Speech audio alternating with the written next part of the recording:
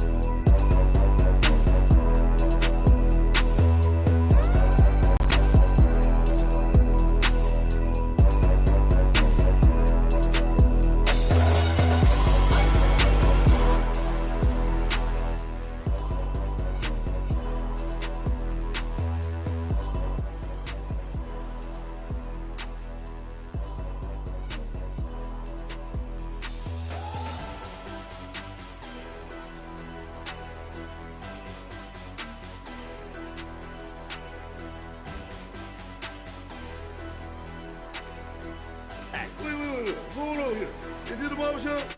Is this the barbershop? Yes, This is the barbershop. Well, I mean, we can't talk street in the barbershop. Then where can we talk street? We can't talk street nowhere else. You know, this ain't nothing but healthy conversation. That's all you gotta tell who's the park down. It ain't nobody exempt in the barbershop. You know that. Ain't nobody exempt. You can talk about whoever and whatever, whenever you want to in the barbershop. Why you gotta tell?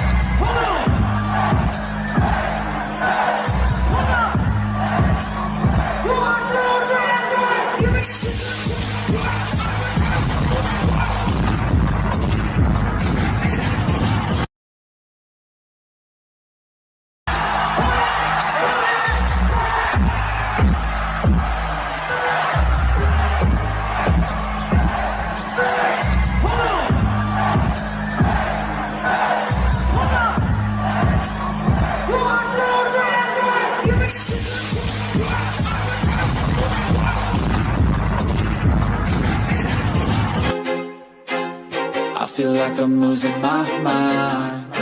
Is everybody in the world blind?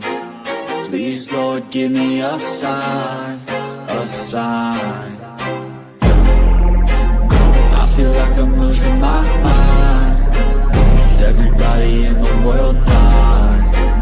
Please, Lord, give me a sign, a sign. I wanna be the greatest. Everybody on the fake shit. I look around and feel like everybody is the fakest. I make this every day and I'm impatient, hoping one day I blow up from the basement. Statement, the top is so vacant. I don't hear shit that I think is amazing. Waiting for my day when I'm playing sold out shows for 1,000 faces. Hey, give me that crown, get in my way and to be put down. It ain't your place, all this my town. If I want that shit, then I'll get it right now. I'm losing it, the noose it fits. I'm losing shit, a stupid myth. You choose to live or choose to dip. You choose to fight or lose your grip and lose a gift. Oh, I feel like I'm losing my mind. Is everybody in the world blind? Please, Lord, give me a sign, a sign. I feel like I'm losing my mind. Is everybody in the world blind? Please, Lord, give me a sign, a sign. yeah.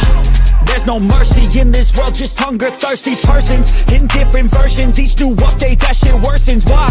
Pull back the curtain and you'll see the different vermin. We all have different burdens that all seem to cause disturbance. Yo, so do me a favor, don't treat me like a neighbor. Don't need the different flavors of your problems just to savor. I've got my own issues, I need a comb to get through. Don't need to groan with you, just go get your own tissue. I feel like I'm losing my mind. Is everybody in the world blind?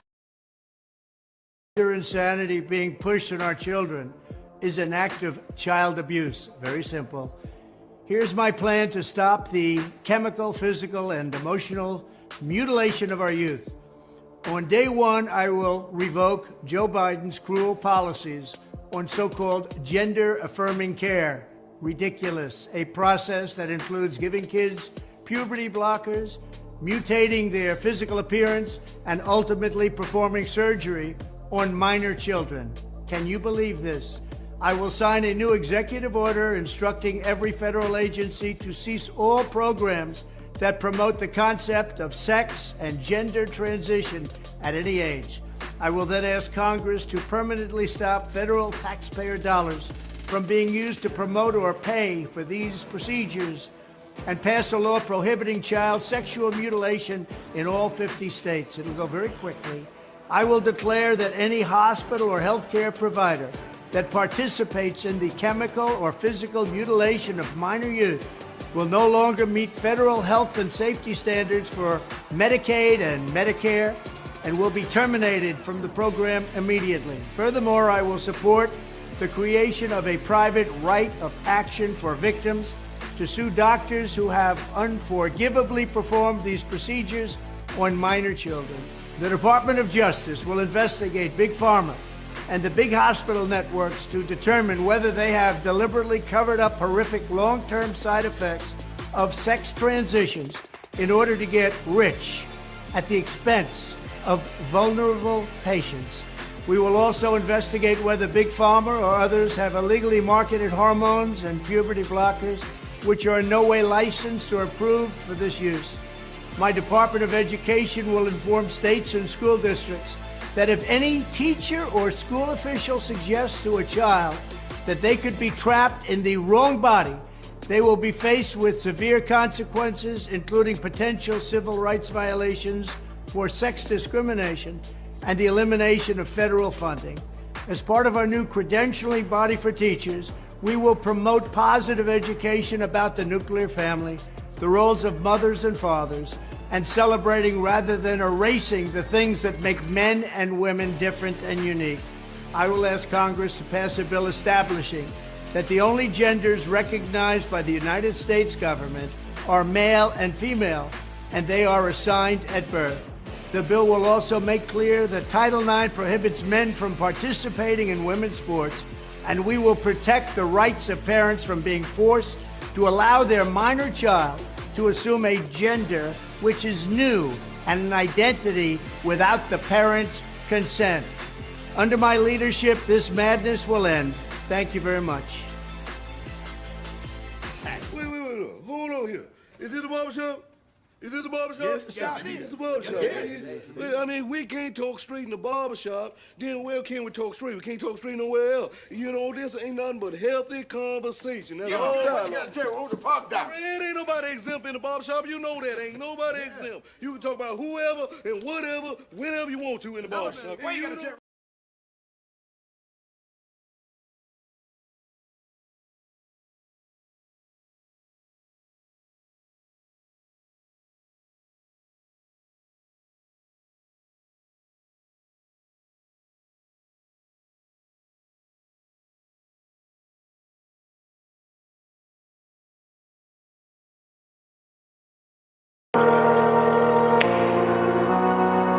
SOS. SOS. SOS.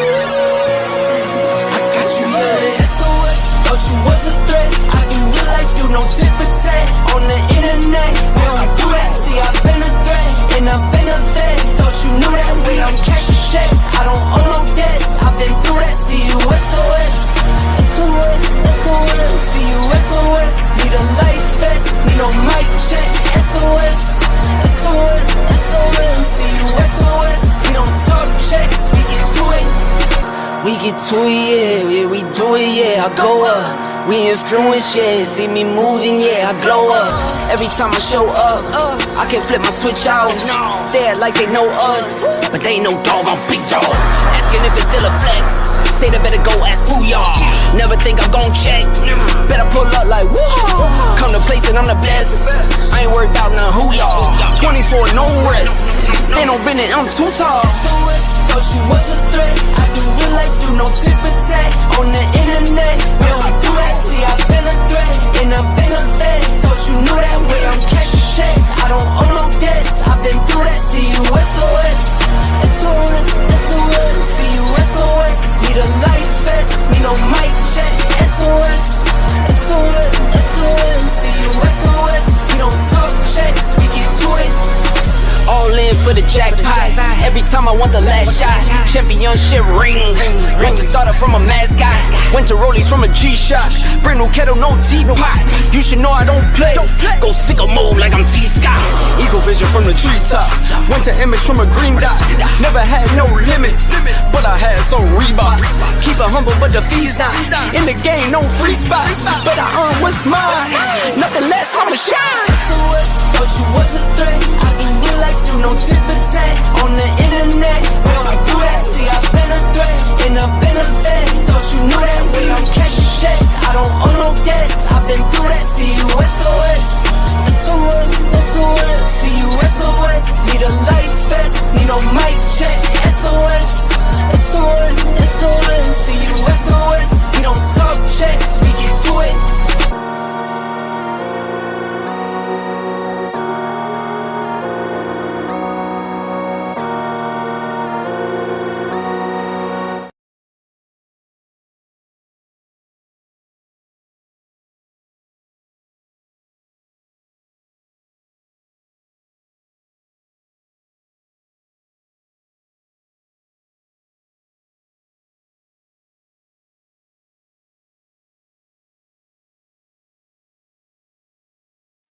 It's good to see y'all, man. I didn't know what was going on with my cam, man. But listen, let me tell y'all something. It is a beautiful day to be here. Put a 1 in the chat if you can hear me now, because I thought I was on mute. However, fellas, if you're in the building, go ahead and hit the link. It's at the top of the chat. If you want to come in and have the conversation, your camera has to be on. If we can't see your face, you cannot come into the place because you're out of place. And the place you should be is in the chat. All right. Anybody that can't cam up, that means they don't have the integrity to stand on business. And so we're about standing on business here. If you can't cam up, hey, good luck. All right. So thank you guys for being here tonight for another episode of the Barbershop, right here with your boy, Black Man Unfiltered. All right, guys, if, like I said again, if you want to come up, also, if you want to donate to the channel, go ahead and do that. I'll be calling you guys' names out as you're donating. You see it at the bottom of the channel right there. The Cash App is scrolling at the bottom of the channel. All right, you guys support the channel. The channel will have enough gas to keep going. But as anybody knows, when you don't put gas in the car, eventually it'll break down. So guys, go ahead and donate to the channel tonight.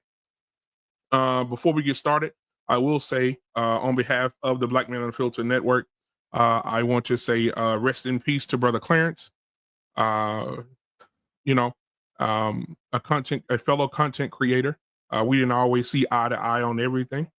And that's just how life is. Sometimes you don't see eye to eye on everything, but I do want to say condolences to him, his wife, his children, and shout out to him. And he already know I like to tease him a lot.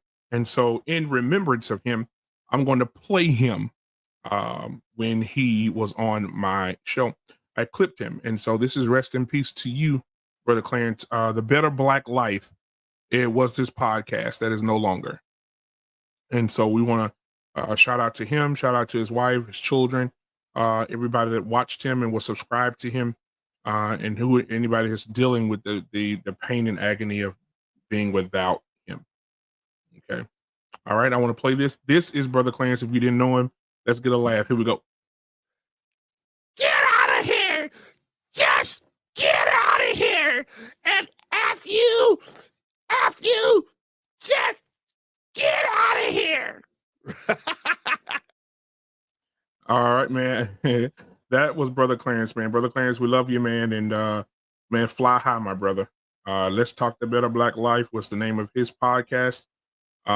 Just go over. I know his family are probably looking. Just go over and leave a message or a comment under his last video or whatever, so they can know that you're thinking about them and that you love them.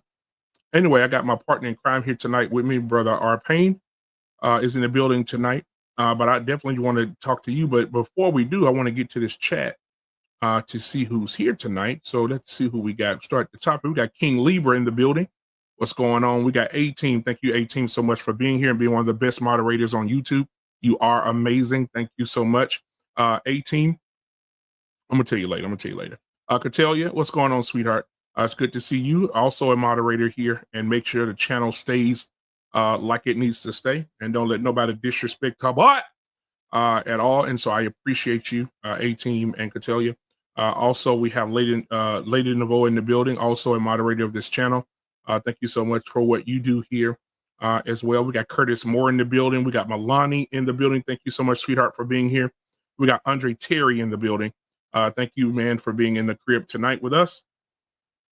Let's see what else we got. We got Edward Gilbert in the building. He said, has anyone seen the video of Trump saying he has enough votes to win? He doesn't need any more. It's from a few months ago, and Elon Musk said if he didn't win, he was going to prison for helping him. Yeah, we don't care. He's president. Let's see. We don't care. He's in there, and he ain't going nowhere now. You can't indict a sitting president. Let's see here. What else we got? Lost in translation, my brother from another mother, man. Keep getting well. I hope everything is swell. I sent you a bow-legged stripper to make sure you were doing well. She didn't report back to me, so you must did some strange things for a piece of change. Marriage, politics, and sports is in the building. Our Payne is in the building, ladies and gentlemen. Let's see here. Who else? We got Braxton, the Snake Fiend, is in the building tonight. What's up, my brother? Good to see you. Vaughn Bryant is in the building tonight. Good to see you. Let's see here. A lot of people saying that she got fired. Yeah, she did get fired. Yeah, we're gonna talk about that in just a second. I got the guy up here right now that I love. Let's see here.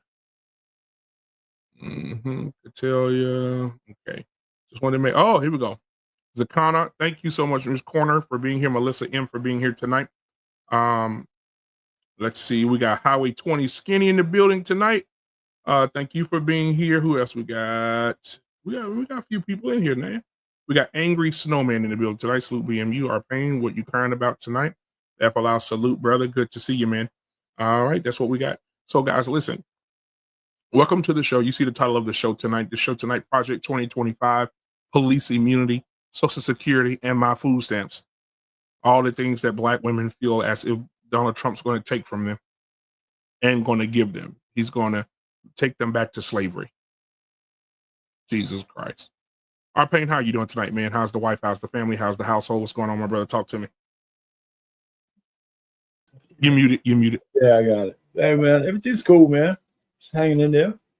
I'm gonna clip that. I'm writing this piece. I got this stuff I have to stay. I call writing speaking out loud on virtual paper. So I wrote a one pager on why Kamala Harris lost the election. And I bookmarked that daggone clip of Trump saying what he said, because he did say that during the campaign, by the way. So he didn't just bring that on him. So that's the point. That was one of the major reasons why he lost. There's a lot of people it's about time. We don't need to have our children under attack. So we'll get into that. Absolutely. So what did you think about, I know somebody in the chat said that was AI. No, that was Donald Trump addressing what he's going to do day one, his plan. That was not AI. That was actually real. What he's going to do. Yeah. Somebody in the chat, I don't remember who said it. Somebody in the chat said, it seems like it's AI, but sounds good. No, that was not AI. That was actually Donald Trump saying what he's going to do on day one. And I love it. Yes, I do too. I love it. I love the fact that he used keywords. He says nuclear family, the father and the mother. Yep. All right. I like the fact that he's speaking in those terms, because imagine a presidency with Kamala Harris. Because I remember a guy told Kamala Harris in the audience, he said, I want to marry you. She said, oh, I'm happily married. She said, but there's plenty of women here. Well, there's men here too if you want them. She said that? Oh, she did. She did. Oh, yeah, get out of here. Yeah, there was a clip of her saying, there's plenty of women here. Well, there's men here too for you if you want men at her rally. So, yeah. So, what overall, Brother Payne, what do you think about what Trump said in his first day, what he plans to do in his first day? Yeah, I'm all for it. I mean, he said a couple other things. That's a short clip. I think this is the main thing I was listening for. I think it's pretty much nothing really bigger than this one, but I like this one. Now, he said some other stuff I can't remember, but this one sticks with me. So it'd be nice to see how he gets it implemented, but it'd be good to see if we win the House as well. We gotta put that baby to bed, and the ball will be in his court. He could get most of this stuff with the gender affirming care. He should get most of that done without Congress. Executive order could do a lot of that stuff. So I'm all for it, brother. I am too. And the yoke of the devil has been destroyed. The yoke of the devil has been destroyed. Fuck the frail shit. The yoke of the devil has been destroyed. I am so glad, Arpain, and I want to say it with some oomph. I am so glad that Kamala Harris is not president of the United States. No doubt about it, man. No doubt about it. There was a young lady, older Black lady, who was on CNN, and she said they were outside of Howard University waiting for her to address them. And she left thousands of people outside because she was a sore loser. It wasn't because she wanted to wait till the count was done, because she had lost way before. She knew it was over hours before that she could concede. It's just horrible. Yeah. Now, what are your thoughts about that, Brother Payne? What do you think about her leaving her constituents outside and saying, no, I'm not talking to y'all tonight. I'll talk to you tomorrow? Well, the grift was over. They were never her constituents. Right, exactly. See, you just the jigaboos I was using to get into office. Now, you didn't come through for me, so you can go back to your little dusty hellholes wherever you live from. And I used you, and the shit didn't work. So I don't got nothing to say. I don't need you no more. Mm-hmm. That's right. I don't need you no more. Yeah, I don't need you no more. Yeah, man, go back home, Sambos. Yeah, that's it. So. I mean, when are people going to try to being used? And you know what? Unfortunately, black women are like, and I say black women, 93% of them voted for her. Who voted for her. So the black women that we see, the black women or the white, the white women didn't vote for her ass. I'm talking. Well, that's what I'm trying to say. That we're going to have to show that chart tonight. I have the chart, so we need to show that chart because we could discuss a lot just on looking at race chart, the race and sex chart. Mm-hmm. And how we stand out as the only people on a plantation. And if it was an SAT test, it would say which one of these don't look like the other. Everybody else has, a nice separation on who they vote for. Right. But we are all the way on one party. And that just tells you something. The psychosis is real. Right. Yep. And you could study the fact that we're stuck on this plantation. But let me just, it's sad, it's really sad. Yeah, I do believe that as well. They think that Democrats are going to do something for them. They're not. Oh, you know what? I'm not happy with the 20% black men either. It still says 20% left. That number is way too low. It should be more like 30. I mean, it's better. It's more than double what we did in 2016.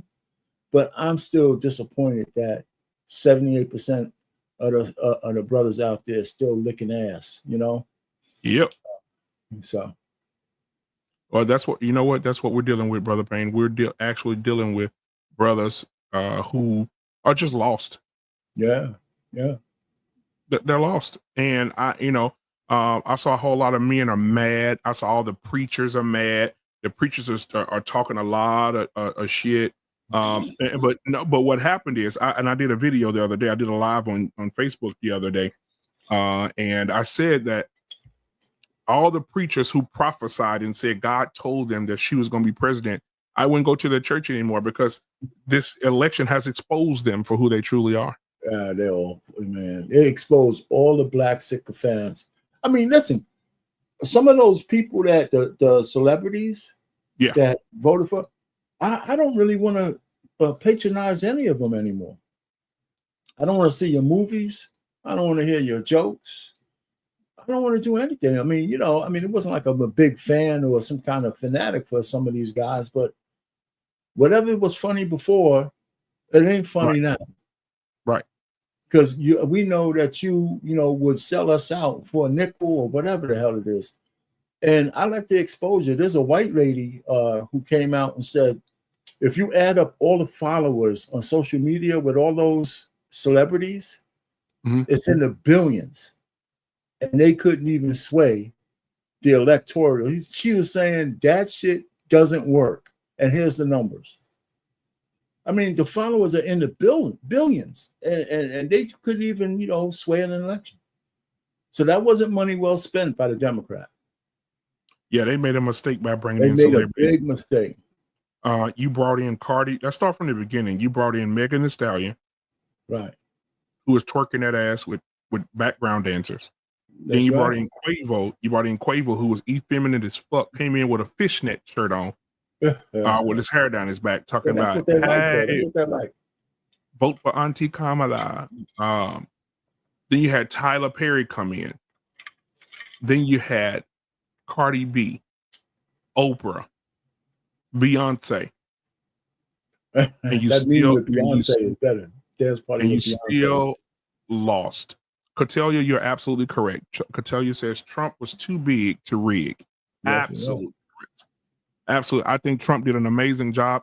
I think some of the things we're gonna break down a video in a second, but I think Trump did an amazing job in focusing on what he wanted to do versus Kamala focusing on him and what he was doing.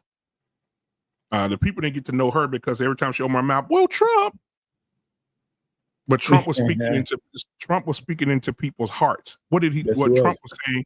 I'm going to close down that border. I am going to get those groceries down. I am going to put down gas prices and oil prices. People, you know what? I found out Arpain about this whole my body, my choice. Only 13% of women voted on the law. Mm-hmm. So it was really not that important to them. And I think women that's up in Pennsylvania, they're not worried about who can kill their baby or not. They worried about how much groceries cost and how much gas is. Kamala didn't focus on it. She ran her campaign off of reproductive rights, and that shit backfired and destroyed the Democratic. Destroyed the Democrats completely. What do you think? No, it's true. It's funny. Danica Marie had. I'm gonna refresh everything. Everything froze on my side, so I'm gonna refresh and come back in. So just keep talking. All right. Yeah, man. Danica Marie had a thing on that earlier, where a lady came on and said the only people who care about reproductive right are the hoes. They want the right to be hoes and be irresponsible. I mean, women who are responsible, their number one plank is, where can I get an abortion? That's just crazy. I argue with women in my family. I said, listen, you're a family woman. You got kids. What are you fighting for? Well, but I said, the whole thing about reproductive rights is a misnomer. It's a misnomer because women have been, having sex with whoever they want to for years. There's nobody impinging on your reproductive rights. You're giving baby to, wildebeests in the forest. Nobody's stopping you from doing that. So this whole notion is, this call a spade a spade. You want the right to eliminate babies. And nobody should have unfettered rights. So, I did a show on that already. So it sounds like, a broken record. And I'm glad that women, not only white women, Hispanic women, and a lot of women say, that's not the most important thing to us. I know how to protect myself. I know how to use birth control. I know how to do this. And if I get in a pickle, I don't have to make it a big deal because, of course, abortion rights is still legal in the United States. No matter how many women say it's not, it is. So let's just stop the bullshit. So it should not be a plank. But it's not just Kamala Harris. It's the whole Democratic Party that's pushing population control. They're pushing population control.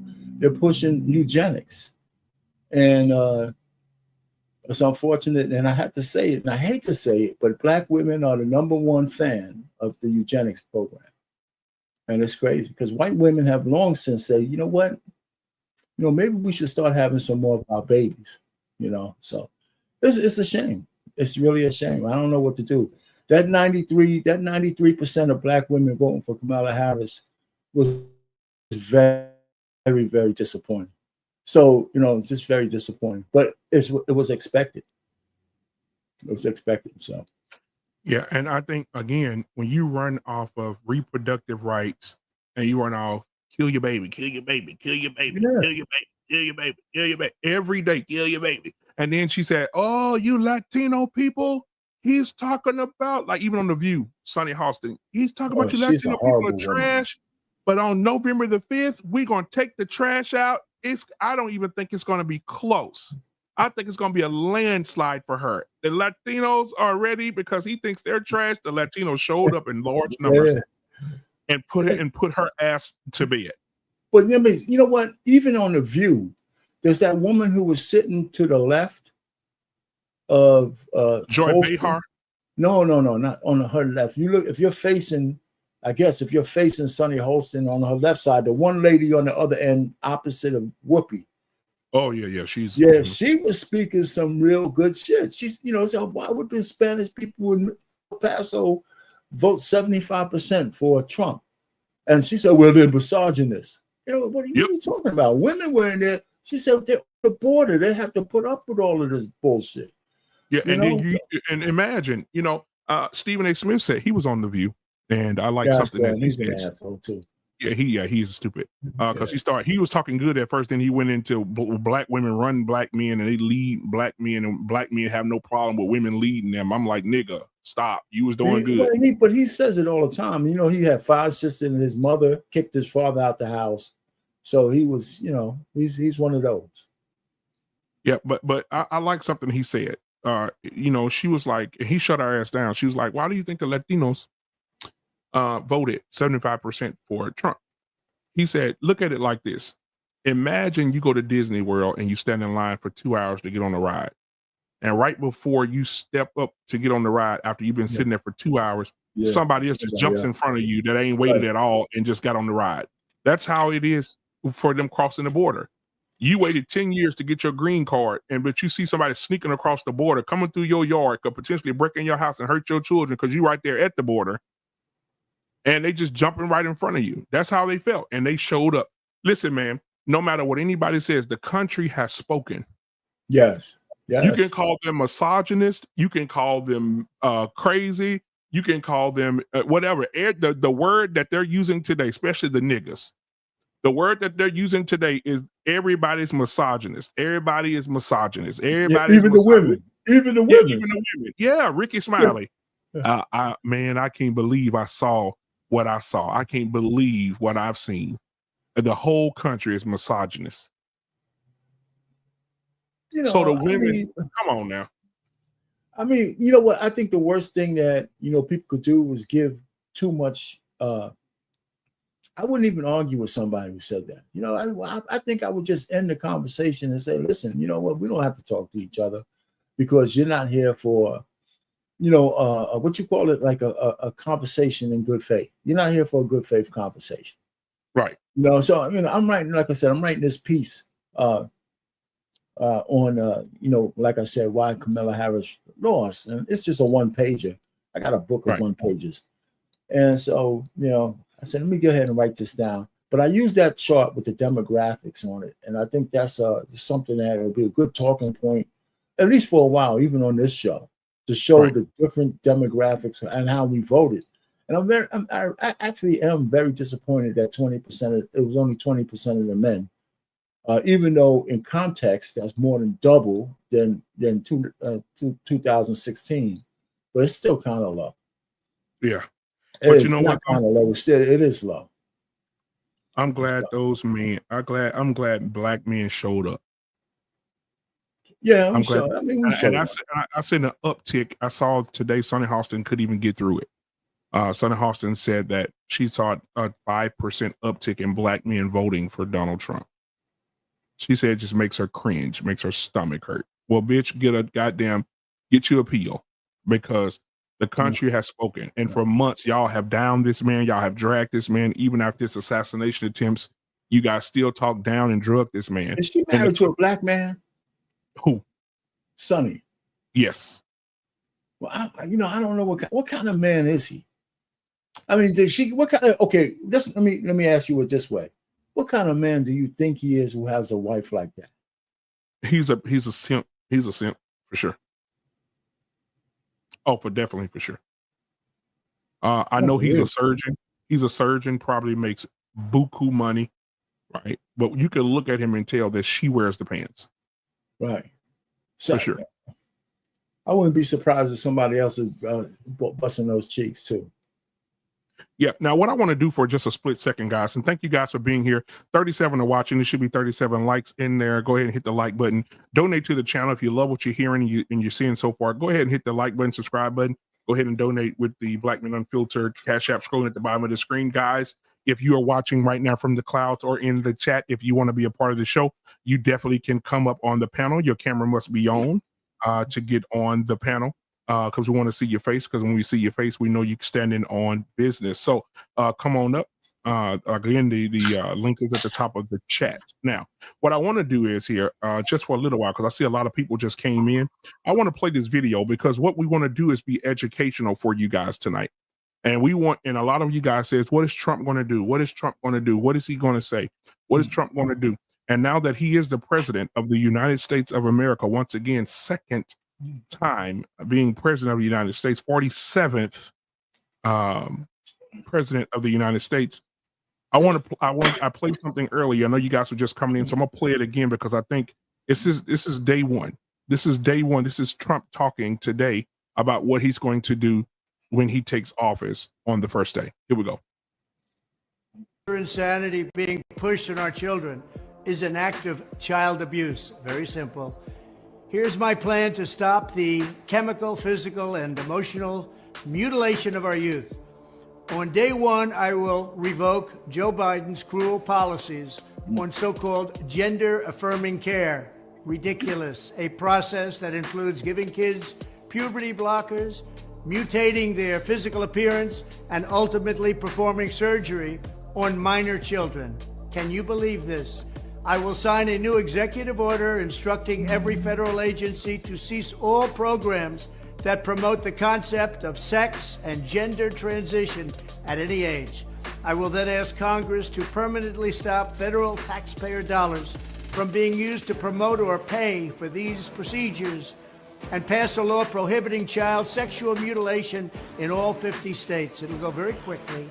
I will declare that any hospital or healthcare provider that participates in the chemical or physical mutilation of minor youth will no longer meet federal health and safety standards for Medicaid and Medicare and will be terminated from the program immediately. Furthermore, I will support the creation of a private right of action for victims to sue doctors who have unforgivably performed these procedures on minor children. The Department of Justice will investigate Big Pharma and the big hospital networks to determine whether they have deliberately covered up horrific long-term side effects of sex transitions in order to get rich at the expense of vulnerable patients. We will also investigate whether Big Pharma or others have illegally marketed hormones and puberty blockers, which are in no way licensed or approved for this use.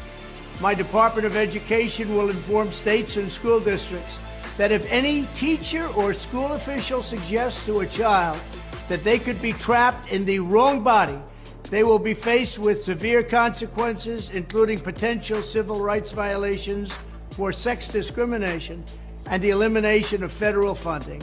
As part of our new credentialing body for teachers, we will promote positive education about the nuclear family, the roles of mothers and fathers, and celebrating rather than erasing the things that make men and women different and unique. I will ask Congress to pass a bill establishing that the only genders recognized by the United States government are male and female, and they are assigned at birth. The bill will also make clear that Title IX prohibits men from participating in women's sports, and we will protect the rights of parents from being forced to allow their minor child to assume a gender which is new and an identity without the parents' consent. Under my leadership, this madness will end. Thank you very much.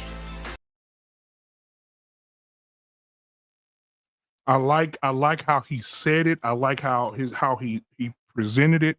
I like the way that he says we're going to put into law that the only two genders that we represent in this country is male and female. That's it. And I love that. Arpain, I love it. Everything that he said, I love it. If you get caught telling these kids or showing these kids that they can be something else that they're not, your ass is fired. Can I ask you a question? Yes. Why? Where were all the rest of the conservatives? Where the hell were they? Even if you were in Congress, all of those guys who talk all this shit, how come they weren't saying this from the halls of Congress? I mean, why does it take Trump to stand up there and say what everybody, even DeSantis didn't? I mean, I know he has a little war with Disney and stuff like that, but why, where all the men at? And the thing that bothered me the most, and I guess not bothered me the most, and here's maybe it bothers me from the standpoint that since we're black, right, we know that we don't have that bully pulpit in terms of, making the laws at that top level as black men. I mean, this is still white men dominate this thing, right? Right. How could you I just can't get past, how could you conquer the whole world? All of us speak English, and a couple of chicks with a vote just turn you all into pussies. Yep. I just don't. I can't get my head wrapped around that shit. The cheek make you weak, man. You know, and here's the thing that bothers me. I got so many things that bother me. The men in the West, you know, if you think about it, the women in the West are the most coddled and entitled women in the entire world. Talk it, Doc. Come on, talk to me. In the entire world. I mean, they keep whining, boo-boo, whining and crying about how bad it is. And black women, too. I mean, you guys are the most entitled women in the whole world. I'm tired. I think people are just tired of hearing your bullshit. And you know what? Here's another thing. Kamala, in the way they're reacting to Kamala losing the election, just strengthens the argument why she shouldn't have been president. It strengthens the argument that, you know, you look how you're acting. If we put one of you crazy ass hyenas in the bully pulpit, what the fuck is going to go on? Exactly.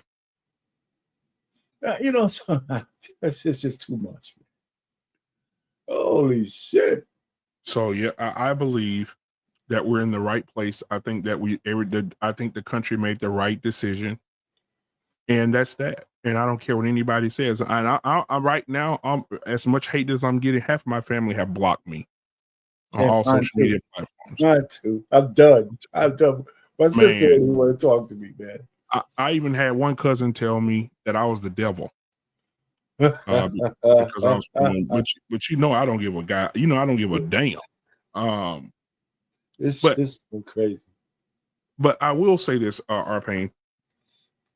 She was not a choice. They just pushed her up front. It was last minute desperation. They did her a disservice.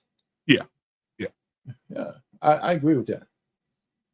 They really did. So I want to break down a video with you, Arpain, because you probably already seen it, but I want to break it down with you because I think that me and you could tear this up. Guys, if you're watching right now, if you want to be a part of the show, the link is in the chat. I'll definitely put it back in the it's at the top of the chat, but I'll also put it at the bottom of the chat again. If any men out there want to hop on, you definitely can. I'd appreciate you. Appreciate your commentary, or also get well to my brother, man. Boss man. Boss man is not feeling well tonight. He's under the weather. Huh?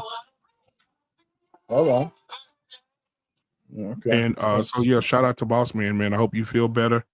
Get better soon. I told you what you got to do to feel better. You know, Arpain, look at him. He's healthy as he's ever been. And so Arpain started eating ass. He just felt better. So, but I want to break this down. Let me get it to where I need to get it. All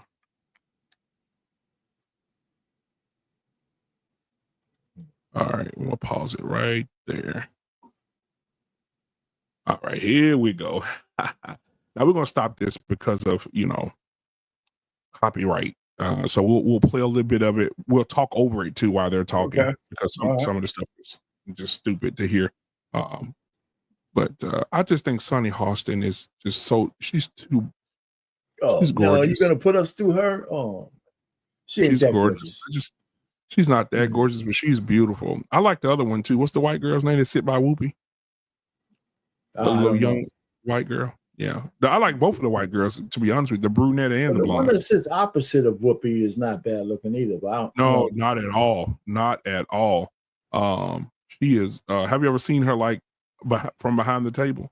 No. She did a twerking contest on Good Morning America. She I said, man, wait a minute, is your daddy black? She was throwing that thing. So let me see. All right, I got it pulled up. Here we go. So we're gonna break this down after every little comment. Now I'm gonna give y'all some insight. So Whoopi just asked the ladies after hearing Donald Trump's speech. She asked the ladies, "How are you feeling?" This is the day after the election, after the blowout win by Donald Trump. Which we told them, Arpain, didn't we tell them that? We told them that it's going to be everybody would say that. I was just happy to happen, man. That's all, man. Yeah. So let's break this down. Here we go. This is I love it. Everybody crying. Everybody crying, Arpain. That's so funny. All right, make it small. Okay, there we go. All right, here we go. Oh, do I got thoughts about it? We'll stop after each one of them speak. We'll stop. About what she said. Joy Behar. Yeah, what are your thoughts? Yeah, she's right. I mean, in terms of the one thing that everybody has to understand is, the country's not going to fall apart because of Trump. And actually, to tell you the truth, the unfortunate thing, it wouldn't have fell apart even because of Harris. We would have been living in hell. You know what I'm saying? I mean, the country was still whole, but we would have all kinds of freaky ass shit that some of it we might not be able to come back from. If she would have got 4 years to implement some of the shit that she wanted to do. So I think so Joy is kind of right. I know she's not coming from a place of, from the place she's coming from, but I don't disagree with what she's saying. We still got to move forward, and they got to come to grips with the fact that Trump is in charge. I told my family, I said, you can't afford to be in a bad place for 4 years. That's too goddamn long for you to have that kind of angst. You ain't gonna come. That's too long. Now, all the family members in your house or outside of your house that friends, family, so on and so forth, who voted for Harris, how are they feeling? What's the temperature like over there? You know what I mean. I talk. My sister still hasn't talked to me yet.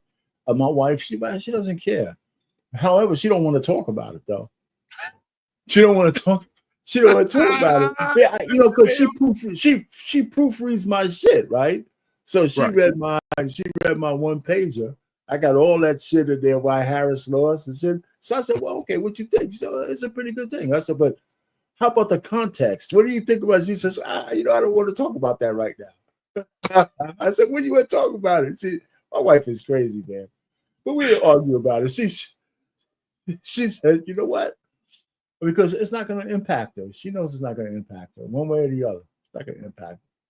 Exactly. But the family, man, my family on Facebook, I'm shadow banned on Facebook. They don't want to talk to me. Yeah, and they're not talking to me either, man. I tell you, I had a family member call me the devil. She said, "You're the devil for voting for that man." It's just so silly, man. So it's all a projection. It's just all a projection. Yeah, well, I don't care. Guys, I did put the link back in the chat for you fellas that want to join us. Make sure your camera's on. Come on up. There's a link right there. I just put it back in the chat. So let's continue. Here we go. So who's next? Let's see who's next. About what she said. Like I said, I agree with what she said. I mean, she's got to even, like I said, this is the way you're supposed to handle it. Win, lose, or draw, you still got to survive, right? You still got to move forward. You can't just sit down here and go crazy like so many women are doing and some of those men. So she seemed very measured. So I don't have any problem with what she said. Absolutely. I don't either. Let's see here. Let's see. Okay, I got it. Here we go. Vote. Right. Millions of people cast their votes. And what's important? Yeah, Alyssa. Yeah, somebody put that in the chat. Thank you. I can't remember who put it in there. I remember seeing somebody put it in there earlier. I didn't know what y'all was talking about. Thank you, though. I appreciate it. But yeah, Curtis did. Thank you, Curtis Moore. Appreciate you. Yeah, Alyssa Farrah Griffin is that's a beautiful woman. Yeah, she's for sure. Let's see what she got to say. All right. Anissa, thank you for being here, Anissa. Listen. Anissa, I'm going to make an exception. I know you walking around butt naked with your robe on and your hair pulled back. But I know for a fact that Anissa is hurting. She's hurting. Oh, she hurt big time. I reached out to Damien. I think he blocked me. Get out of here. And so Damien is no longer my friend on social media, which I don't know why. But yeah, so Anissa, I hope you heard what Trump said a few minutes ago in his video and take heed to that message. All right, shout out to Take Heed. All right, here we go. Of course you are. Oh, of course. What do you think about what Alyssa said with her? I know, I was with her. I mean, that's what I was saying, because I picked up on what she said before, because I don't like The View, and I hardly ever watch it. So, but I saw what she said before. I said, well, that's she's got a good head on her shoulder, And she said some other thing, but Sonny wouldn't even let her finish. This is like I don't know if it was this one or another one. I mean, Sonny won't. It was another one. I think it was another one. It was the one today. Yeah, she won't let her fit. I mean, she just jumping in, you know, because the chick has got problem. But Alyssa is cool. I can dig. You know, she's fine. She said, regardless of who won, you know, you got to deal with people, man. You can't be bitter for 4 years. That's just crazy. Exactly. Yeah. And I want to say something because I know a lot of people. I want to say this. A lot of people, I'm going to go back just a little bit, right now have made that the standard. I don't want to derail the conversation. What you mean by you mean the way she looks? Yes. You mean when you say people, you mean black women? Yeah. Yeah. Their inferiority complex is just off the chain. Yeah, it's just off the chain. Yeah. It's a lot of them. It's unfortunate, but that's the way it is. It is very much unfortunate. Okay. All right, let's get back to it. Here we go. So listen, I'm gonna let her keep going. But damn. The point is the fact that nobody challenges her on that bullshit. It's really the problem. I mean, that's why that makes it view just a bad faith show. Because there's nobody taking away your civil rights. It's just bullshit. Anyway, go ahead. You gonna let her? She got more to say? She got. Listen, she said a lot. She said, bro, wait till we get into the second part of what she said. She came back again and said something very racist. And she still got her job. If a white woman would have said what she said, she'd be fired. Maybe. You know, maybe not. Maybe. Who knows? So maybe. Or if a white man said it, he'd be fired. A white man for sure. For sure. Right, here we go. Pain. Cultural resentment. You know, it's easy to say that. Let's take up points point by point. Keep talking. Right? Keep talking. Grab my water real quick. Keep talking. Yeah, so point by point. I mean, even the last one with the convicted felons, I don't disagree that I guess it depends on the crime, but if you actually could do your time and you get out, you should be able to vote. I don't think you should be able to vote after you do your time. So I don't have no issue with that one. But this whole thing about in the beginning, she said some shit about the rights. Okay. I don't know why anybody doesn't, just challenge it. None of her rights are taken away at all. She can't even substantiate that argument. And not at all. Oh, it's not a federal. Roe v. Wade is gone. But hey, depends on what state you live in. She probably lives in a blue state. If you want to go get scraped, you can still go get scraped. So you want to. So it's just the rhetoric that goes unchallenged is crazy. She just looks like an ugly woman, man. That's all. Inside, people say she's pretty, but when you talk, you can take away beauty by just seeming like an asshole. Absolutely. Right. I mean, and the things that she says is just I couldn't get turned on by her. Whether she would like a guy like me or not. I mean, it'd be one of those kind of like vengeance banging or some shit, man. I wouldn't even want to look at it. Turn her around, Yeah, but anyway, she's horrible, man. She's just a horrible woman. Oh, you ain't heard nothing yet. We're gonna get through this and get to the. We're gonna get to this topic. We're gonna do this and then go to the topic of the show. You ain't heard nothing yet.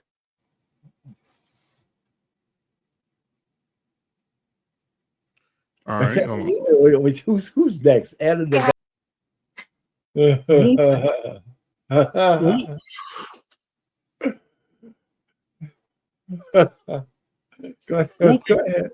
I don't know. You go. I don't have words for Whoopi. I don't. You know what, man? I got something's going on with my computer. I'm about to go out and go back in. Okay, go ahead. But you listen, man. I'll catch up. I'll be back in around 5 minutes. Okay.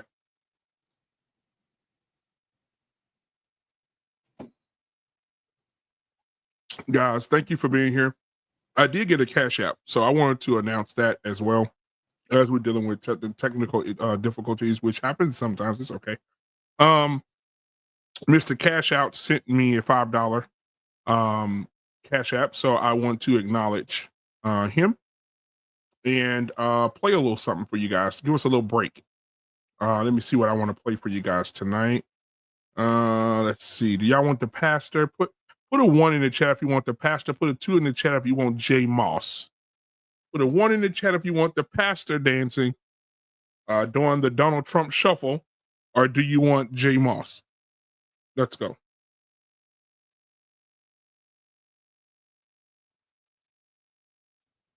All right, let me see what we got down here. All right, we got 2. All right, Ever Giver said 3. I ain't say a 3. I didn't say a 3. I didn't say a 3.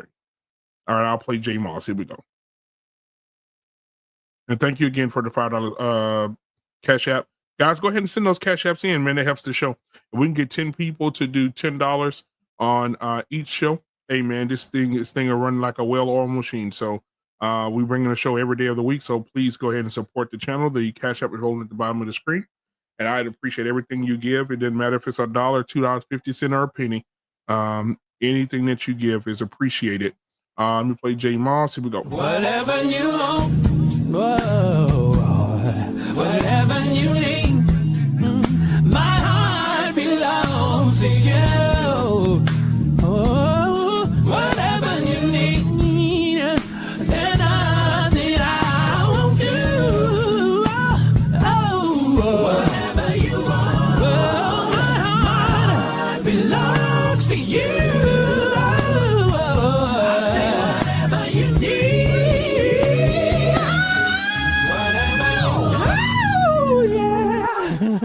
Whatever you need, my heart belongs to you. Whatever you need, there's nothing I won't do. Whatever you want, my heart belongs to you. Yeah. All right, that's J Moss, guys. If you want to hear more like that, I have more videos of not just J Moss, a lot of things funny or R&B, whatever you want to hear, guys. Go ahead and send those Cash Apps in, and I will definitely play something for you, give you a choice of what you want to hear. And again, thank you guys for being here. Hit the like button, subscribe button, hit the share button, share it with somebody you don't like, share it with 1 person you don't like, 3 people that you do, because that helps the channel. So thank you guys for being here. I appreciate it. As we continue on with the video, but I want to pause again because more people came in. I want to acknowledge. Let's see if I can. If I miss you, charge it to my head, not my heart. Nissa, thank you for being here, baby. I love you. Curtis Morrison here. KP from KC5 is in the building. Thank you, brother. What's going on, man? Good to see you. We got Black Hawk in the building. Thank you for being here. We got Dora the Horror in the building. We got, let's see here. All right. I got you lost in translation. All right. So as I continue on with the video, let's listen what the plantation manager has to say. Whoopi, here we go. And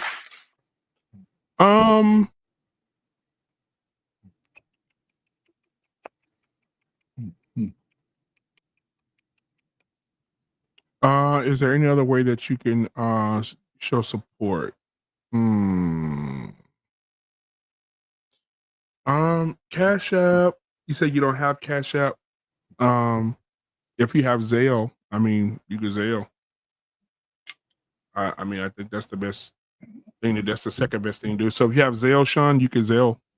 You could just inbox me on IG if you have IG. Inbox me, and I'll send you the information to Zelle me. Okay, yeah, thank you, Sean. Oh man, thank you so much for wanting to even ask. But inbox me on IG, Black Men Unfiltered, or you can email me at blackmenunfiltered@gmail.com. I can check it periodically and see if you, but either one, and then I'll send you the information to Zelle me. Okay, all right. So, what do you think about what the slave owner said? I mean, the plantation manager said, RP. You mean Whoopi Goldberg? Yeah. Listen, I mean, just being from somebody in the past, when it kind of started for us, how we got on the plantation, all that reminiscing just it's crazy. What it really is how the psychosis began, and she's not talking that way. It's how we end it. You know what I'm saying? Somehow we got once Lyndon Baines Johnson started giving out money, women made a choice that few extra dollars as opposed to a man. And all we're seeing is the final countdown of the choices that the women in the Black community have made. And even though we all have, some of us, we have Black wives, we have women who don't talk like that. It's just that there's so many who do, who are just purely transactional with Black men, and who just harbor so much angst and contempt for us. It's palpable. Even if it's not 100%, even at a 30% clip or a 40% clip of women who really feel that way, that's more than a critical mass to make a difference in a community. Yep. And when you couple that with the fact that 70% of Black women have kids out of wedlock, or before before they're 25, 26, that's a form of contempt as well, because they're saying to Black men that you're not even worth holding any virtue for. Right. So I mean, I don't know how many ways you could kick us in the nuts and shit. I mean, every way that they could kick us in the nuts, they have. And we keep coming back for more, right? So, and now that we're a small, even though 78% of Black men voted for Kamala Harris, they still have 100,000 TikToks on how fucked up we are. Yep. You know what I'm saying? I mean, it's just too much. At some point, I just we have to say it's just too much. Yeah, I think, and somebody in the audience is requesting all Calvin because for that particular moment that you just made. Calvin!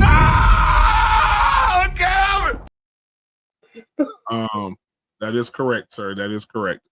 So I'm gonna fast forward this just a little bit because I want to get to the second part. All right, here we go. Now, when this guy comes, I want you to hear what Sonny has to say. That pissed everybody off, all the white women off at the table. All right, she pissed them off. I know she pissed them off. Did they say anything? That's an important point because you realize. Joy Behar said, "Aren't they all see?" And she said, "No, we're not." But these women are Latin. She's a Latino woman, so she's like, "No, we're not all the same." Shit, bitch, what are you talking about? Cubans are diametrically different than Mexicans.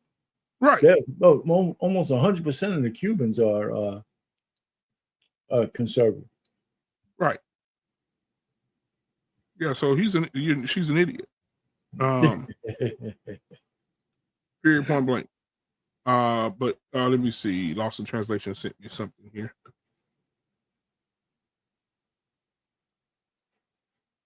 Oh, yeah. Okay, so a guy on TikTok had called me out. Okay. And he says that I'm misogynistic because I didn't vote for her, and I've been saying a lot of things about Kamala. Okay. Let me see. I'm telling him now. He said he's gonna come on and cook me on my own platform. Oh, Jesus Christ. I invite that type of shit. I love it. It makes me feel good inside. All right, let's see. I just sent it to him. All right, so thank you, Lost. I appreciate you, brother. I got it. So let's get to Sonny Hostin being Sonny Hostin. Here we go. Did you hear what she said? Yeah, uneducated but white women. Yeah, but hold on for a second. Before you go further, let me throw the chart up real quick, and then we could come back to her. Okay, yeah, whatever. Yeah, go ahead. For sure. Let me. What did Anissa say? Anissa said bad money management is their problem. Who bad money management, Anissa? Yeah, this is she's crazy. She's crazy. All right, so here's the chart, man. If you want to make it bigger or whatever. Yeah. You have to do it on your side. Oh, I got to do it on my side. Which one you want to look at? And pause. Or do I want to make it bigger? What are we talking about? Not that there one. It is. That one. There you go. Right there. Okay. Listen, okay, so first thing let's just dispel this horse shit about Sonny Halston saying that the white women were uneducated. Right? So you have 52% of white women who voted for Trump. Right? So it's a mixture of educated and because it's just one number. So we don't know how many were. Hold on, Arpain. You're doing a great job. I just want to address something. Anissa said Trump appeals to the uneducated in large numbers. What does that mean, uneducated? Because there are people. Does that mean that you didn't? Anissa, I want you to tell me, please. Because nobody, even Sonny, can't explain what uneducated is. So basically, if I don't have a college degree, it makes me uneducated, because there are a lot of successful people out here who make a lot of good money that never stepped on a college campus. So BMU, what does that mean? Explain it to me, Anissa, please. No, but it's a trap. That conversation's a trap. That's what I'm saying. Somehow, even though when people say stupid shit, it doesn't have to be addressed. I mean, sometimes people just have to wallow in their stupidity. Listen, all I'm just trying to say is, if you look at this demographic where it says white women, and 52% of them voted for Trump, we have no idea whether those were housewives, educated women, and and all that kind of stuff. It's a mixture. You could just safely say it's a mixture of all of the above. Okay, so Sonny's an asshole. And anybody who's saying these women are uneducated, some of these women are family women. They got family. They live in the suburbs. They're doing this. The only women who give a shit about the only women who really care about just having abortions are women who are still in the streets, who still want to be reckless with their wombs. Right? Most women, so that's what that is. And so just like with white men, so women, right, there's 37% of the electorate, 37%. And so they voted for Trump because a lot of those women worry about making ends meet. You know why? Because their husbands come home and give them a check and says balance that shit. Yep, I agree. And so when I hear women just say, listen, let me just go ahead and just say, or when a man voted against Kamala Harris, you're a misogynist. It's just bullshit, man. It's a scurrilous argument. It's not true. And here's the only true part. There are some men who didn't want to vote for a woman. That does not make a misogynist. Let me also say, there's a whole bunch of women who would never put their kids in an all-male run daycare center. Come on. Let's just stop the bullshit, man. She was not a good candidate. That's all. We're making this shit like if she was some kind of fucking messiah. Nobody liked her from the beginning. Holy shit. So yeah, she lost, but you know what? It's not over. They're still going to be making women tomorrow. There's going to be 4 years. We'll be back as some other woman. Let me tell you, if Tulsi Gabbard was running, we would be having a whole different conversation. Thank God she's not a Democrat no more. She's a stoic woman, a soldier.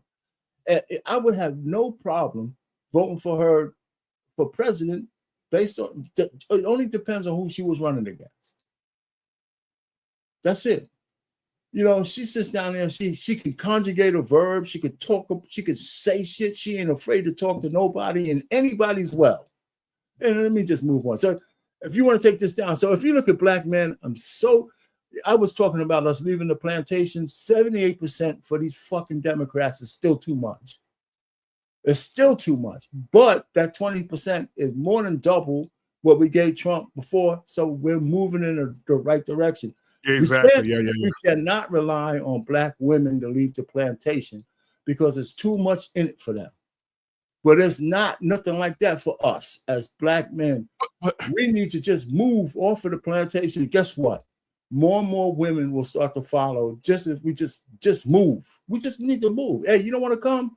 Go find yourself somebody else. I agree. And let me ask you this though, Arpain, because I know you said it was a trap. Because Anissa's in the chat saying, I think that she read 72% of uneducated voted Trump.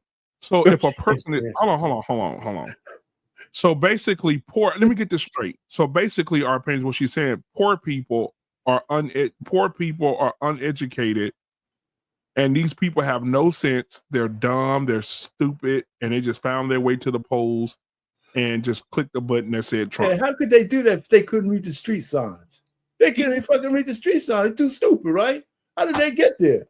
That's why I want people. That's why I want somebody to define to me what uneducated means.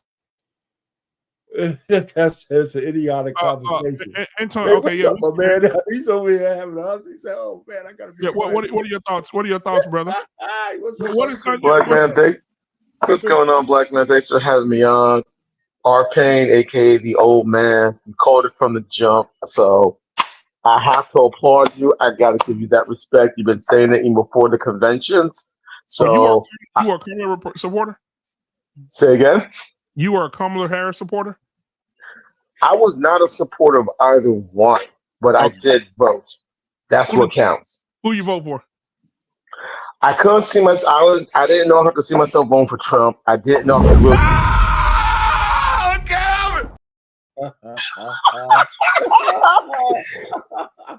I feel like this. I usually don't tell people who I vote for because I feel like whoever I vote for is my business because I never ask people who they vote for. But I will say I did vote for Vice President Harris. But as you can see, I'm alive. I'm okay. Life goes on. I'm not going crazy. It happens. I was at work. As you can see, I'm off today. I was at work that Tuesday. I pulled up my phone. I looked at it, and I was just like, looks like he's going back to the White House. And I just, hey, it is what it is. Life goes on. I mean, and I remember talking to one of my co-workers. She was a poll worker. That Tuesday, she was a poll worker. She was working the polls, man. She was working the voting stations. Come on now, bro. Come on now. That poll, not that poll. I thought you were talking about prostitution or a strip club. Nah. You gotta watch PMU, man. You know, I can tell. Thank you, old man. Thanks for the heads up. I gotta keep that in mind from now on. No. She was working at one of the polling places and she was kind of heated. And I told her, like, a lot of brothers feel unvalued and unappreciated. Yeah. That's why a lot of them voted for Trump. Yep. They were feeling that way. You can't blame them for feeling that way, but that's how they feel. A lot of brothers felt like they were being overlooked, ignored, unvalued, unappreciated. So they voted for Trump. So it is what it is. That's why they did that. So, hey. It happens. So that's basically what it is. Now, to answer your question, Black man, when they kept saying uneducated, they're talking about people who only have high school diplomas. That's what they were talking about. They're talking about the voting base of individuals. How does that make you uneducated? I don't know. I think what it is, I don't know what they're trying to just say. It's almost like I remember reading it in an article somewhere, and they were trying to be polite and saying people, the uneducated are people without college degrees. That's what they were talking about. Like, if you only have a high school diploma and you never went to college. I think that's the genre they were talking about. That's what they meant by the uneducated. But like you said, not everyone went to college and everything else. But so, Antoine, what they're really saying is you're uneducated because you didn't go through one of the indoctrination camps. Like, there you go. There you go. You know what I'm saying? You didn't go through where you were bent and molded to be some flaming liberal asshole. There you go, R-Pain. That's what that really means. But you know, but you're right. I think it does have to do with, you know, just being high school level. I think that's just basically what it is. I'm more of a moderate. I'll be honest, I'm more of a moderate. Like Chris Rock said, there's some things on the left I agree with, there's some things on the right I agree with. And the problem and the thing is, you gotta find the middle ground. You gotta find a way to work together. But hey, like I said in the chat, you pulled a Grover Cleveland. So and Grover Cleveland, number 22 and 24, born in Jersey, was governor of New York before he became president. His birthplace is not that far from where I currently live. And Trump pulled the same thing. And I said it. Trump pulled his Grover Cleveland. Cleveland is 22 and 24. Trump is 45 and now going to be 47. I mean, it is what it is. And like you were saying before, old man, and I like calling you old man because it's not that I'm being disrespectful. Yeah. I like calling you old man because you're much older than me. And I feel like despite being you and I also being adults and being grown ourselves, you still offer us and a lot of us a lot of wisdom. So that's why I call you old man. That's why I keep calling you the old man. Okay. I wanted to tell you that because I was hoping to try to send it to you in an email or somewhere on social media, but I figured, hey, it's Friday. I'm not at work. Let me jump on the panel, and I just want to let you know that. So if I call you old man, I call you old man as a form of respect, and I figured it's fair that I tell you that. You know what's crazy to me, R-Pain? What's up? That at Kamala Harris's rallies, he's seen a whole bunch of white women, a whole bunch of Latino women. Oh, dancing. You know why they were there? They came to see J-Lo. They came to see Beyonce. They came to see Quavo. They came to see Cardi B. They came to see Megan Thee Stallion. And they left and went to the polls Tuesday and voted for Trump. It's called the there's a name for that. I think it's called the Bird method or the Brady method. Yeah, it starts with a B. Yeah, statistically speaking, it shows that the Latino men and Latino women both went to the polls and said, you know what? We got something for your ass. That's basically that's what it is. It's called it starts with a B. I remember my wife was telling me. I think it's called the Bird or the Brady method, where people will talk about they were going to vote for one particular candidate and then pull a complete 180 once they hit the polls. So I think that's basically what it's. And I think that's basically what it was. A lot of people thought Harris was going to win, so either people didn't go vote or people just felt like, yeah, I'm going to vote for Harris. And once they got inside, they was just like, nah, I ain't going for her. Right. And you have to vote for Trump. You also have to account for the people who was just trying to fit in with people saying they were voting for Harris. Right? And they went in and actually voted for Trump. That's true. I just think what it was also, like I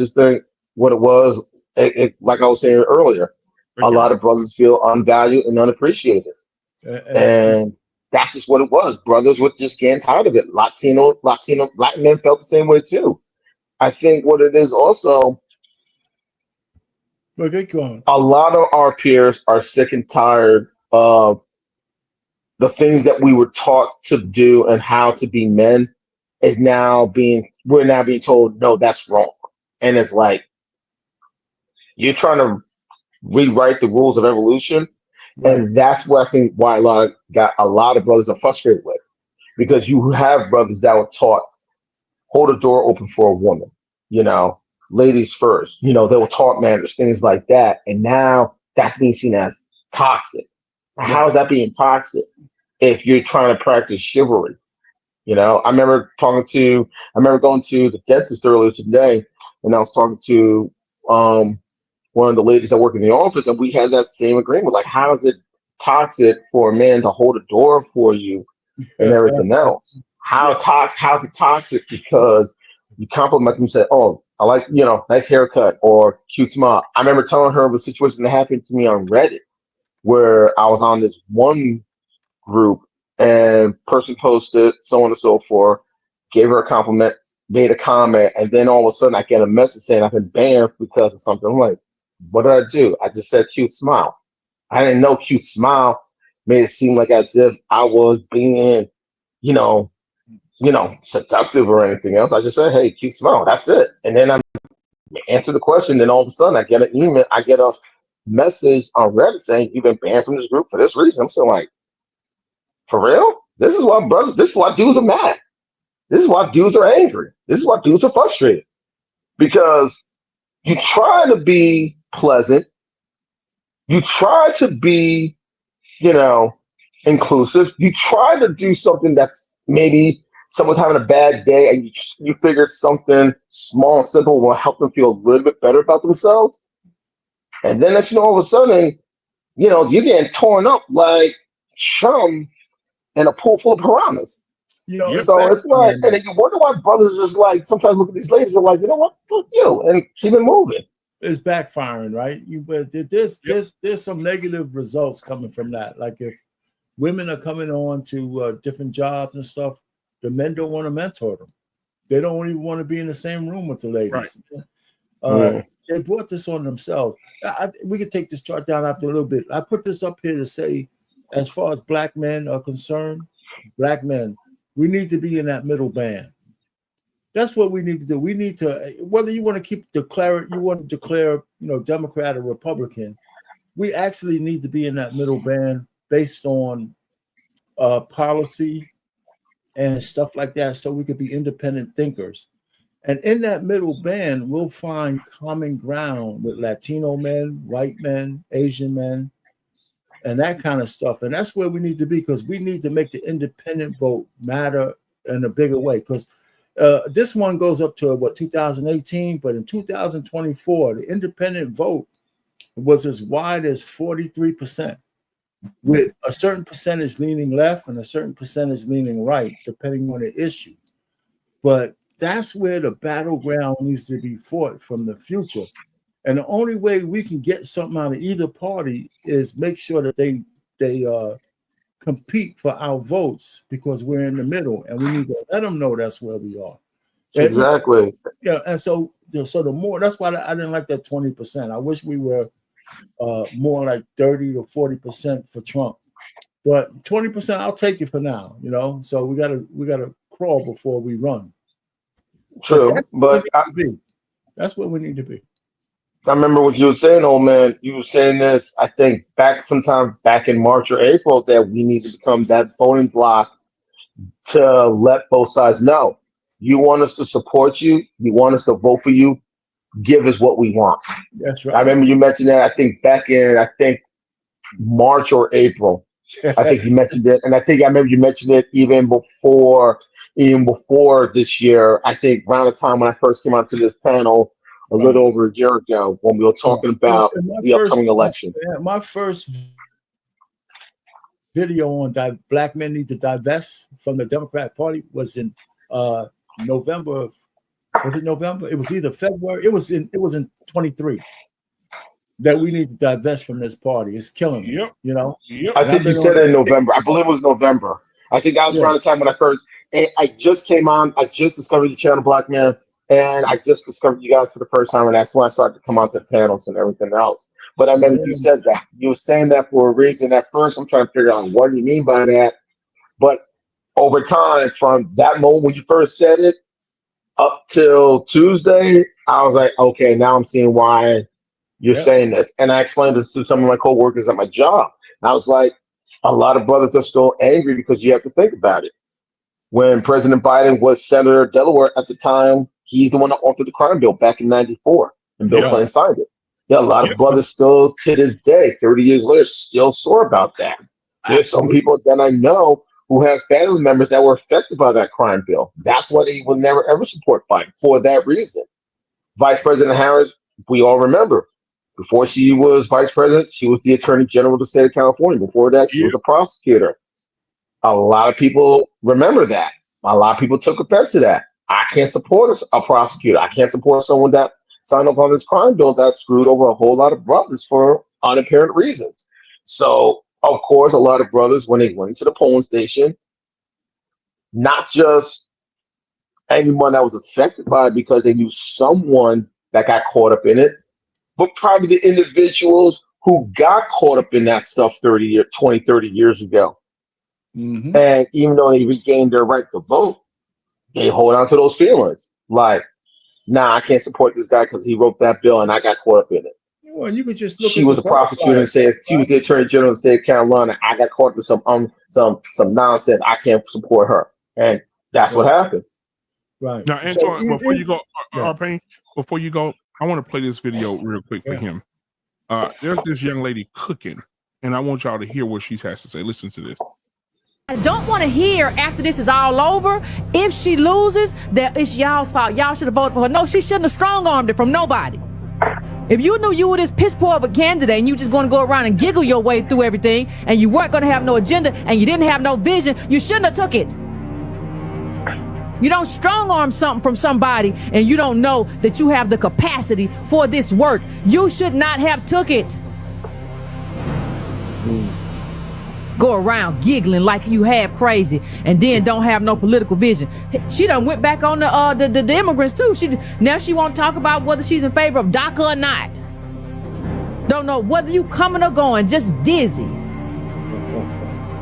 Don't know whether to wind your butt or scratch your watch, do you, Kamala? Like, this is not the thing you do with Trump. Hillary Clinton was a far better candidate than you. I had my issues with her because of everything from, you know, when she was super predator and mass incarceration, but she was a far better candidate than you, and she lost. Won the popular vote, but she lost to Trump. What makes you think you could do better than Hillary? Hillary was a white woman too. That's what I would have asked her on the phone. If she had called me, Yvette, do I have your support? What in the world makes you think you can do better than Hillary? That's before I even get to the politics of it. What about you? What about you would make me think that you can do better than Hillary doggone Clinton? White woman married to a southern married to Bill Clinton. Tell me how you better than her, because Trump beat her. I'm just asking. And I don't think she could have provided me with an answer. So I don't know. So I blame all them other Democrats too. Before anybody lets you come blame you or anybody else, I blame all them Democrats too, because that's the question y'all should have asked her.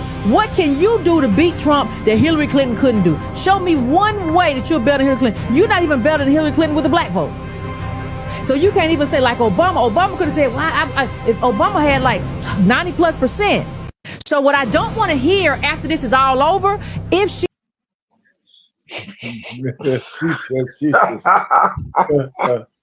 was she right? Was she wrong? Or was she not? I mean, come on, talk to me. No, she had a fair point. I think the problem with the Dems was after the midterms, if they had a feeling that President Biden wasn't going to be able to get it done, they should already had a plan B in place. Absolutely. They should already had a plan B in place after the midterms, but they didn't. That was the problem. They didn't have a plan B. They just, fuck it, we're going to try something. And let's hope it works. That's basically what they did. So exactly.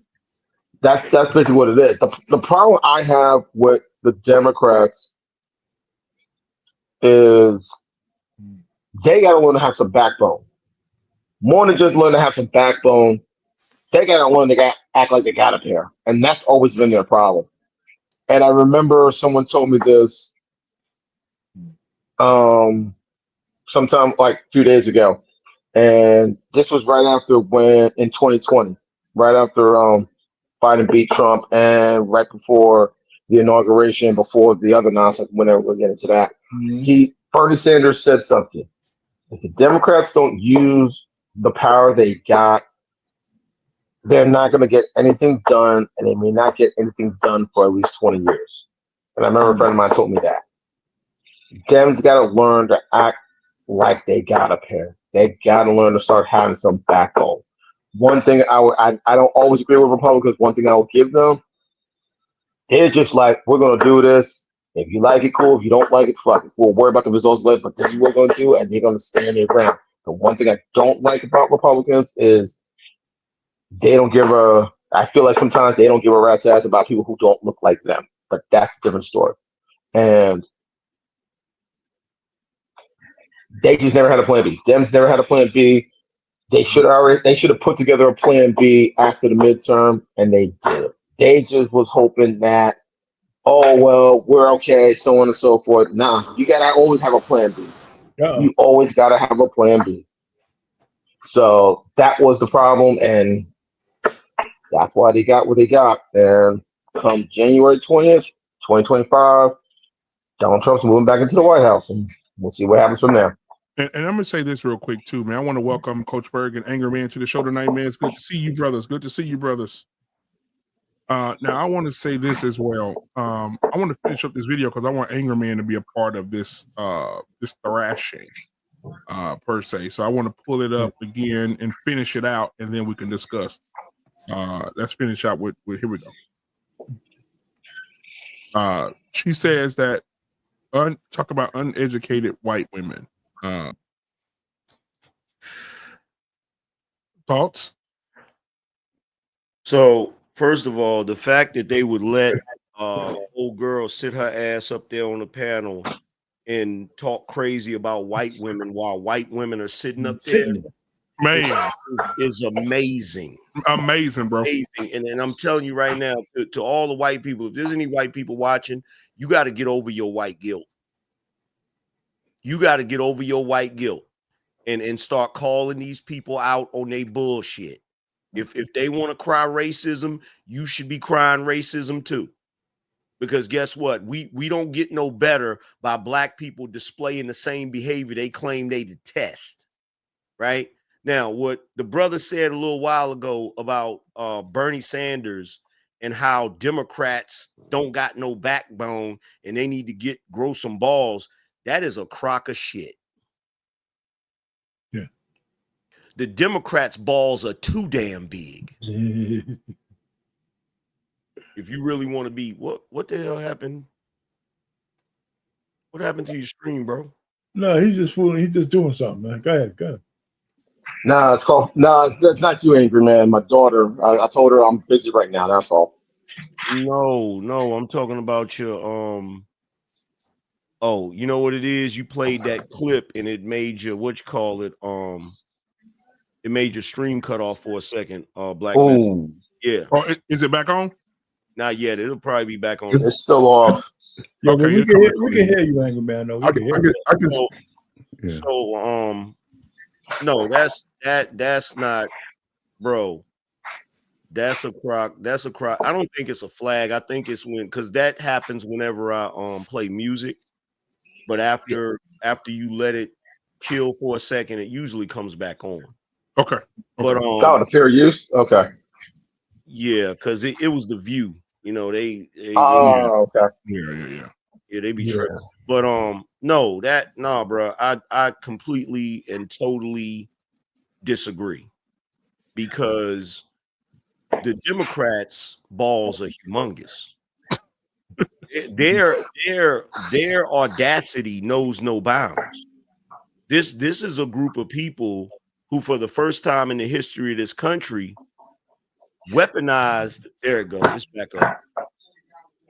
It's back up, bro. Here's the thing. Their balls are humongous. And their audacity is the unmitigated gall. The temerity that they display is ridiculous, and it's gotten worse over the years. It's not the Democrats that need to show some balls. It's the damn Republicans. Yeah. Right. Because what's going on right now is you literally have watched as they have set a precedence that is extremely dangerous for a country. You have a political party that has went after a political candidate tooth and nail and charged him up with a bunch of stuff that, let's be honest, they would have never charged no other president up with. They would have never did that in a million freaking years. And the reason why they did it is because they know the threat he poses to them, their bureaucracy, and all of the goofy things that they've been doing, all of the abuses of power that they've been indulging in for the past however long, I would say since Bush Sr. No, angry man, it started way back when Lyndon B. Johnson. You think it was Lyndon B. Johnson? Yeah, look at how we changed. That was the exact moment. Right after Kennedy, right? No, it was all before, right when Lyndon B. Johnson gave welfare to us, man. I'm telling you, it was all of that right there. As far as that aspect, I'm not talking about that in particular. I'm talking about this little dynasty they've created. This little dynasty between the Bushes, the Clintons, and the Obama. Yeah, the Clintons, the Bushes. Oh, okay. Crack era. During the height of the crack era. That's the height of the crack era. 1990, 89, 90, all that. Mm-hmm. Let me say this real quick, angry man, for everybody that's on the panel. You know what gets me, angry man, is when I hear people say he led an insurrection. Listen, bro. Every time I hear this shit, bro, I go back and watch it because I'll be like, damn, maybe it was something I missed. Maybe I missed Donald Trump saying burn that bitch to the ground, or everybody go over there and bust the windows out. I'm missing something. He didn't say any of that. And like the day of the inauguration, I covered it. I was watching it live. I watched the speech he gave. At no point did he say any of that. He told them to peacefully protest. He even requested, because at the time he was still the sitting president, he even requested troops. He requested National Guard troops. Nancy, right? Nancy got it. Pelosi denied it. The DC Guard. Yeah, they denied it, right? She's even on camera admitting it, right? So this was just them weaponizing a situation, you know, and making it appear to be something that it wasn't. And you know, it's funny because it's ironic. Like I told everybody today, God has a sense of humor, has a really interesting sense of humor, because now they got to be careful about how they protest. Right. If they go down there to protest during the inauguration or whatever, it better not be not a single fight break out. Because if it break out, guess what I'm gonna say? Oh, y'all starting an insurrection. Now, tell me this much though, Angry Man, because when the insurrection happened, isn't there somewhere? Maybe y'all can help me. Maybe I'm stupid, but hasn't this happened before? Isn't it written somewhere that we, as the citizens of this country, have a right to rise up against the government if the government is not doing what it's supposed to do for us? Hold on, BMU. The First Amendment. It's something in the Declaration I remember hearing about. Isn't that relatable to the Boston Tea Party? That's if you're dealing with a government that still adheres to the Constitution and does not think that's if you're dealing with a government that still thinks it's governed by the people.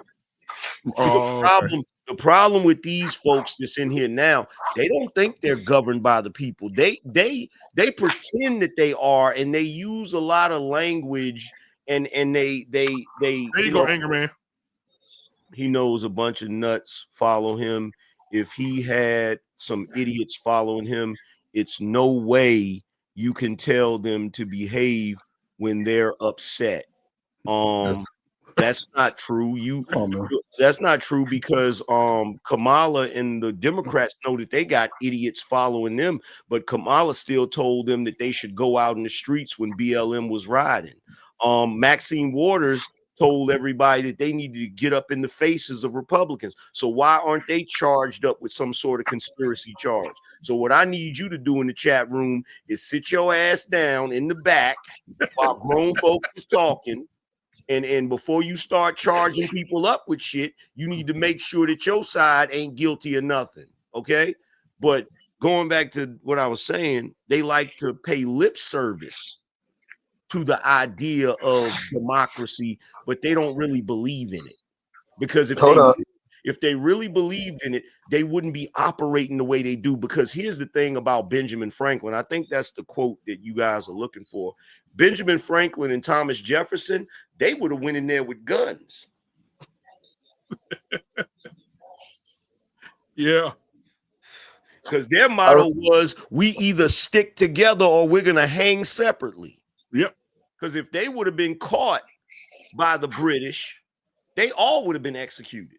Because if I remember around that time, Angry Man, I didn't mean to cut you off. If I remember around that time, someone told me during the time we called the American Revolution, there were Brits, and there's still some people that are British, some Brits still to this day that refer to that time period as the Grand Insurrection. Yeah. Because that's what it was. So let's speak for the people who didn't have a civics class. In civics class, you learn quite a bit of this. And you know, what Angry Man is speaking from a very good perspective. You know, he's an OG. You know, we seen the beginning, the middle, and we've seen the worst, but it's also time for a new direction. It's time for a new direction. We got 4 years. We got the Olympics coming. We done fought all the way up until this point. Ladies, you have to be more responsible. It'll change your life. Yep. You know, make a dude have to work for it. Dudes, it's a time to get a hold of America, because we've had the highest numbers of employment since Lyndon B. Johnson, since we came out of the most intellectual time in our history. Y'all go look at it. We invented so much shit. Now we don't invent shit. But if any brothers or sister that wants to have a better space, because me and Angry Man, we on the other side. We set. Y'all got to get in that race. And if y'all don't, it's going to be a long 30 years. Some of y'all got 25, 30 years ago, and you sit around and focusing on the BS. You see it now, and it's all exposed. Ain't no more excuses. Yeah, I agree. And to address what you can't think about everybody. Think about yourself and your family. And Angry Man, they're saying that we're dumb as rocks because that's cool. We shouldn't be wasting our people in the chat are saying we shouldn't waste that. Don't waste your breath on them. Them niggas dumb as rocks for following Trump and voting for Trump. Brother, well, I mean, and that means then that means that the vast majority of the country is dumb as rocks. Yep, there you go. Because if you look at the election map by county, there's very little blue in that map. Yep. So here's the thing: when it comes to what they're saying in what they were saying on that show just now, they're still pushing the narrative. Oh, the country's divided. No, it's not. No, it's not. There's a bunch of us that don't like y'all. Yep. Yeah, like we're the majority. There's more of us. And I knew this. I've been saying this. I said these people that are with all of this new age progressivism, you're under the illusion that there's more of them because they're in media and show business. So you're always seeing them on TV. So it's an illusion of representation. But the vast majority of the country ain't with all of that new age stuff. And this right here, this election is proof of it. This election said, yo, you know what? Y'all on some weirdo stuff right now. We trying to get better gas prices. We trying to get better housing prices. Like we trying to get the regular stuff. And y'all talking about something that ain't got nothing to do with nothing. And by the way, to that dude in the chat, the moment that they found out he was elected, Hamas called a ceasefire. It sure did. Yes, sir. Yes, sir. Netanyahu was also ready to negotiate. Putin said, yeah, I'm ready to negotiate a peace with Zelensky. And the Mexican president issued troops to stop the caravan that's pouring into the country. And what was the other one? Oh, China issued a statement saying, congratulations to Donald Trump for winning the election. We look forward to a peaceful relationship with the country. So, dude, in the chat, you're welcome.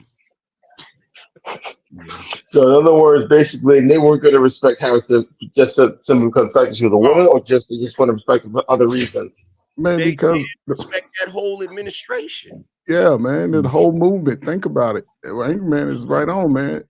Angry Man, I think I found what you were talking about. I actually got a copy of the Constitution, the Declaration. I'm guessing this is what you were trying to say. So if I'm off base, let me know.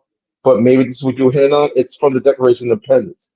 But when a long train of abuses and usurpations pursuing inadvertently the same object, evinces are designed to reduce them under absolute despotism, it is their right, it is their duty to throw off such government and to provide new guards for their future security. Is that what you were talking about? Yeah, but there's another quote too. Angry Man, somebody called your name. I just wanted to let you know that. You know, I gotta let you know. If you Angry Man, if you ask Angry Man to provide a source, the entire panel is gonna go mad. Provide a source for what? For what you saying? Man, that's just on the world news, man. What source did Confucius provide? What source did Socrates provide? What source did Brother Malcolm provide? See, some of us don't have to have sources because we have original thought. We're called thought leaders. See, the way I can quote James Baldwin right now, the way I can sit here and say James Baldwin said that children rarely ever listen to their elders, but they never fail to mimic them. See, the way I can quote James Baldwin right now, 20 years from now, somebody will be quoting me. But you know who they ain't going to be quoting? Yo ass, nigga. Anissa says she don't want, and Anissa told me this earlier. She say no excuses in 2025 for not having your stuff together. Ooh, she talking to the women right there. She talking to the ladies. Yeah, the ladies. Ladies, y'all, hey, y'all gonna have to start coming original now. No more free handouts.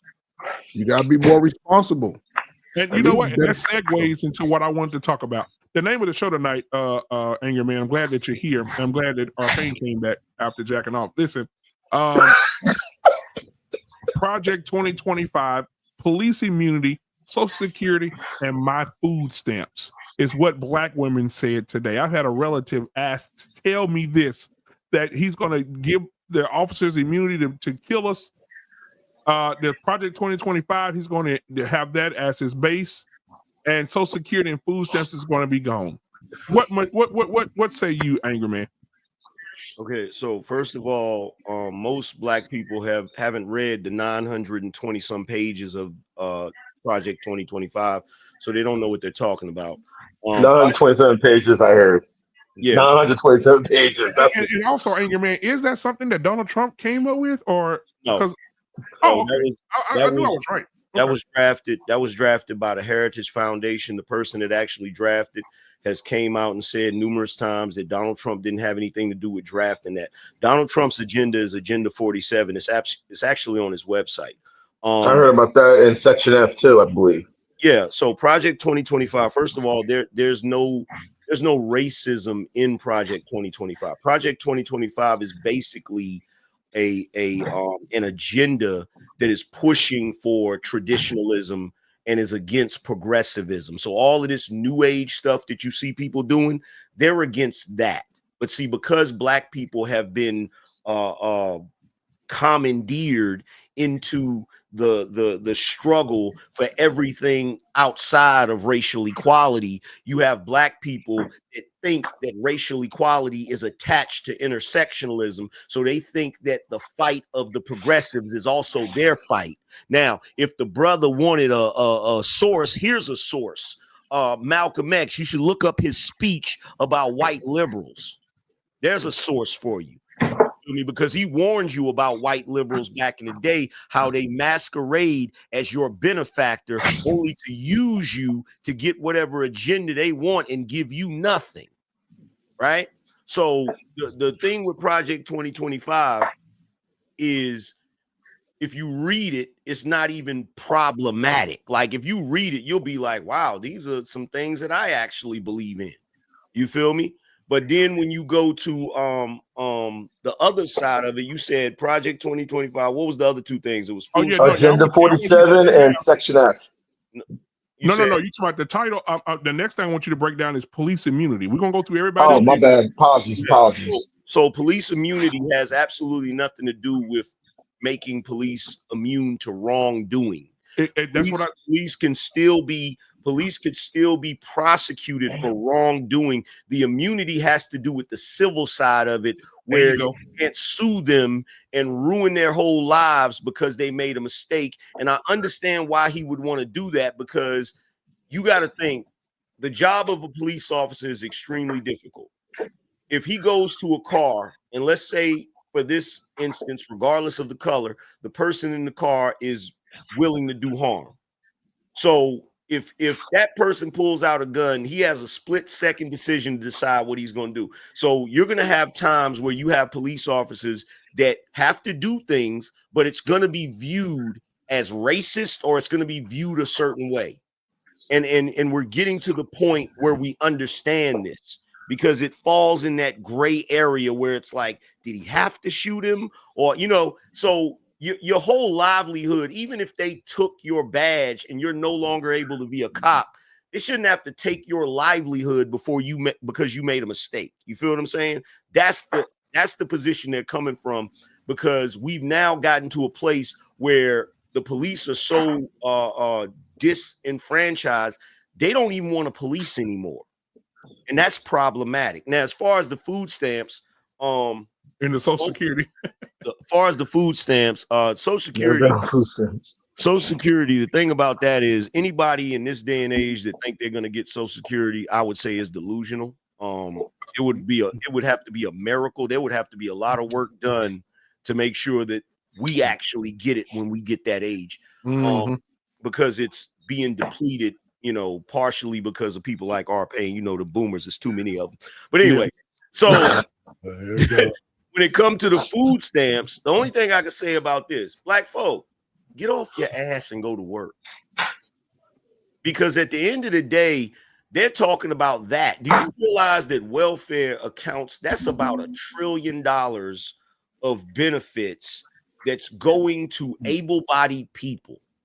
And I'm gonna tell you what makes me mad about it. I was raised by my grandmother who was on Social Security. They wouldn't give her food stamps. They wouldn't give her food stamps. They wouldn't barely give her any type of assistance. Wow. My thing is this: when it comes to welfare, you know who should be getting welfare? The elderly and our veterans who are disabled. It shouldn't be going to able-bodied niggas in the hood that run around selling their food stamps for profit and buying their kids a bunch of BS food that they shouldn't be eating, like Hot Pockets and oodles and noodles and freaking Capri Suns. Oh, that boy said Capri. Because I do remember, I think Michael Bloomberg, when he was mayor of New York at the time, tried to put some caps on those who are on food stamps, and a lot of people went crazy. I remember that. But I've never been on food stamps, so I never grew up on it. So I've heard stories about it. So I can tell. Say again? It's a trap. The entire concept of welfare for black people, you can literally go look at the metrics of black people's progress from coming out of slavery into Reconstruction. You literally watch black people go from a high illiteracy rate to a really high literacy rate. In fact, if you look at every metric, if you look at how much they make, if you look at their income, if you look at their marriage rate, if you look at their education, you look at all of that. All of it climbs going all the way to the 60s. Yeah. And once it gets to the 60s, and we had a beat average. Everybody, we had a beat average across the board, is what he's saying. Yeah. So now we got D's and F's. Once it gets to the 60s, where you have, you know, people always focus on the Voters' Rights Act. No, there was some other stuff going on during that time. And to the brother in the chat, there's a book you can read. It's titled "From the War on Crime to the War, from the War on Poverty to the War on Crime." It was written by a professor, a black lady by the name of Elizabeth Hinton, who is a Yale professor. This is the source I'm citing for you, Negro, as if you really want to go read it. But she talks about that. Right around that time, you see a few things happen. You see an overhaul of the criminal justice system where they changed it around. This is when you start getting probation officers and all of these different things leading into the whole prison industrial complex, right? So and also the school to prison pipeline, right? Also, this is when LBJ also implemented, because around the same year of 1965, he implemented that new form of welfare, which included food stamps and all of that. Now, once he implemented all of that, you then begin to see a decline in all of the metrics for black people in the 70s. You see a decline. So I can promise you, one of the main reasons the black community started to decline is because they got dependent on welfare. Welfare gives you just enough to survive, but not enough to thrive. And then you become complacent and you get dependent on it. And guess what? When you're getting your bare minimums, it doesn't inspire you to do more. It doesn't inspire you to go out and do anything. That's true. Yeah. In other words, just enough is good enough. And that's basically what you're implying. I know some people who went on welfare for just a short amount of time. One of my good friends, she was on for only a few years. She said, if I got to be on welfare for a few years, I'll do that. And if I know I get to a situation when I'm good financially, I'm getting off. And that's what she did. Yeah. And to piggyback on what Angry Man was saying when it came to literacy and black men, 1954 Brown versus the Board of Education is what kickstarted a lot of that.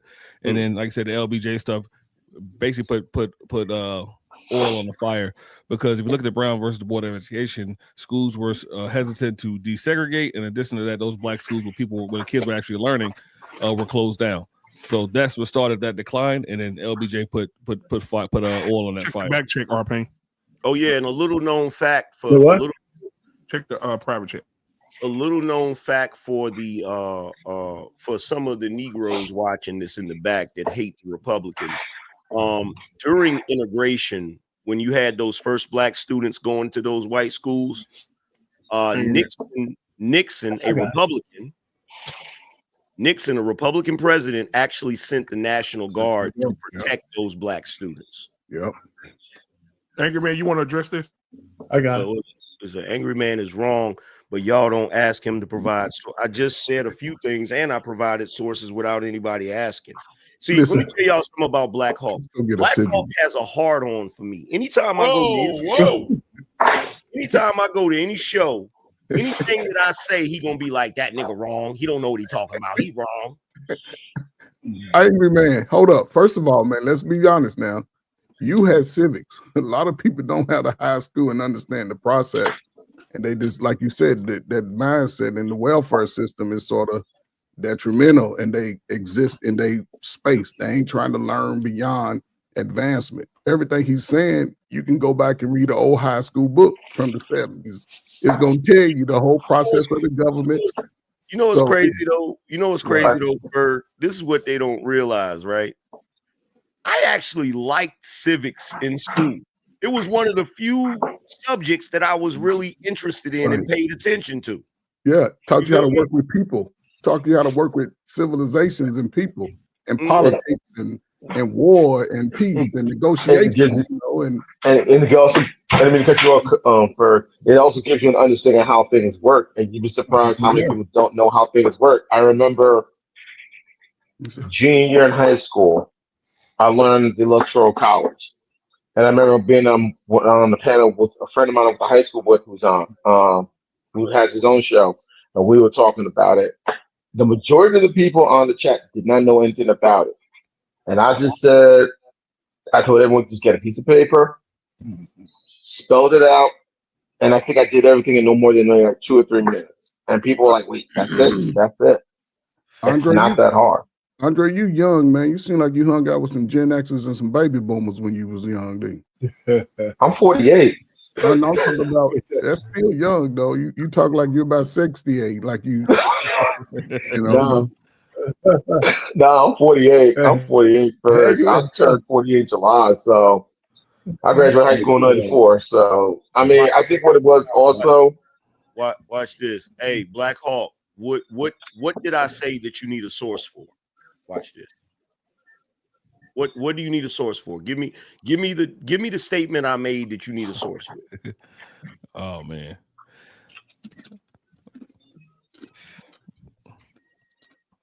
But yeah, y'all go ahead because that's gonna take him a while.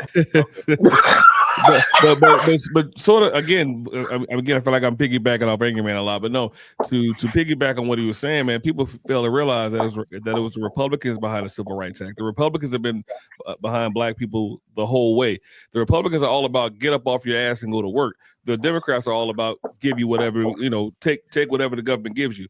Ronald Reagan once said, "What are the worst 10 words in the English language?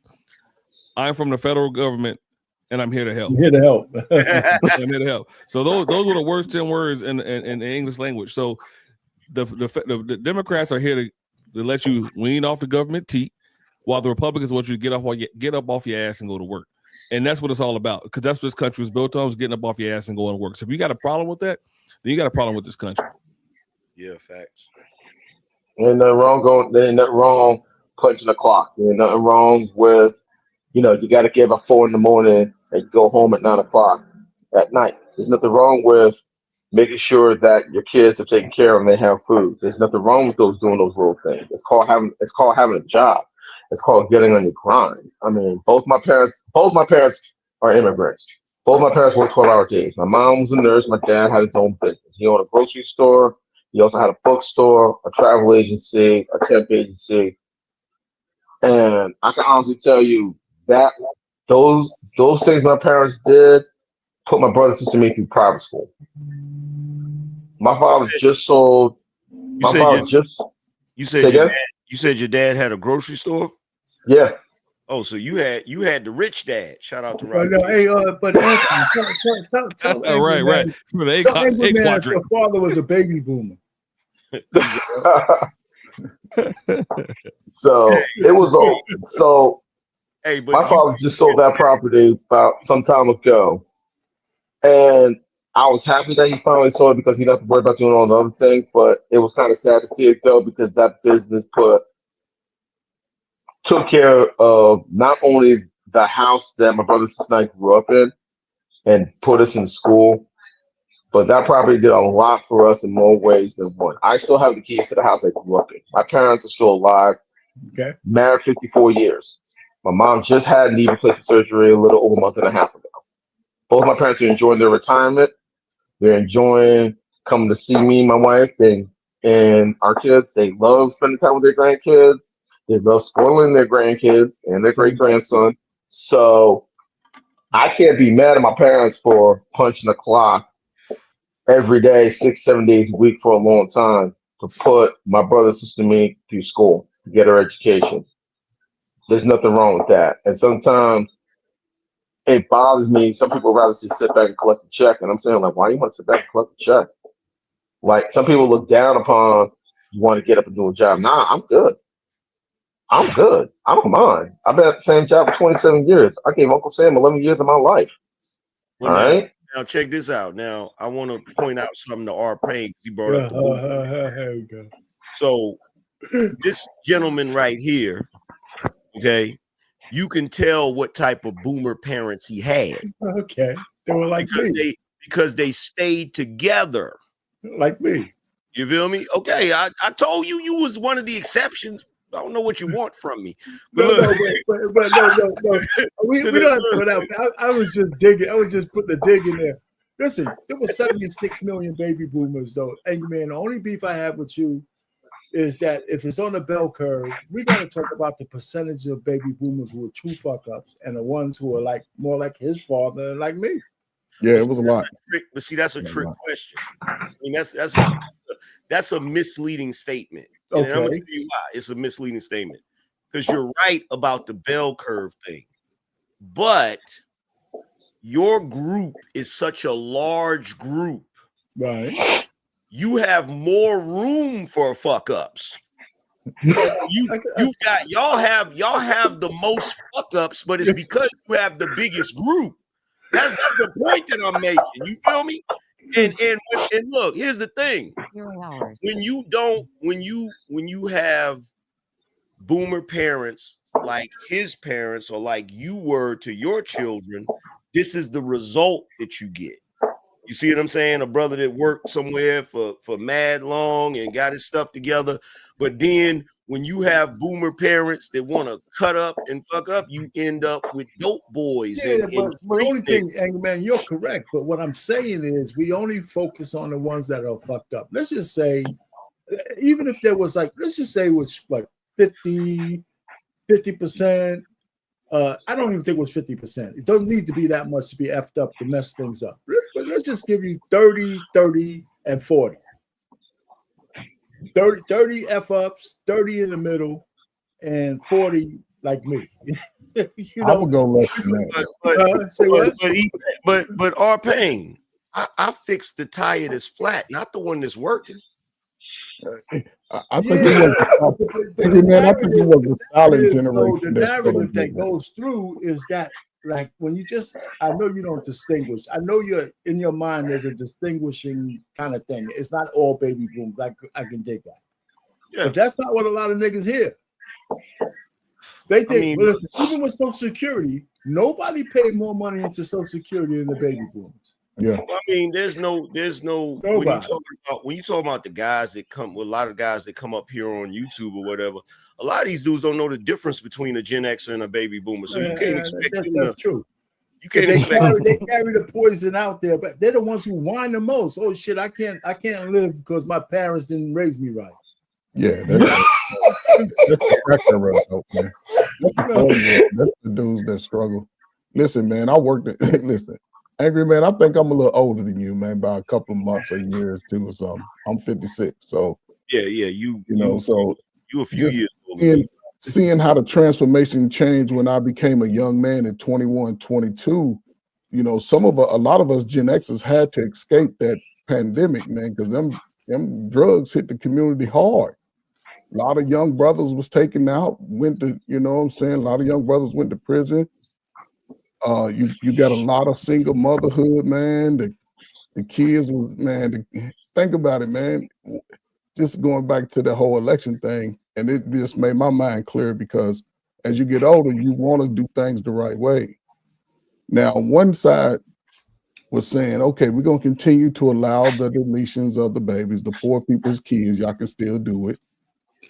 Y'all can, we're going to let the boys continue to be, you know, transition because now they bringing the boys into the girls' sports and the girls want to come into the boys' sports. And she said, I'm going to continue to support the conflicts. We in 2 conflicts. That's trillions of dollars going away.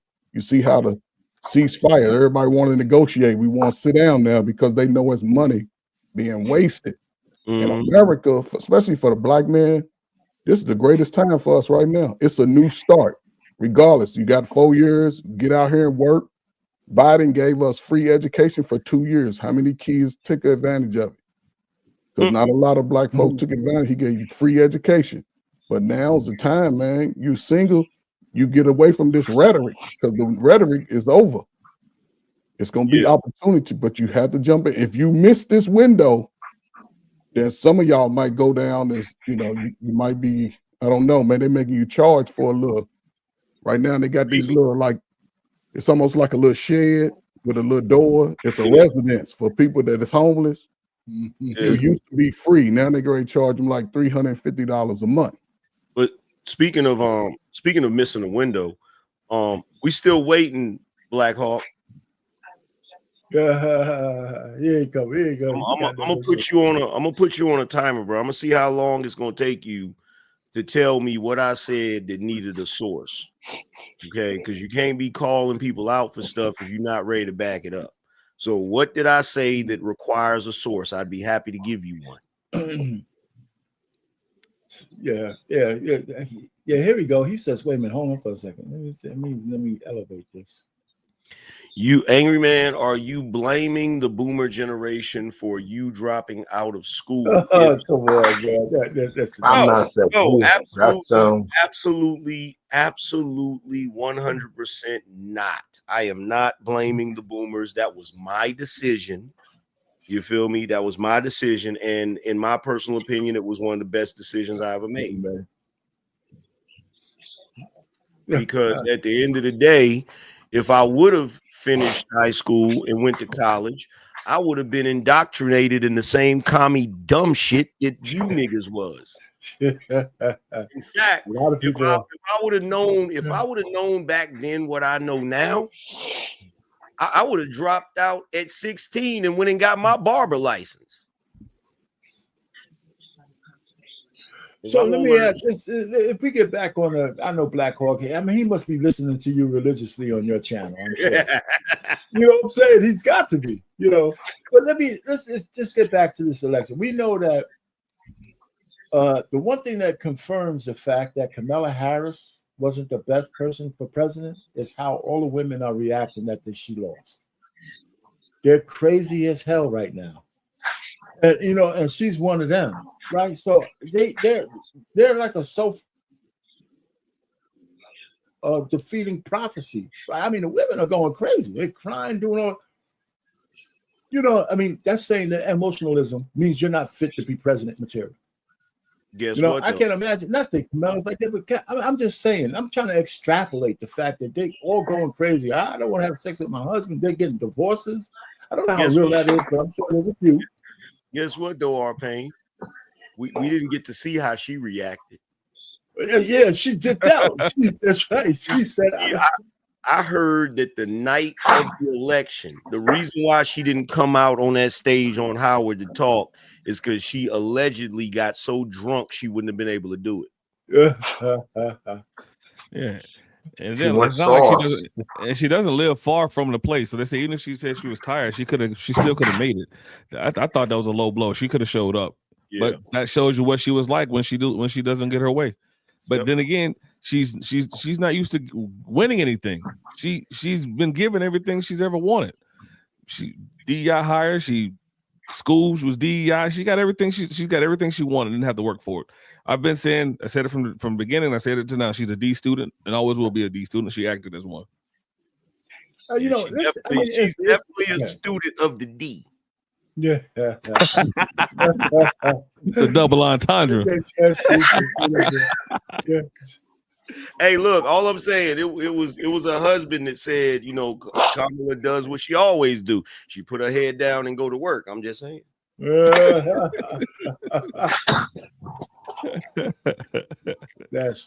man, listen, man. You know what? I think I might have wrote this to you. I don't know if I was on your channel, Angry Man, somewhere. I don't know if it got through. Matter of fact, it might have been on a replay. What did I say? I just said the country dodged a bullet. But I said every so often, the American people actually do something smart.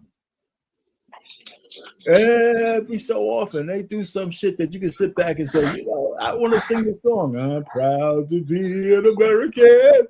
I'm serious. Let's bring one. I mean, It wasn't the man. Trump has a mandate. He didn't just win. He got a mandate from the people. And if you go across the demographics, he got a mandate from all the demographics except black women. And unfortunately, he didn't get enough black men, but still, Who you talking about, Trump? Yeah. But Trump was up in Trump was up in black women. He was up with Hispanic men. He was up with black men. No. He was up for 2000. He was up for 2016. Mandate. I'm saying mandate. Oh, gotcha. Let me just throw the chart. I think everybody could be able to see this. I remember, to put up the chart. I remember. Yeah. Yeah, but guess what though? This right here, this graphic right here, it's beautiful. What Cat Williams said at the beginning of the year is that everything was going to get exposed. And what you have right now answers the question that a lot of people have been asking on YouTube. They've been asking, how many good women do we have in our community? Yep. You got 7%. How many simps are there? You got 78%. Yeah. I mean, but that's because how many children are born out of wedlock? I look at it all, man, and it's crazy. Like how many brothers, something like that? How many brothers are out here doing their goddamn thing? Shit, y'all brothers, y'all gotta understand, y'all the prize, and y'all work hard. That shit'll pay off. I'm telling you, it's gold. Yeah, don't get to 56 and you ain't put in work. You would say something, Professor? You were gonna say something? Oh no! I was just saying. I think it's like 64% of kids born out of wedlock in the black community. But it's funny. Angry Man, I saw what you put up earlier about the 20 million. Yeah. I think you sort of talked about it. So I went a little deeper. Since 1980, 33 million babies have been deleted. Oh, so it was more. From 1980 to 2006 was 33 million babies in general that were taken out. That's in general, but that's not black. That's not in the black community, just in general. But you got to understand. Think about it. If she lost by 20 million, that's 30 million people who would have been of 18 or older. Right. So she could have potentially won, or she could have potentially lost by a lot more. But that's 30 million since 1980. Yeah. Okay. So, but let's look at some of this thing. That I'm disappointed in the 20% black men. Even though that's more than double that went for Trump in 2016, I was hoping it would be more, but it's a start. And I mean, it's meaningful for what it's worth. But when you start looking at other men who value themselves and don't want to buy the bullshit, man, we're still lagging big, even with the Latino men, right? I mean, they're saying, you know what, they got nagging ass girls too, right? They said, fuck that, right? So it's 54% of them said, hey, man, Trump all the way. And he said as many things about, I think he says more things about people of Hispanic origin coming up illegally than anybody else. And they said even that doesn't matter to them. No, it doesn't, because number one, a lot of the Latinos that came here legally, they don't want the Right. They don't want the illegal ones coming up here, the ones that are going to be problematic. That's part of the reason they left. Right. So, right. And then in addition to that, when you look at the numbers for the white men and the Latin men, it is proof that they still have a patriarchal culture. Yes. Yep. Yes. That's true.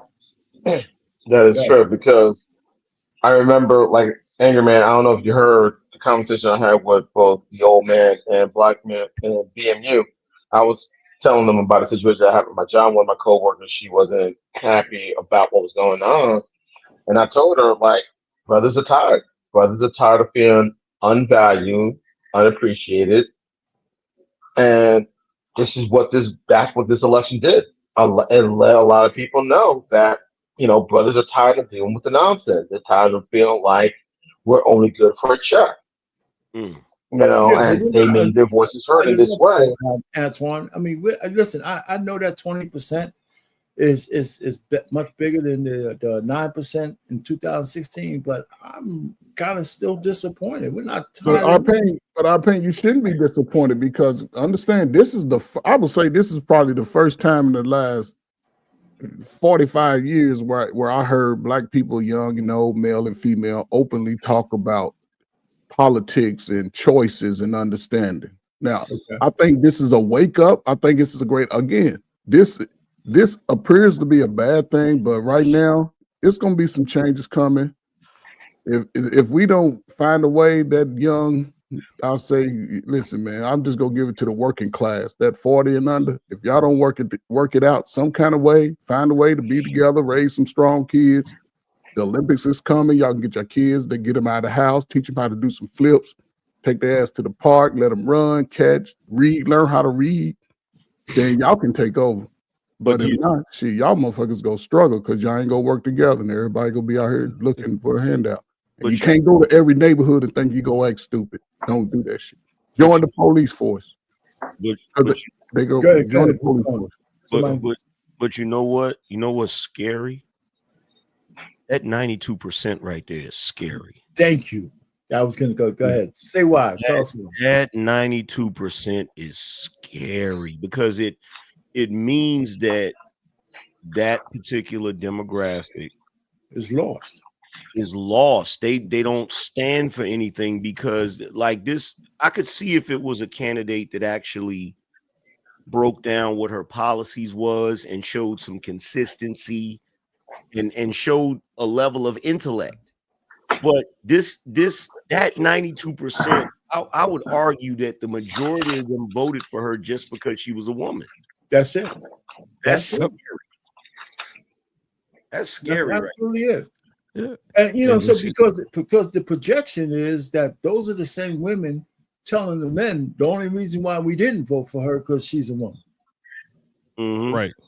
That's their number one thing. You're a misogynist, right? I mean, and that we got like 8 different things we could say why we didn't vote for her. I mean, it's easy to articulate why people didn't vote for it, besides her being just not a great candidate. I mean, even with Trump coming out, his first thing he said, listen, I'm getting rid of all that gender affirming bullshit.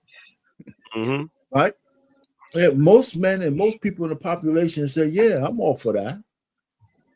And he's like the first guy. And you know what? Here's the thing I'll give him credit for. He said that before the election day. That's not the first time he talked about it. It wasn't like it wasn't on his plank and everybody didn't know. So that means that people who still voted for him knew that was on his agenda.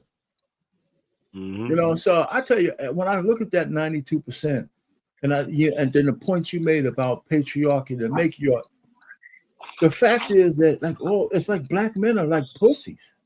Yeah. Well, who are they raised by? Most of that 78% voted because the women voted that way. Yeah.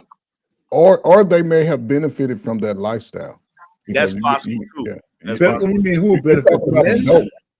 Yeah, the man, the brothers. It's such that. Give me an example how a man benefits from being a pussy to his wife. And I mean that in a way, if they're the alphabet community, they get rights and they get pushed, they get promoted, they get the spots that they got big backs like you are paying, so they're gonna get the job. They're gonna be right there. I'm just saying though, you know, we men, we got strong. So,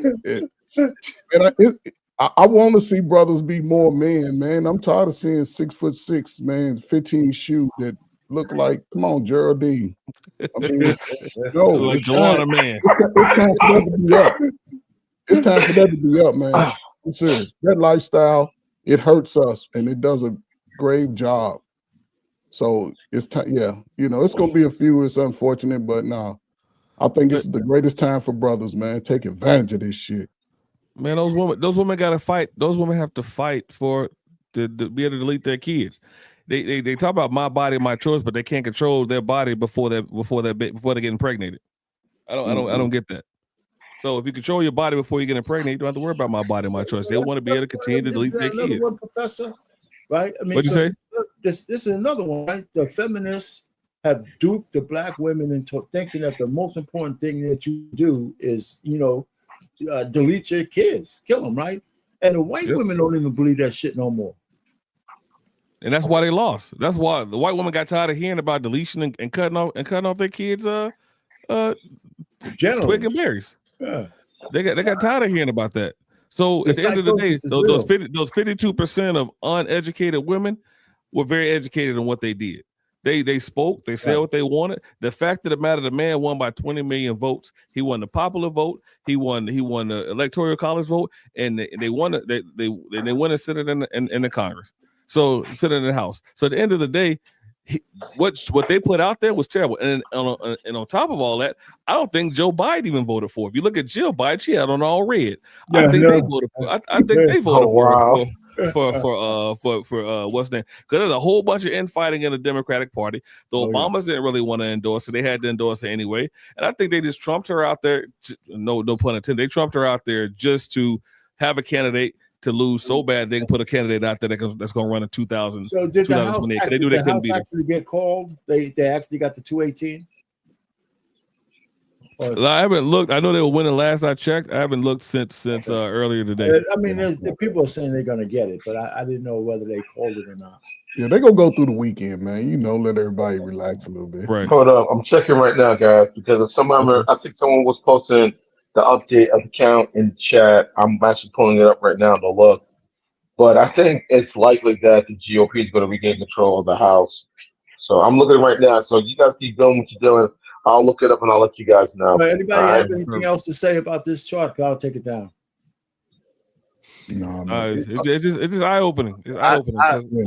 The one thing I will say about this chart that is hilarious to me, black women that are watching this, stop running behind white women every single time they're pushing an agenda, because they will convince you to go against your men.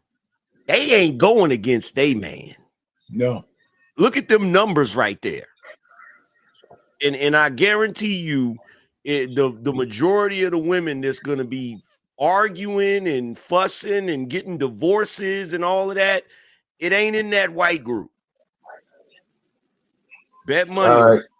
All right, fellas, this is what I got pulled up. I don't think they have it official yet, but what I'm seeing right now, it's 213 for the Republicans, 204 for the Dems. And there's at least a couple more spots still left. So they're probably not done yet. So they're probably not going to finish till, like y'all said, probably over the weekend. So that's what I'm looking at. But it's looking like chances are that the Republicans will regain control, will keep control of the House. So that's what I'm looking at right now. So that leads to the next question, okay? And anyone, Angry Man, you could probably go first with this, or you, Professor. What do we have in store with Trump not only getting the mandate from the population, but he controls the House, the Senate, Supreme Court, and the executive branch? I mean, what are we talking about? What are we seeing? Now, there's two things. One, he could F it up, or he could set the Republicans up that they can have like 12 years. I mean, especially if he had like a J.D. Vance, Tulsi Gabbard, these kind of people coming behind him. What do y'all think about that? Are we frightened that he might have that much power? Not because of the stupid shit that the Democrats are saying. Because some people don't like one party having everything. But what are we in for? No, he doesn't Trump is not the type of person that's going to make the same mistakes twice. Okay. He doesn't operate like that, right? So that's one thing you're going to notice about him this time around, he's not going to be as appeasing to the opposite side as he was before. And a lot of people don't realize that, like, he was trying to keep everybody happy. He's not going to do that this time. So this time, with him having the Senate and the House, because I'm certain they're going to get the House, and a conservative majority in the Supreme Court, you're going to see him making some drastic changes, especially considering the fact that he's got Elon Musk on board. So you're going to see a lot of changes. You're going to see them fight like hell to stop the changes, but you're going to see some drastic changes if he gets his way. And I don't think they're going to be bad changes, in my opinion. Yeah. And with Elon Musk is going to take America really towards the electronic, the robotics. So it'll be a good time to start learning some robotics and the inside of your computer equipment. Start learning that. If you can start learning that and you young, you got an opportunity that's beyond the world. But if you don't, especially for a brother, man, again, the world is great. Open up a little bit better. So women, you have to either make a deal right now. Find you a good, hard-working brother, a little 9 to 5, cook him some meal, make his toes curl during the game, halftime, whatever you got to do. Other than that, it's going to get rough. They're not building these new apartments for y'all. The biggest pushback he gonna get, in my opinion, is gonna be really hard. He wants to amend the Constitution to get term limits for Congress. Yes, that's right. Yeah, but Angry Man, that plays right into you and them damn boomers getting the hell out the damn way. They've been there for 50 years. Get the hell out the damn way. No, that's a good thing because ironically, there. Al Sharpton, Jesse Jackson, them all them, man. They ain't did. Man, come on, man. We still getting taken out. I remember this is back in '94. During the midterms, I remember before Newt Gingrich became Speaker of the House, he was pushing that agenda, that contract with America. That was the new agenda that the Republicans were pushing. One of the things I remember that they were looking to do was term limits for members of Congress, because people forget before the '94 midterm, the Dems have been in charge of the House for well over, I think, like 45, 50 years. And when the GOP took control, that '94 midterm, that was the first time they were in control of the House in over a generation. And that's how Newt Gingrich got the gavel. I think one of the things they were trying to push was term limits for members of Congress. Then all of a sudden, that's been sitting in the drawer for the last 30 years. To me, I see they should have had term limits, because how do you expect things to get better and how do you expect things to progress when you have members of the Senate and members of the House who feel like they should be there for 40 plus years and think that it's their birthright to either die there? You look at people like Nancy Pelosi, you look at people like Strom Thurmond, you look at people like Richard Byrd, you look at people like Dianne Feinstein. There's no reason why you should be working in your 80s, in your 90s. And in Strom Thurmond's case, I think he was over 100 when he died in office at Senator South Carolina. There's no reason.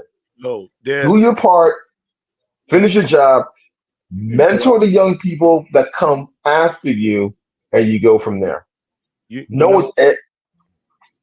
My bad. You know what's crazy? So Anissa to you said them Iranians gonna get him. You lucky I'm not in government. Because if I was a president or something, the Secret Service would be knocking on your door. Like, what? So what did you mean when you said this in the chat room? What did you mean exactly? Yeah.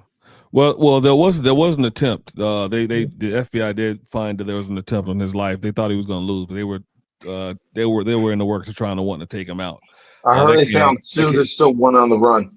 Right. So they're still. So I think that's still up in the air. I think someone's still going to try to take him out. The only problem is J.D. Vance is a motherfucker. Yeah, I don't think y'all ready to see him as president. Yeah, exactly. He's 40 years old. Y'all don't want him yet. He got 8 years. You said you hit the nail on the head. Like there's a reason. There's a reason we got checks and balances, bro. Like, right. Because either way, like if you do something to him, every step you go down, you're still gonna have a Republican. Right. Mm-hmm. Right. Hey man, JD Vance is a bad dude. I didn't know how. I like that dude. I didn't like him at first. But I like that dude. Well, here's another thing we didn't mention, that he surrounded himself by an order of magnitude better people already. That's what I was about to say. Yeah. Man, because if you look at the first time, he brought a lot of people around him that didn't really have his best interests at heart. This time around, he had people that are not against what he wants to do. He has people that are on the same agenda. He has people that have come across the aisle to join him, like RFK Jr., who's been a lifelong Democrat. His whole family's been lifelong Democrats. Like Tulsi Gabbard went from Democrat to Independent to Republican. He's gonna put those people in certain situations. I can only imagine RFK in handling the health administration. I think he'll bring on Rand Paul handling that other piece of it. Then you talk about being able to deport these people out of the country who don't belong here, who are here illegally. I think these are some of the first things he's going to do is deport those people. I think he's going to go back to drilling so we can get energy back where it needs to be, so that the prices of lumber and the price of everything else can go. The price of eggs can go down because of what the whole EV deal that the Biden and Harris administration put in. That's why everything is so much higher, because things cost more to get to places because we stop drilling for oil. So he's going to do a lot of these things up front to get that down. Then when he starts putting in the cutting taxes on overtime and what you call it, tips, that's going to help a lot of Americans out. That's what's going to help people. That not the stuff that she was talking about. So I think these are the first few days he's going to be doing these things to get the cost of life back down, so that regular Americans can go back and live a regular American life. That's what he's here for. He's here for the people who's going to bring jobs back to the United States. Hey, Professor, I got news for you, because I kept seeing everybody complain about mass deportation. You know what I said to my wife? I said, shit, most of them, a bunch of them going to leave now because they know he president. Right. Because look, here's the other thing he said. He wants to institute the death penalty for any people that come over here illegally and take somebody's life. If they come over here illegally and they take an American's life, death penalty, right? But here's the other thing. I don't know if y'all noticed or not. Did y'all look at the gas prices? Yeah, they dropped. Yeah. Already.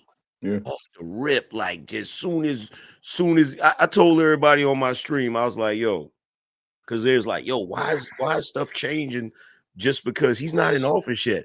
I said that's like when you on the block and you got a bunch of people cutting up and they find out the big homie coming home. Yep. You gotta clean it up. Like, yo, hey, the big homie is coming home. Y'all need to tighten up. Exactly. Oh man, but you know, if people say, "Oh, he's going to deport everybody," who do they call the deporter in chief? Mr. Barry Soetoro. Yeah. The deporter in chief. Hey, Professor, I'm so glad that when he got out there like he was gonna give black men a lecture, black men told him to go straight to hell. Like, if you don't get the hell out of here, exactly. Yeah. You go back to your multi-million-dollar house in Cape Cod.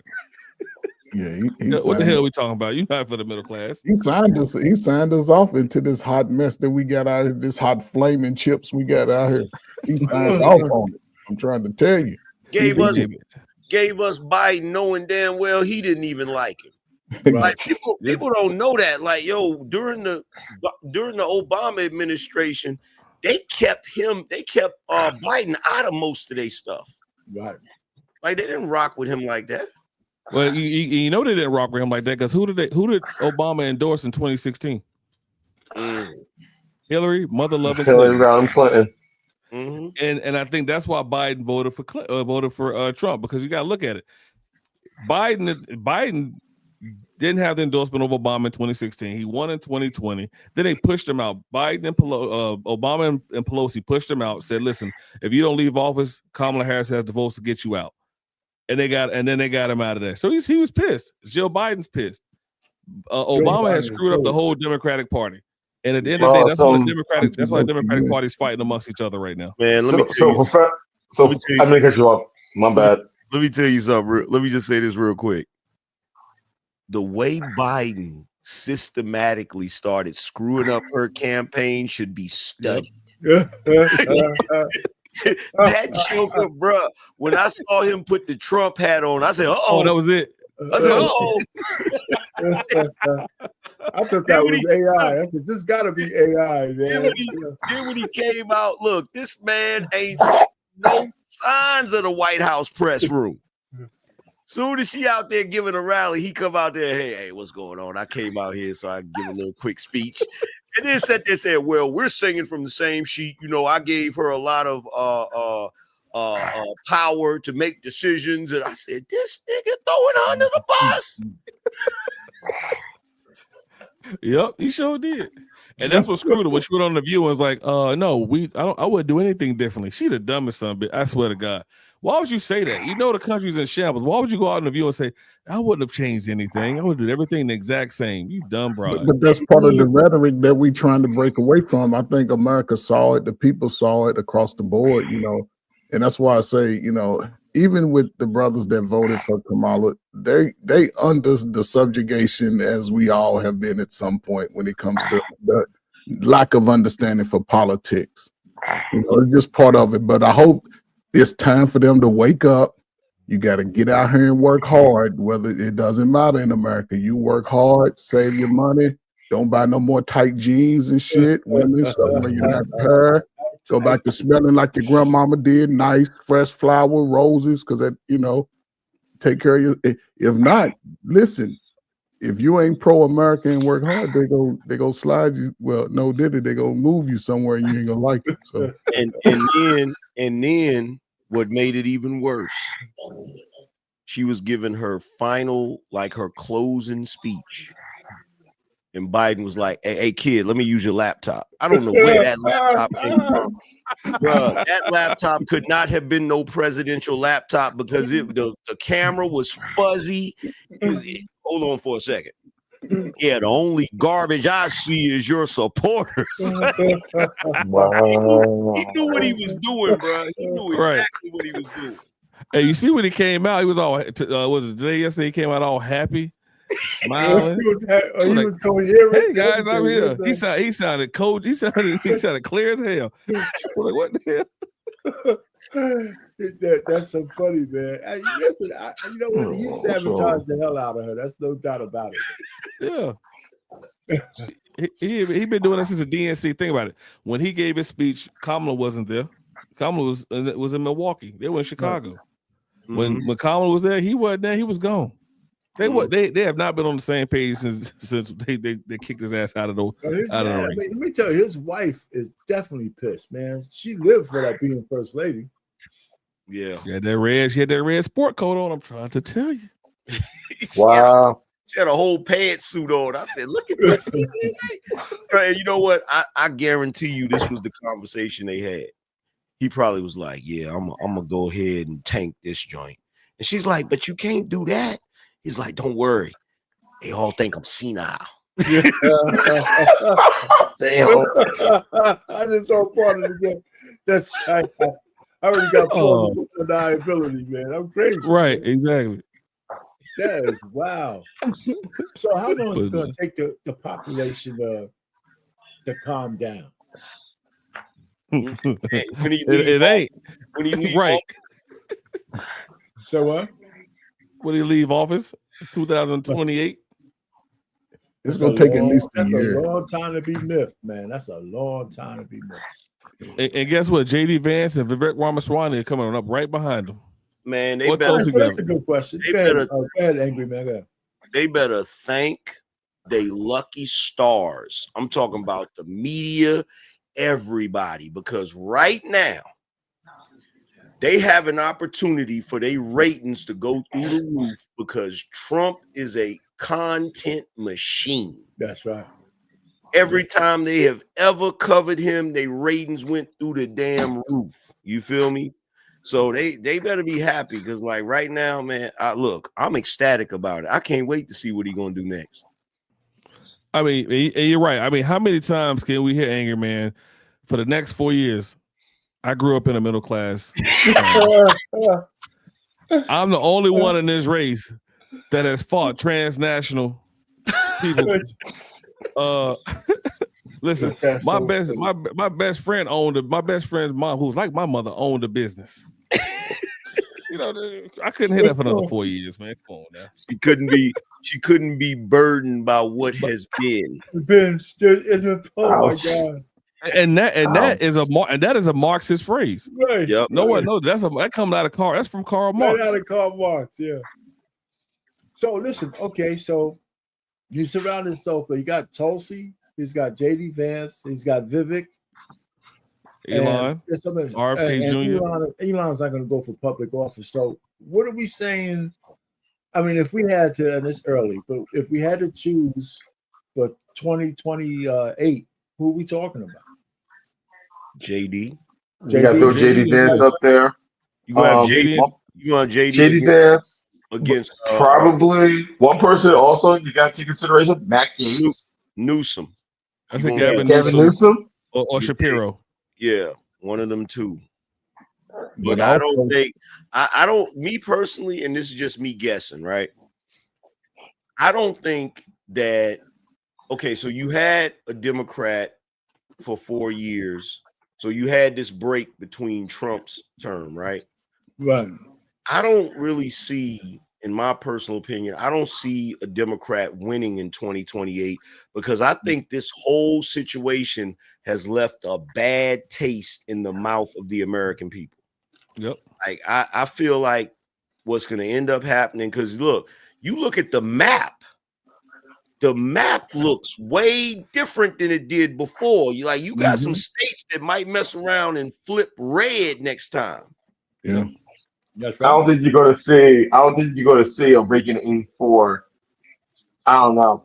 I mean, when any of us that remember Reagan in 84, and you saw that map was, oh my God, everything except for Minnesota. You know. Yeah, you know I why? would have thought. You know why? Why? Because Mondale didn't take his ass to that Al Smith dinner just like Kamala. Damn. Yep. They the only two presidential candidates that didn't go to that Al Smith dinner. So she pissed off. She already had the Muslim community mad at her. She had the Christian community mad at her with that comment about you're at the wrong rally. And then she pissed off the Catholic community by not going to the Al Smith dinner. So she pissed off. Touche. Oh, and don't forget, she wanted Catholic hospitals to give abortions. Oh my God, that ain't happening, bro. I'm Catholic. Trust me, that ain't gonna happen. I'm Catholic. I know, but if the law she wanted that, pushing, yeah, she was pushing it, yeah. That ain't happening. Not reading the room. That ain't happening. Trust me, that ain't happening. So, in time, just based on what Professor confirmed, and you said, like, if she pushed, it's one thing to say that to us poor black folk. Yes, y'all can have free will with your bodies, right? But the Catholic Church is one of the strongest institutions in the world, so you can't sort of throw mud in their face and no. It changed the whole dynamic of America. Not happening. And I can definitely vouch for that. Trust me. I'm Catholic. My wife was raised Baptist, but she's atheist. But I can tell you from experience, and 12 years of Catholic school, I can tell you this: that you saying something like that, hey, they ready to beat you with a crucifix. They ready to beat you with a crucifix. Hey, check this out. Check this out. So Trump was at the Al Smith dinner, right? Okay. And Chuck Schumer was sitting next to him. He said, "Oh, look, we got Chuck here." He said, "Chuck, don't worry. even if Kamala loses, as woke as your party is, you still got a shot to be the first woman president. That was cold-blooded, man. That was cold-blooded. I said, Love me some Trump, Wow. man. But first of all, that's the Damn. one thing about Trump. He could play the dozens. Oh yeah. Yeah. Oh yeah. He could actually. I mean, that guy is funny. That was another thing that everybody goes. It went on the. That guy has a common touch, no matter where he's at. Man, he looks comfortable everywhere he's at. Yeah. Yeah. He looks comfortable, man. You know that whole narrative that he's a racist and all this kind of stuff. Even though he's all pro-national, he's a white man. He enjoys being white and he's rich. He feels comfortable he's at. And the real anybody knows real racists, they couldn't be around the people they hate. They just couldn't be around them. You can't, in order for you to be a real racist, you got to remember why you hate the people you're around. Yeah. Yeah. And, you know, I still think some of that's unfounded. Huh? So what? I still think some of that racism stuff that they're talking about is unfounded. He's dated black women. Like racism stuff is. I've yet to see anybody say prove the way he was racist. Hey, also he was one of the only businessmen that did business with young brothers back in the day. I remember he was, even though it's sort of crazy looking at it now, but he was one of the only one that had the money that would really work with the young brothers in a sense. It's all kinds of photos of him hanging out with brothers, you know, and he's a real person. I think most brothers that went to jail can relate to Trump. Shit. Yeah. Well, there was a brother. Well, there was a Latin brother that was working at one of them barbershops that CNN went to interview black people. He told him, he said, yo, I used to work for Trump. He said he has one of the most diverse hiring practices. He said he has people of every race working for him. And he said he treated me extremely well while I was working for him. Then you got Mike Tyson, who said he's been friends with Trump forever. And he said Trump used to give him and his friends free hotel rooms. And he said when he went through that mess with Robin Givens, he said Trump defended him. Trump defended him in that situation. He defended Michael Jackson when Kamala Harris was going after him in California. Like what annoys me is being a Gen Xer. Trump has always been an American figure in our life, right? Mm-hmm. He's always been there. Like I can remember every time I seen Trump on numerous shows. He was on Fresh Prince of Bel-Air. He was on Method Man's second album. He had a skit on Home Alone 2. Where he was on Home Alone 2. He was in that Bobby Brown video that was for the second Ghostbuster movie. That's right. He's always been that guy, like, and he's always been friends. American staple. Yeah, he's always like he's Trump is as American as apple pie. He's an American thing. You feel what I'm saying? So what annoyed me is like, so let me get this straight. We've been loving Trump this whole time, but the moment he becomes a political candidate, now we're supposed to hate him? Yeah. Like, I didn't get that. I didn't understand that. I'm like, where is all of this coming from? Because every rapper, bro, I can't even name how many songs where dudes have quoted, like said his name in a rap because he was always financial goals. Yeah. Yeah. And when Jennifer Hudson had people in her family get taken out, who came to her aid and let say, hey, your family can stay at my hotel? Donald J. Trump. I was there. He's like I say, he's been a staple for years. I don't know where people started hating. And think about it, he's been in the public eye for so long. Mm-hmm. How much controversy has he and his kids gotten into compared to other people of that stature? Honestly, until he ran for office. His children are impressive. And you rarely heard about Donald Jr. or Eric. The only child I've never heard about was Ivanka, and that was it. Then I heard about Tiffany when he was with Marla Maples, and that was it. Until he was married to Melania. Then I heard about Barry, and that was it. Other than that, I can't think of a time when they got into any type of trouble in a restaurant, got caught up in some fight at a sporting event, or anything else. To be honest, I haven't. part of his business. I mean, Barron was arranging some shit for the campaign. Right. Oh, that's right.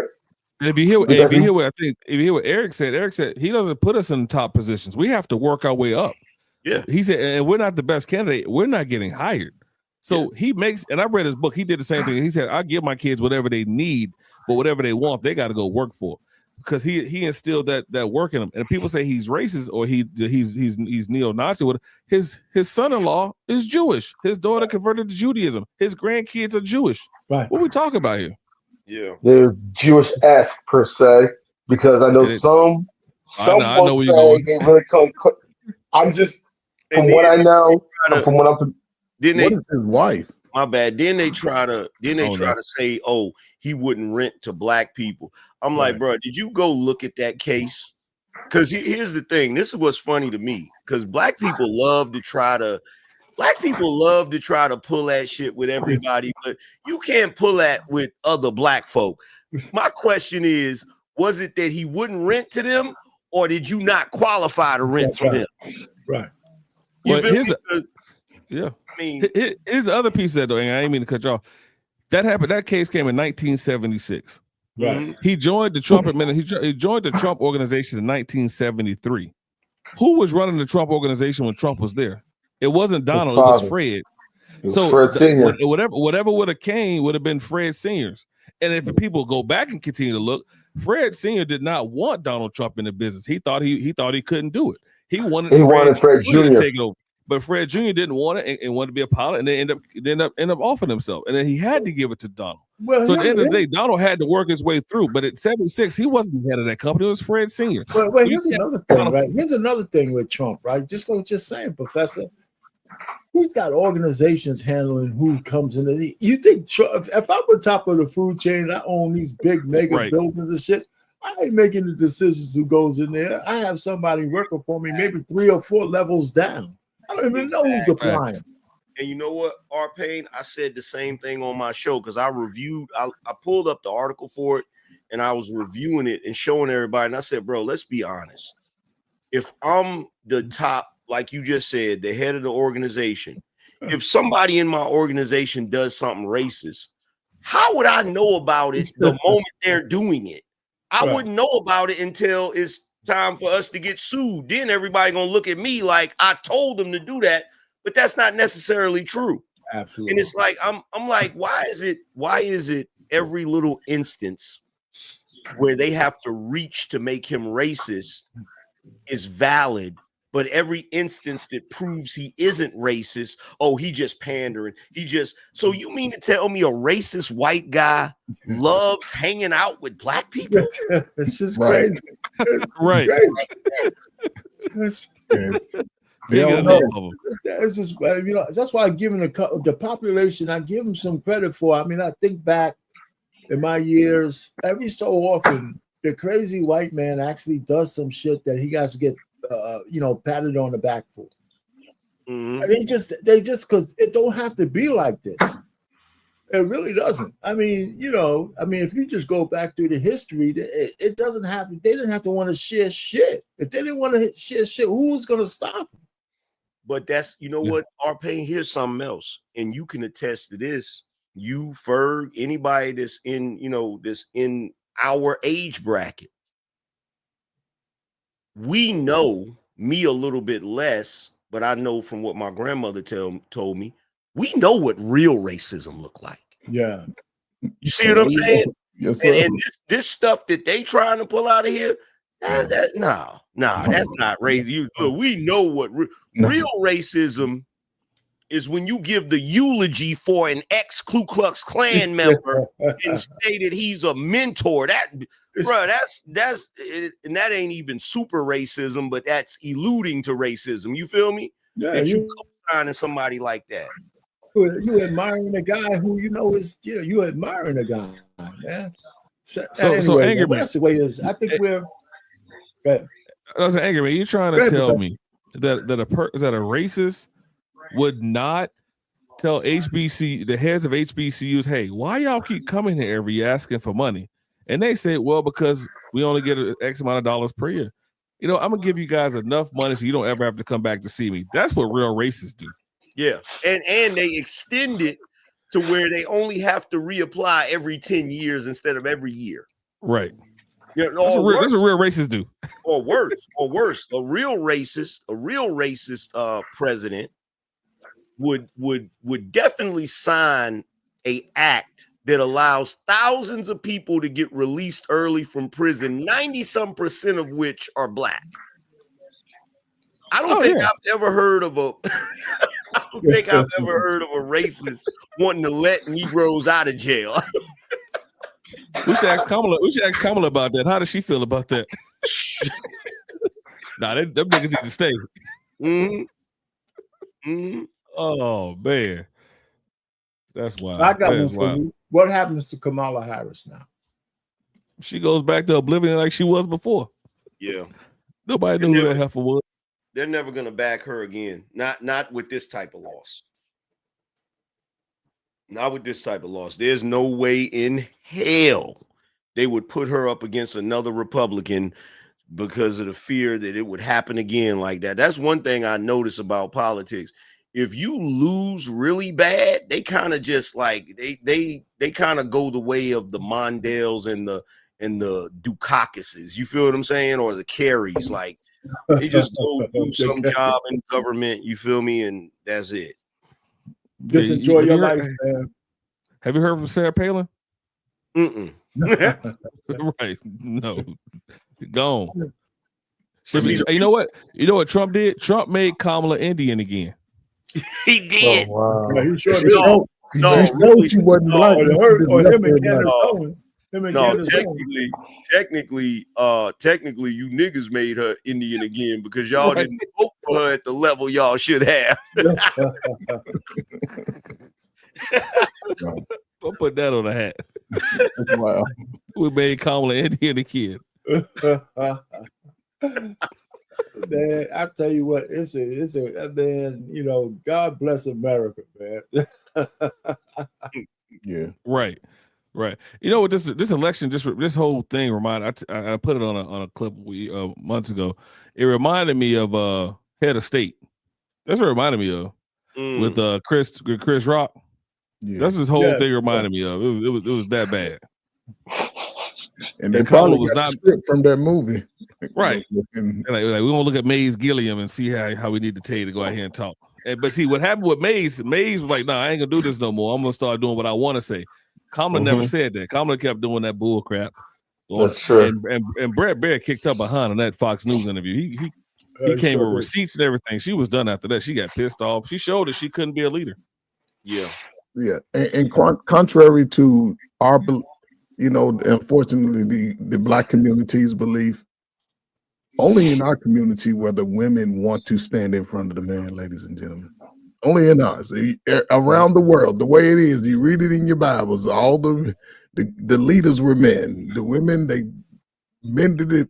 They mended the clothes and cooked the meal and gathered firewood, shit like that. But even with that, listen, ladies, brothers want to work with y'all, but y'all gonna have to make a deal, sign that shit over. Other than that, ain't gonna be too much welfare to escape to y'all children, y'all young daughters. Y'all gonna have to find a way because brothers are doing all right. And we see that we doing all right because YouTube has allowed the information to get across America in real time. So y'all better wake up, ladies. If not, y'all gonna be over in them little huts. It's a little hut, about a 10 by 10 room, something like that. And you gonna pay about $400 a month. You ain't gonna get no food stamps. You got to learn how to garden. There's one thing that nobody's talking about that I think is extremely important. I would love to be a fly on the wall in Jay-Z's household. Tell us why. I told you not to go out there and enforce her. You ready, B? I told you. What was you thinking? You know why he didn't go out there and endorse her, right? Because he been told y'all, I will not lose. I will not lose. She's crazy. Come on, she's crazy, B. You can't do it. You ready? What's up, dirty folks? What you got, man? What's happening? And what's what, man? I pulled up, man, because I was talking about Trump daddy, right? And how Hillary was hanging out with the dragons, right? Bro, I really truly believe that 90% of the things that we blame on racism just be women, bro. Facts. I'm saying the mind twist you got to do to blame white supremacy because your girl stole your kid or your girl put you out or it's weird. And this is why I say that. And let's go back because Hillary dad, right? Mr. Rodham. You know, he from the Chicagoland area. Okay. So like in 1993, I go to my grandmother's house. She got a picture with Bill and Hillary, right? I'm like, Grandma, I didn't know you went to the White House. She said, I didn't. She said, I grew up with Hillary dad. I've known him since like the 1940s or 50s. He's a cool guy. So think about this historically. When y'all talk about all of the towns burning down and all the lynches, don't it always start over a girl? Because Tulsa was Dirty Dick and he whistled at a woman in the elevator. Diamond Dick, not there, Diamond Dick. Bro, all racism start with Rosewood, Tulsa, Oklahoma, all the things that happen in East St. Louis. Bro, be somebody whistling. Black girl sleep with a white guy. He don't want the baby. Now somebody got to get hung. Like, bro. This one for you, dirty folks. There you go. Adissa, our resident, trolling all night long. Anissa, check this out. I got one statement for what you're talking about right now. You lost. Yes, get over it. You lost. Get over it. When we lost back in 2020, we wasn't online screaming. We wasn't rolling around in the dirt. We wasn't crying. We was like, oh, that's messed up. We'll get them next time, which is what we did. And y'all lost. And I'm gonna tell you the only good thing that's gonna come out of this. The vast majority of you low political IQ voters, we know you ain't gonna vote next time. You know, but that's not fair though, Angry Man. And this is why. Oh, it's fair. When they stole what they stole, everybody got blocked on social media. So you didn't have a chance to cry. He was like, yo, I think the math ain't mad. Flag. Yep. See, girls don't care if the mathematics, girls can't count. But when guys is like, hold on, how did this man have 6 people at his rallies, but he got more votes than Biden and Obama combined? Like, yo, the math ain't math. Block. Kicked off X, kicked off Facebook. Like, whoa, because I'm asking questions. Yeah, and if you look at it this time, like you said, Dirty, look at it this time. Mark Zuckerberg apologized and came over on Trump's side. Elon Musk bought Twitter, turned into X, and he's on Trump's side. So everyone that and they said, hey, we had, Zuckerberg said, hey, we censored the election results and this, that, and the other. And everything they said about the Russia hoax. Well, guess what? We found out it was Hunter Biden with Russia and Ukraine and all this stuff. So everything they said Trump was doing was found out to be factually incorrect. So projection. And now the good part is Elon owns X. We can say what we want to say. Zuckerberg said we can say what we want to say. We're not getting fact check every 2 seconds. Bro, you know what else is crazy? Everything they blamed on Trump, Biden did. Exactly. So when Biden been doing that since the 90s. Not when his son had an 8-ball in the White House. Yeah, that part. But I'm talking about even with when they said Trump had illegal documents and they tried to give him a case for that, they called Biden with the exact same thing. It was like, yo, he's too old and senile to lock him Hillary up. Clinton got an $82,000 fine when she had and stuff. Look, let me say this about black people, especially in Atlanta. You niggas ain't shit. And I'm gonna tell you why you ain't shit. They got a mural down there of Kamala. They painting over that bitch. They painting over that bitch a day after. Yo, the realest nigga in Atlanta is whoever the brother is of the girl who went to school with Fannie Willis. He the realest nigga in Atlanta. Oh shit.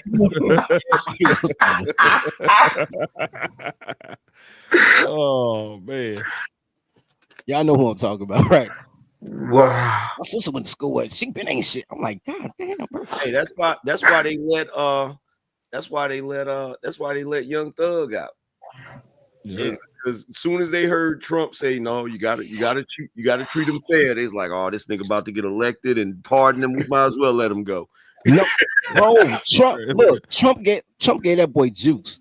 Trump was like, yo, we went down there, Fanny sleeping with the ops, and then she like, whoa. I didn't even know he was like, yo, why your sales? I'm like, damn, Trump gangbanging too. Trump everywhere. You ain't never there. Trump in the streets, boy. Trump touching grass. You tripping? Yo, Trump the OG, bro. How would Trump know who? Like, just think about this for a second. When I got that second Method Man album and I heard that skit on there, how would Trump even know who Method Man is? Let me tell you something. A racist white guy that's a billionaire is not gonna know who your average rapper is at the time. He ain't gonna know it. Right. Bro, look at all the people they tried to cancel because black people like Trump. Forget Mike Tyson. People scared of Mike Tyson. They ain't gonna say nothing. They heard him. They was like, but Trump helped them. Floyd Mayweather, they had a little pushback. You know, Jesse Jackson switched sides like Trump ain't never do nothing for him. Oprah switched sides like Trump ain't never do nothing. But you know who I said, yo, black women have lost their rabbit ass minds when they went against Janet from Gary, Indiana. Yeah. Janet from Good Times. Yeah. I went the hell off about that shit. I said, you niggas done lost your damn mind if you Charlene from Different Strokes. If you think we fitting to cancel Benita Joe for this chick, yeah, Penny. Like we know they black. And then it's what make it so bad. I said, you niggas have lost your mind. You trying to cancel Benita Joe the same week her brother died? Yeah. Right. For the same chick that tried to have Mike on top of the limo dancing? Yeah. Right. Now that's real beef. I said Negroes done lost their mind. Like, because we all know if you at least a Gen Xer, we know the Jacksons was like black royalty. Yeah, they king God. They black Kennedys, bro. Yeah. Did y'all hear about Michael Jackson beating up Tupac? Yeah. Hey, but he's from Gary, Indiana. He a white scored nigga from Gary, Indiana. Of course he got hands. Joe taught them all how to fight. Right. Joe taught all the Jacksons could fight. All the Jacksons could fight. They said Michael was doing like this. He did a move like this, and when he looked, that nigga, bow. He was like, Hail Mary. You know what I've learned in my adult life over these last 15 years I've been rocking with entertainers? The rappers are gay. It's the R&B niggas that shooters. So, man, I believe Mike was putting hands on that man.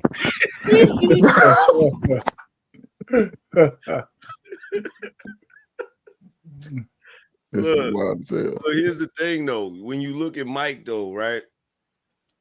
The reason why I believe he won that fight is because, one, I know Joe taught all of them how to fight. And two, I know Tupac. They always said Tupac. They said Tupac wasn't the best fighter. He just would fight. You feel what I'm saying? He was one of the dudes that'd be quick to fight. He just wasn't the best fighter. Now, but he will fight you and he will shoot your ass. Bro, Mike lanes in him. Tell me a bad Michael Jackson story from people that met Mike. Bro, what's dude named Freddie Gibbs? Someone Mike came back to Gary throwing chicken out the window of a limo and people grabbing off the ground like Mike. Mike ain't had no security. He just pulling up. Mike was in LA hanging out with the Crips. You think Mike's scared of you, Tupac? He went to Juilliard. This nigga grew up in Gary with 5 brothers. and Latoya. Yeah. Hey man, can you imagine getting your ass kicked by a guy and go? They said that dude had a deep voice. That wasn't his voice either. Yeah, he had a deep voice. But fellas, I gotta understand. Mike was he was the height that all the women desired. Nigga was over 6 foot. He wasn't playing for real. He was slaying them hoes. What I heard. He was over 6 foot. Shit.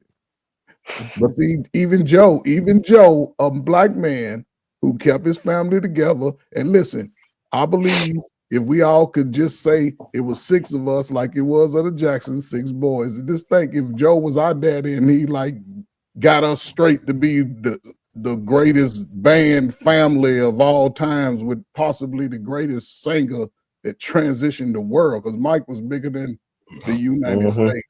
Did you see Joe's? Did you see Joe's resting? Did you see Joe Jackson's resting face?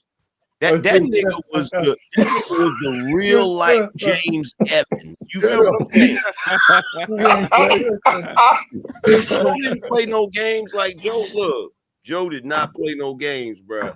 Joe worked at a steel mill with a 3rd grade education and couldn't quit knocking up his wife. He was always mad. He was smart too. Can I get a Joe Jackson, Ike Turner versus in the ring? Oh, man. I got my money on Joe, bro. Yeah, no, I'm still waiting for something we ain't never gonna get. I'm still waiting on the KC and Cisco ad-lib sing-off. Could you imagine? Ooh, yeah. Ooh, yeah. No. Yeah. It's nothing but ad-libs. You feel me? No, you gotta add Kurt Franklin to that too. Ooh. Yo, I see Kurt Franklin recently doing a dance. It's just time for him to just come on out the closet. Right. That ass pants he got on. Hey, he just need to come on out the closet. Ever since he got his hairline back, he been showing his ass, bro. I don't know. I don't trust no man without a mustache, bro. You know what his favorite Michael Jackson song is, don't you, Angry Man? 100%. Keep it in the closet. No money. Now I don't trust a dude with 2 first names as a name. Oh shit! I don't trust him. Man. Golly. I don't trust a man who mama lied to him by the DNA test. Oh damn! Damn. I mean, I'll tell you what. That's still not your daddy. Now that he found his real daddy, his daddy need to take a DNS for that nigga test for that nigga Plies too. Oh wow, yeah, that's true. You know what though? It's only two celebrity dads, and I ain't saying Kurt Franklin dad a celebrity dad. He didn't work with Kurt. It's only 2 celebrity dads that I know it was their kids. That's Joe Jackson, and my favorite deadbeat boomer dad, Venus and Serena daddy. He said, "Fuck Richard Williams." Richard Williams. Yeah, he said, "Fuck the mother Richard." I'm right here. Oh, they did him grimy. They did him grimy. I don't feel nobody. Yeah, I say did that daddy grimy. Yeah, he changed their whole Yeah, life. Beyonce daddy was a real daddy too. He was another one. He was a real dad. They came out with the movie about him, and the same year his house got foreclosed. I said, this is some bullshit. Word? Oh wow. Yeah. I didn't know about that part. Well, they you got 2 for going for this chick. Now you got 2 women on your head. The 2 women that you love hate you. Your ex-wife and your current wife. That sounds like guys I know in the military. And then when Will got the Oscar for the movie, he went up there and slapped Chris Rock. So don't nobody care. Some shit out there. I don't know what that went through his career way like that. Man, Will? Bro, he slapped Chris and went straight to Netflix. He his career way. Bro, he did. He went straight to Netflix movies. Hey, that's where everybody's going. I was going to Netflix. 20 million movie no more. I big in the movie. I'm out of They had him doing that robot fucking movie. What was that? What was that crap he had with the robot and the aliens? Let me tell you something. He didn't throw away his career, but he definitely wrecked that bitch. He crashed the whip. He didn't total it, but he wrecked it. Like Tiger Woods wrecked. And he didn't have insurance. He didn't have insurance when he wrecked. He hit somebody from the back. Will didn't get out the back. Somebody from the back. I Am Legend comes out too. I want I Am Legend too. Is that coming out? And y'all going through this shit too. That's coming out on Tubi, huh? And it's gonna be #1 movie because Will Smith make DC movies. That nigga knew he messed up. That nigga knew he messed up because he thought he was gonna get some sympathy out of niggas because the next movie he came out with, he was a slave. Yeah, I saw that. Angry Man, he played it's an image that goes around the internet. That's the character that he played in that slave movie. What was his name? He has a name because that's an image where they show the back and the guy's back is all ripped up. That's the movie he played in on. I saw it on Apple TV last year. I ain't see it. So, yeah, it's pretty deep, man. I never saw it. Emancipation. Yeah, Yeah, Emancipation. Will Smith was our Michael Jackson. As far as somebody being famous our entire life, like we grew up with Will and watched him evolve, and he threw it away. But Jada, just for her to do Tupac TikToks, like where she get that from? How do you want it? Where she go to? Parents just don't understand. Her and Tupac making fun of Will while they in high school, so parents just don't understand. And then she hosted it. Bro. Oh, yeah. I heard about that. I heard she cried at her wedding when they were getting married. I heard she cried like she didn't want to get married. She didn't want to get married. Who made her get married? Basically, her mom was like, "You gotta get married to this dude." She didn't want to get married. Her mom made it a shotgun wedding. She said this. I don't think she was pregnant. You know, she wasn't pregnant. She just didn't want to get married. But nobody wanted Will.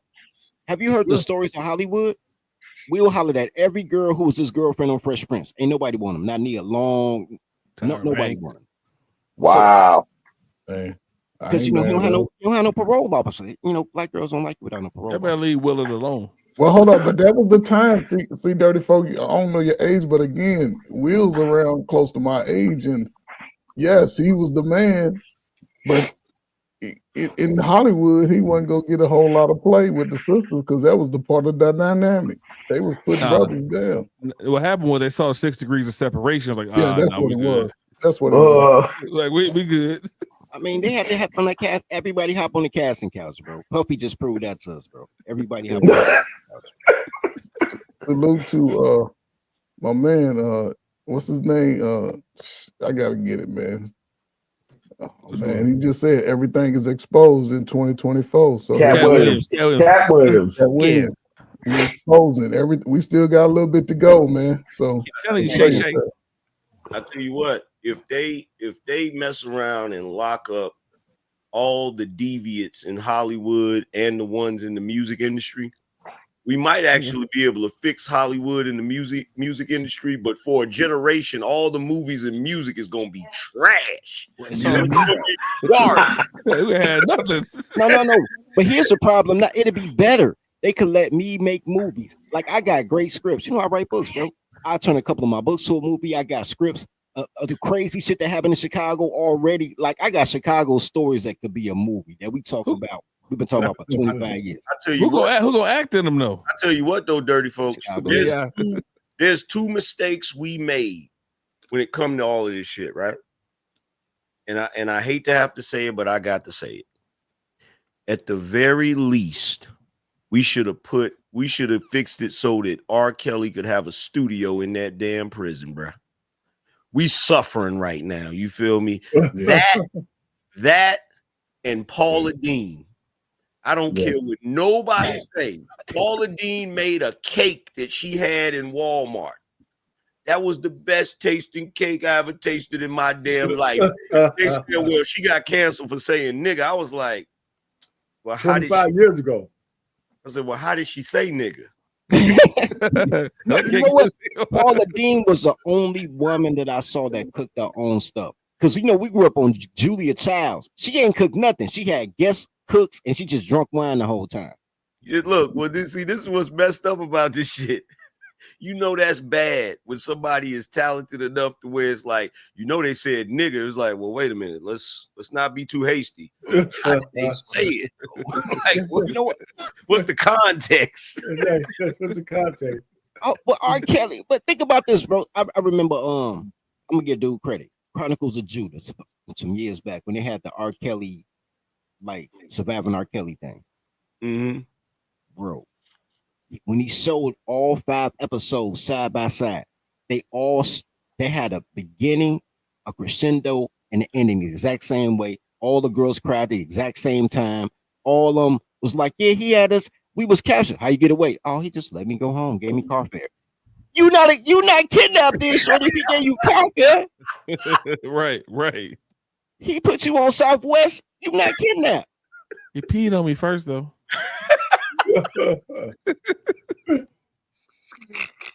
I mean, and you know, I used to play ball with R. Kelly, right? I ain't like R. Kelly. R. Kelly was an asshole, but he didn't deserve it.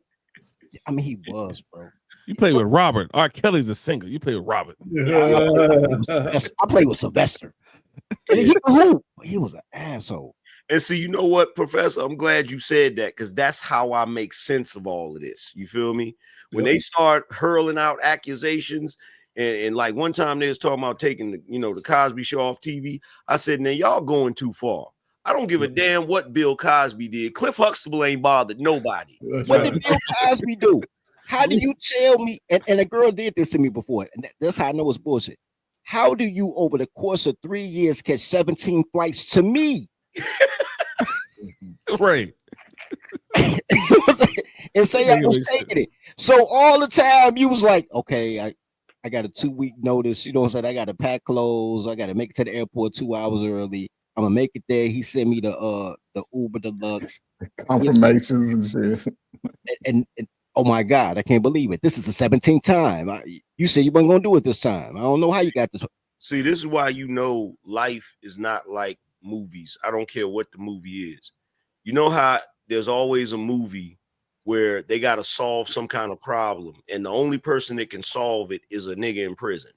And they go to prison to talk to him and shit, right? Try to, like, we need your help or whatever. And then he negotiates a deal. Well, I'm only gonna help if y'all let me out. R&B needs saving right now. No. Well, okay. Rescue it. No, bro. And there's only one man. One save R&B. I pop himself. Well, it's 2 men, but they canceled the other one too because Chris Brown ain't nowhere near as big as he should have been. Yeah, bro. It look like music gonna be suffering across the board. But let's be honest though. Let's be honest though. I'm not gonna sit here and lie about Chris Brown. Let's be honest. That boy is a problem. Yeah, he's a problem. That boy is a. Did you see when he was playing when they had got through playing the basketball game and it was like, isn't there one person that you wanted to play? He said, yeah, that nigga Quavo. Bring your bitch ass out here. And I'm looking at his eyes like, I said, that boy coked up. Like but here's the problem. Not just with R&B, but with the industry in general. Because I think R&B dudes be thugs. I told you that. I know from Chicago, I know Silk and all them cats, and they all about that life, bro. And they be like, I love you, baby, drink your bath water. Hang up the mic, be like, yo, nigga. I could give you a list of the niggas in R&B that's just straight up menaces to society. Them niggas in Jagged Edge, bruh. Them niggas is problems. Like they fight everybody and each other. Like when them niggas see 112, it's on site. That's Slim. Is that Slim? Yeah, one of the dudes can't stand Slim, but there's another dude in there that's one of the dark-skinned brothers. He can't stand that nigga RL. You know the dude RL from Next. Yeah, Next. But bro, 112 ain't on shit. I don't know them, but I ran into Slim at Home Depot in Atlanta, bro, like in Norcross or something. And I told my girl, and fucked up, her name was really Keisha. I'm like, yo, Keish, that's that nigga from 112.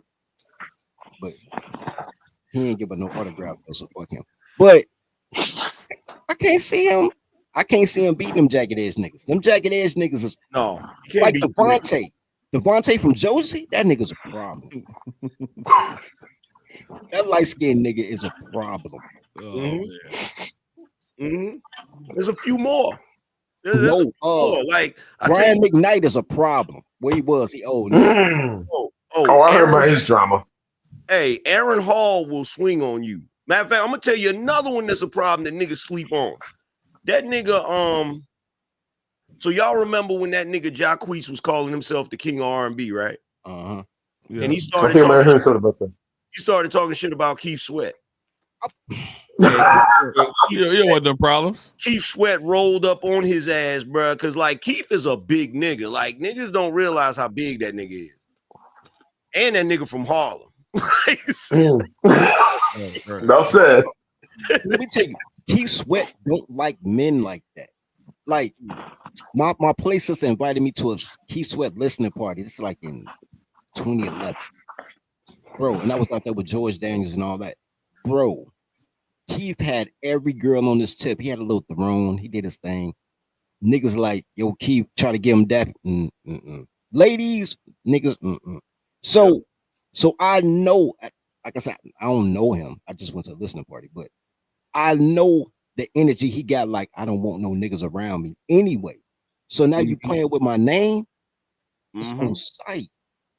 We can't get no Bobby Brown. Bobby Brown is not a problem though. Yo, he's not a problem. He's a problem. He from Brockton. No, he's a problem to himself. Right.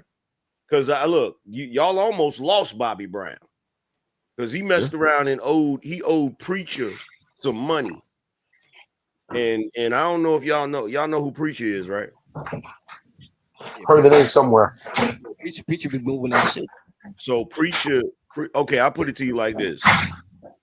Preacher is the dude in New York that was like pretty much extorting everybody. I'm talking about dope dealers, rappers, everybody. Like, matter of fact, Preacher was the one. It was one of the dudes in his. You gotta come on camera, Mike. It was one of the dudes in his crew that snatched Rich Porter's little brother on Paid in Full. Right. That's the reason why because Preacher got a bunch of time. That's the reason why he got a bunch of time, because the boy's uncle and one of the dudes named Malik that was part of Preacher's crew, they kidnapped the boy and tortured him and did all types of stuff. And Preacher told him not to do it, but they did it anyway. So he ended up getting a bunch of time for that. But at one point, Bobby Brown owed him some money. And they kidnapped his ass. And he had to put that call in. He had to put that call in to Whitney Houston to get that money. They had that boy in the warehouse. Yeah, Bobby. Here's the thing. Remember that Bobby and Whitney show? When you got to see the real Bobby and you realize Whitney was the problem. Bobby was cool. Bobby ran up in people's backyards and they cook out just grabbing a piece of chicken off the grill. Like Bobby was chilling. I'm like, oh, Bobby ain't no problem. They called him the bad boy, but he ain't no bad boy. Whitney from the projects in Jersey. She was the one. Yeah. He was the one. Like, everybody think that Bobby was the one that got her on drugs. No, it was the other way around. Bobby was dating Janet Jackson. Left Janet for Whitney. Whitney at one time, they said, I remember hearing Whitney was dating Lawrence Taylor at one time. So I think that's how she got Bobby into the running the pure white horse. That's allegedly. That's the rumor I'm hearing. Now I'm gonna tell you who is really the problem out of all the R&B singers as far as the women. That damn Kiki Wyatt. What? Crazy as shit. But Angry Man, she continues to get married. And she a gospel singer at that. That's what makes it funny. Hold on, you want to know why Kiki Wyatt continues to get married and she got all the kids? Wait, what marriage is she in now? Because she got that number 4. Bruh, she got that snappy. Wait, number 4? Nappy? Yeah. Snappy dugout, bruh. She got all her children are from her marriage, man. So it's got that wow, bro. That's why them dudes be. Look, let me tell you something. Anytime you see a chick that's that crazy, and dudes are still willing to deal with her, oh, she doing Kegels. I've been saying that she doing Kegels, and she fertile. You can't even get out of it. She got a grip on you. Wait. Oh no. How many kids she got, bro? She is not letting you go, bro. She putting the hook with the ankle. You ain't going nowhere, bro. Her stuff got that vice grip, huh? Hey. I don't have a problem with R&B singers. It's a couple of them. Even though I'm from Chicago, I be looking at John Legend sideways. But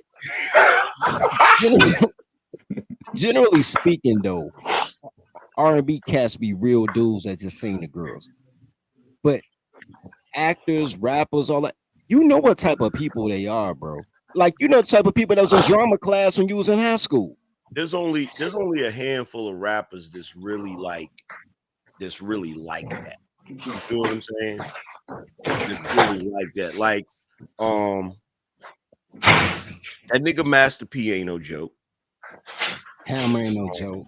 That nigga Hammer ain't no joke. Hammer's a gangster. Yeah. Hammer ain't no joke. DMX is off. DMX was off the chain. Yeah. You feel me? Like, talking about hanging out with him is scary. To the police car, be bumping his own music. Yeah. Like that nigga, but that nigga before that nigga got on drugs real bad, that nigga Keith Murray will give you the business. Same thing with Broad Street Bully. What's my man's name? Beanie Siegel. Beanie Siegel. Yeah, Beanie Siegel. But a lot of these cats in all Chicago drill rap, you know what? I didn't listen to King Von until after he died. That boy had talent. Damn shame. But this what y'all don't understand. That was a block war, like 63rd Street versus 65th Street. King Old Block versus I forgot the other street. I remember my wife was watching a documentary on it. I think that's it. Tuckerville and Old Block. And both of them on Martin Luther King Boulevard, one on 65th Street, one on 63rd. They were shooting at each other as things tend to do, and then going back to the crib and making a song about who they shot. That was the most self-snitching thing ever, and then the world loved it. And they were posting that stuff on Twitter too. That's I found out, like, I heard about some of the guys like King Vaughn, FGD, Duck, and a couple of those guys. My wife told me about they found a mural in Italy paying tribute to King Vaughn long after he was gone. She was telling me about it, and I think one of my sister's friends who lives in Italy, and we also have family in Italy on my side. They were also telling me about it, like, hey, yeah, who's this King Vaughn guy? I'm like, what? And they got King Vaughn on a video game, bro. Bro, my little mentee is in the Marines, bro. He's stationed in Japan. Okinawa. I'm on the phone with the nigga while he talking to a Japanese chick, and they said, "Where you from?" He said, "Chicago." They said, "63rd." He was like, "No, not 63rd." Like, bro. For real? Oh, in Japan, bro. Yeah. 63rd. Chicago news go around the world. That's one of the longest running cable news stations that's been around the world since the early 80s, late 70s, early 80s. WGN. Everybody sees that. And that's how WGN in Chicago, yeah, because I remember at one time, I think I remember one time they used to show Cubs games. They used to show the Cubs and the White Sox. All the Chicago games. Cubs, Bulls, White Sox. Yeah. Blackhawks too? No, Blackhawks too. Blackhawks I thought they showed when I was growing up. I thought they did. Yeah. No, the Blackhawks is on Fox, but the Sox, the Cubs, and the Bulls be on WGN. Yeah. Oh, okay. Yeah, Harry. Yeah, because I think we used to get it on cable out here where I was for a period of time, and I haven't seen it since. Yeah, that's our version of TNT or TBS. Yeah, it's like TBS. TBS was in Atlanta, I remember. Because you get to see all the Braves games. The Braves and I think the Hawks used to walk on TBS. Yep. Yeah, it's like that. I heard some good that's coming out of that whole, Chicago thing. Old Big Tiff, man, she gonna have to get up out of there now. So it's gonna be a shift in Chicago. So you know what, Big Tiff is everything that I imagine black people to vote for. A career criminal chick with a weed who her boyfriend a sex offender, and you know what I'm saying, put him on security. And she stole all the money. You went to jail for check scamming, shorty. You was already a thief. Then you got a job. They went from 2 mil up to 6 mil down, and girls can't count. So she leasing shit, but for more than she could have just cashed it out for. She's just doing dumb shit. She running again. She up for re-election. Yeah, it's over for her because she basically bankrupt the whole South side because what they trying to do, really, just to make it quick, and it's the part of Chicago that's a national monument on the South side. So President Obama christened it a national monument. So they're trying to expand the South side of Chicago, like towards the latter part of the city, like maybe I guess from where they at, it's about 14 miles to get downtown, but that's still the major part of the city. They're trying to expand it another 10, 12 miles south to the south. It's like almost the southern tip when you get to the interstate to get to Indiana. Yeah, and really? they regentrifying that whole community. You got the Obama Library going there. He moved out almost the whole little park side of the South side, and they trying to get people out of there. That's the problem, that everybody's going bankrupt in those that part of the city. This is what they did, bro. I've been out east, bro, because my best friend's sister just bought a crib out east, bro. You talking bando, nigga? Like nothing, like we just driving down 80, like it's nothing here. Yeah. Like no houses, no store, nothing. Yeah, and then they close down the schools, and then they put in all them Venezuelans. Yeah. All the Venezuelans over there to make sure that y'all want to move out. That's why when y'all hearing now about Chicago dudes going to war with the Venezuela, if you're on the east side, right where the Obama Library gonna be. Yeah, right there by the water. It's right there by the water too, man. Yeah, right where they supposed to live, that over in what's that, Hyde Park, all that area. Well, he live in Hyde Park. They stretching it from South Shore Drive. So South Shore Drive started like at Hyde Park actually, but and then go all the way to Indiana.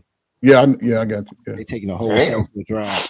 And then what's so crazy about it, bro?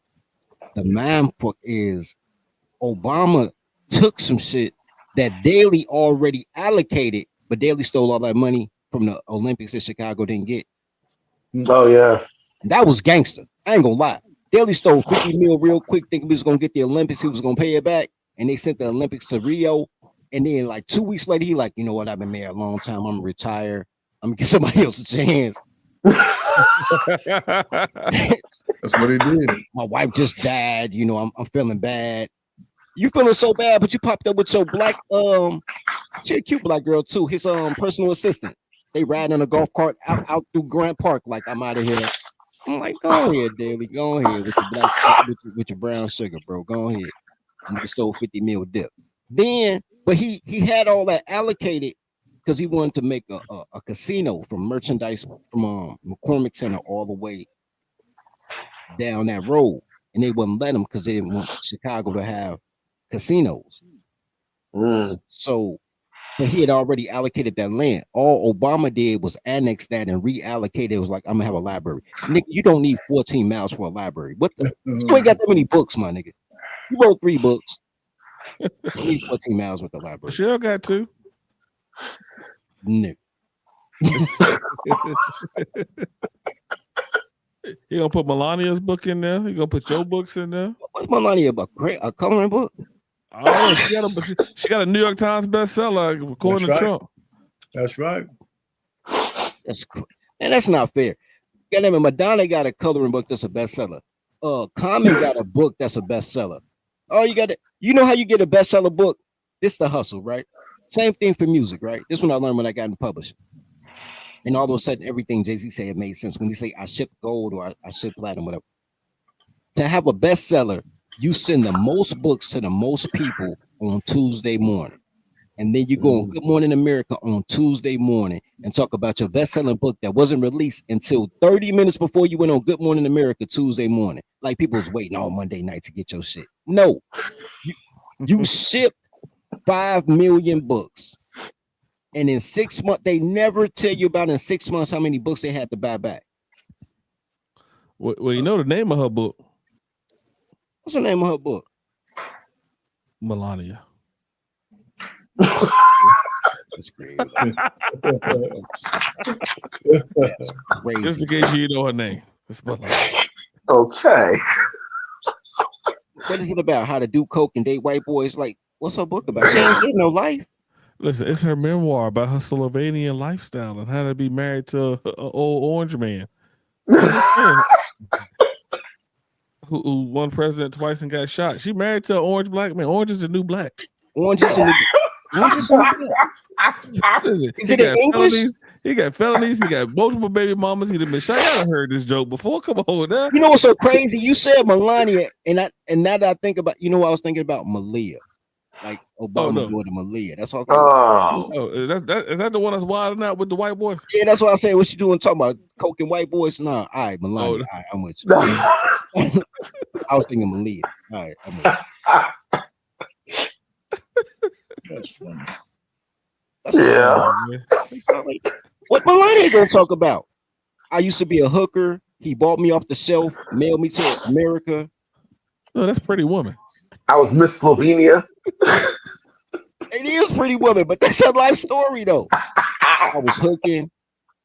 I was in a magazine. He bought me, flew me to America, got my tags right. And I gave him one baby. One baby. Yeah, Baron, that's it. It became the first lady. Twice. I want to see if she hold his hand. She ain't hold his hand for the first 4 years. Nope. Rarely. You rarely see her holding his hand. And I think one time, I forgot where it was. He tried to hold her hand and she just literally like forced it away, like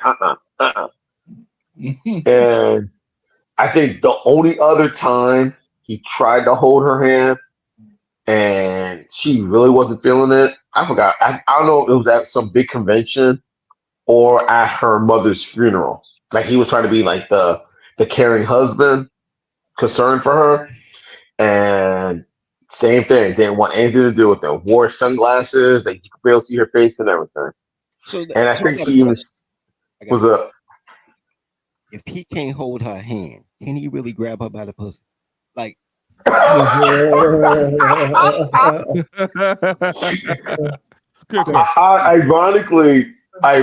around the time when he was on trial with the hush money thing, when he was allegedly, I think he was fooling around with Stormy Daniels. She asked him, "Wait, is your wife pregnant? That's okay. We're not sleeping in the same room." I was like, "Okay, if you're not sleeping in the same room, how is she pregnant with a child?" But we're not gonna ask that question. But Baron does look like him. Well, we're gonna leave that alone. So one thing we can say, all his kids look just like him. Yeah, I believe it. That's the one shot he got. That was that citizenship shot. So she got a green card shot and she got knocked up. That chip shot. But ironically, from what I hear, she's not a fan of PDA. She's not a fan of it. But I don't know how true that is. And now that Baron's going to NYU, she hasn't said anything about moving back into the White House. I think she's still going to be living in New York while Baron's going to NYU. That's the rumor that's going around. But she did that before, didn't she? The first time they were living in she was living in New York, right? Like she stayed in New York and let him finish the year. Right. He was still in school at that time in 2017. She wanted to let him finish school, let him finish up where he was going to school at in New York, and then at the end of the school year, then they left New York. But ironically, I think they did leave New York and they did go down. They did go to Washington. I don't know if he did go. I don't know if Barrett did go to Sidwell Friends because I know that's where all the politicians' kids go. I don't know. I didn't hear anything about him going to Sidwell Friends, or maybe he went to one of the other schools in the area. The only other school I can think of that's that prominent is Georgetown Prep. Yeah.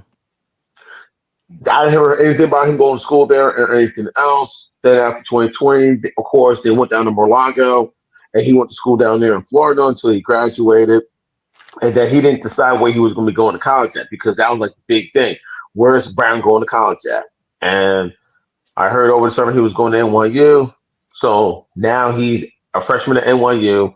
Melania was staying in New York, basically just making sure he's doing okay. And now, from what I'm hearing, I don't think she's going back down to DC. I think she's going to stay in New York and keep an eye on Barrett and everything else while he's going to college, and Trump's going to be staying at the White House by himself.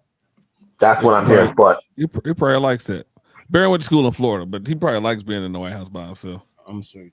If my dad is the president, right? And I'm not trying to look, I'm dead ass. My dad's the president. I'm not going to nothing U. Not NYU, not Chicago U, not that. Bro, NYU, bro, that's like somebody gonna snatch him, bro. No, they get Secret Service. Oh, he got bro. His Secret Service is a bunch of 5'1" fat white girls. He got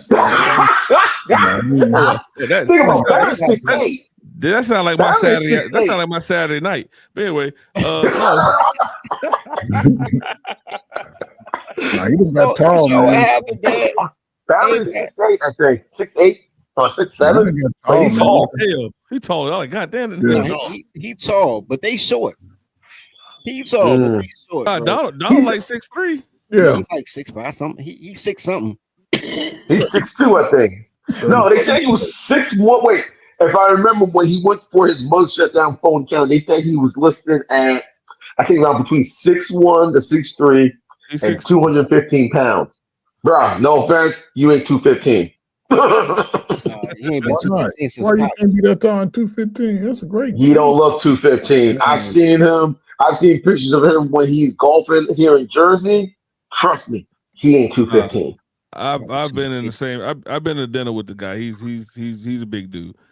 We had a black tie dinner in South Carolina. So yeah, he ain't no 215. If your security, if Trump's sitting down and his Secret Service the same height and they standing up, he need better security, bro. Right. I wouldn't trust them girls around my son, bro. My son going to NYU. It's open air. He ain't on campus or nothing. He just out there. Hillary Clinton's daughter, daughter went to a regular little school. I mean, she went to Stanford. Have you seen Chelsea? Don't nobody care about Chelsea. Nobody want no Chelsea. I'm just saying, ain't nobody caring about that man, son. I'm telling you, he gonna have. I don't think that's Bill's daughter. Chelsea ugly as shit. I don't think that's Bill, baby. Oh wow, you know. Hillary had a day, bro. Hillary was that's OJ baby too. That's OJ baby too. Oh. Damn, she out there with Chloe. God, how many kids?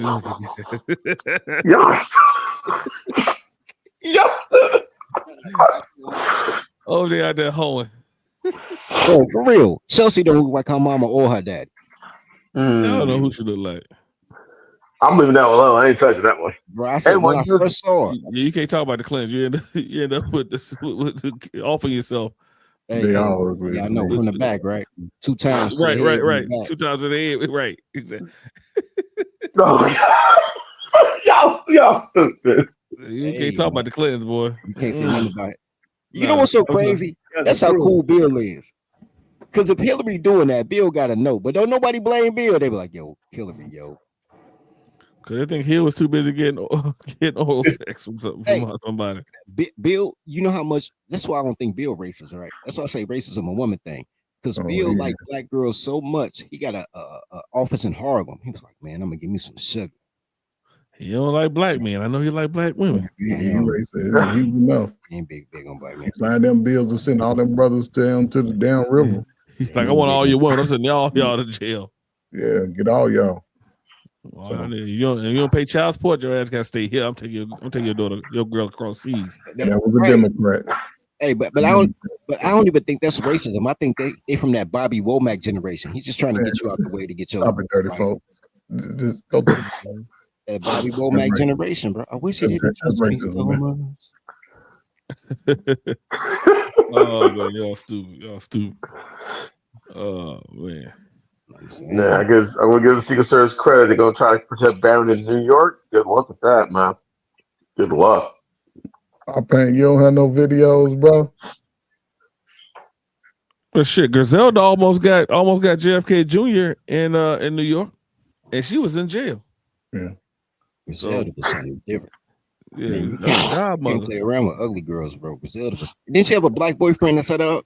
Yeah, no, the black boyfriend. She found out he was cheating on her, and she was in jail. And since somebody in his house, Griselda Blanco. Oh wow! Yeah, the woman down in Miami. The one that taught Pablo how to be Pablo. Oh, okay.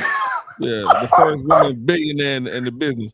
Yeah, she had a black boyfriend and he was cheating on her, and she was in jail and she knew about it. She found out about it and sent somebody to his house. Oh shit. And then called him about it. Yeah, she was like that. And then so her way to get out of jail was she was gonna kidnap JFK Jr. And so she was in jail. So what she said was what happened, they got so close that the dog licked their hand. The JFK Jr.'s dog licked the kidnapper's hand. And the reason why he didn't get taken was because a cop car was going down the other side of the street. But had that cop car not been there, they would have kidnapped JFK Jr. Where was he at this time? He was in New York. Oh, that's when he was living in Soho, I think. Right. So that's what I'm saying. He was in New York. If he can get got, Bear can get got too. All right, fair point. I think my sister met JFK Jr. All right, and as much money as Biden has given the Iranians, I'm saying they got money.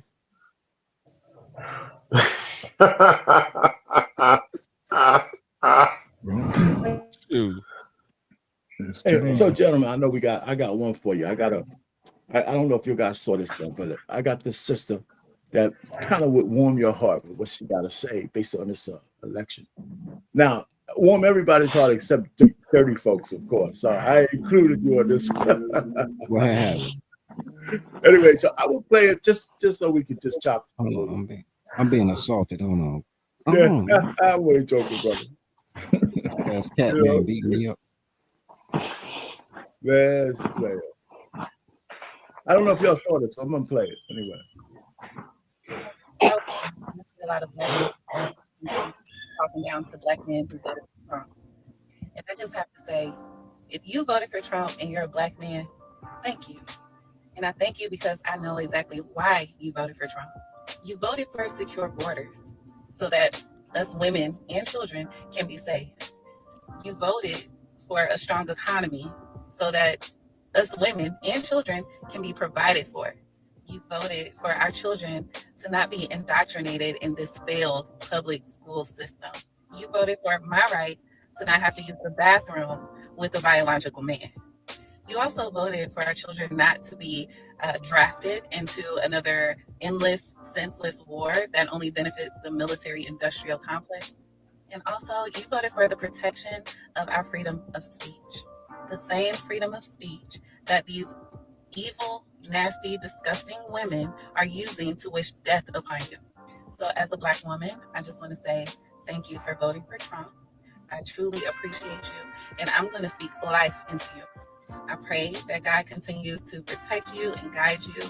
I pray that he gives you the success that you deserve. I pray that he gives you the strength to lead your family and your communities. And for anyone who wants to say in the comments that I'm a pick-me, baby, I'm already chosen. So what about you? It's Trump 2024. You already know.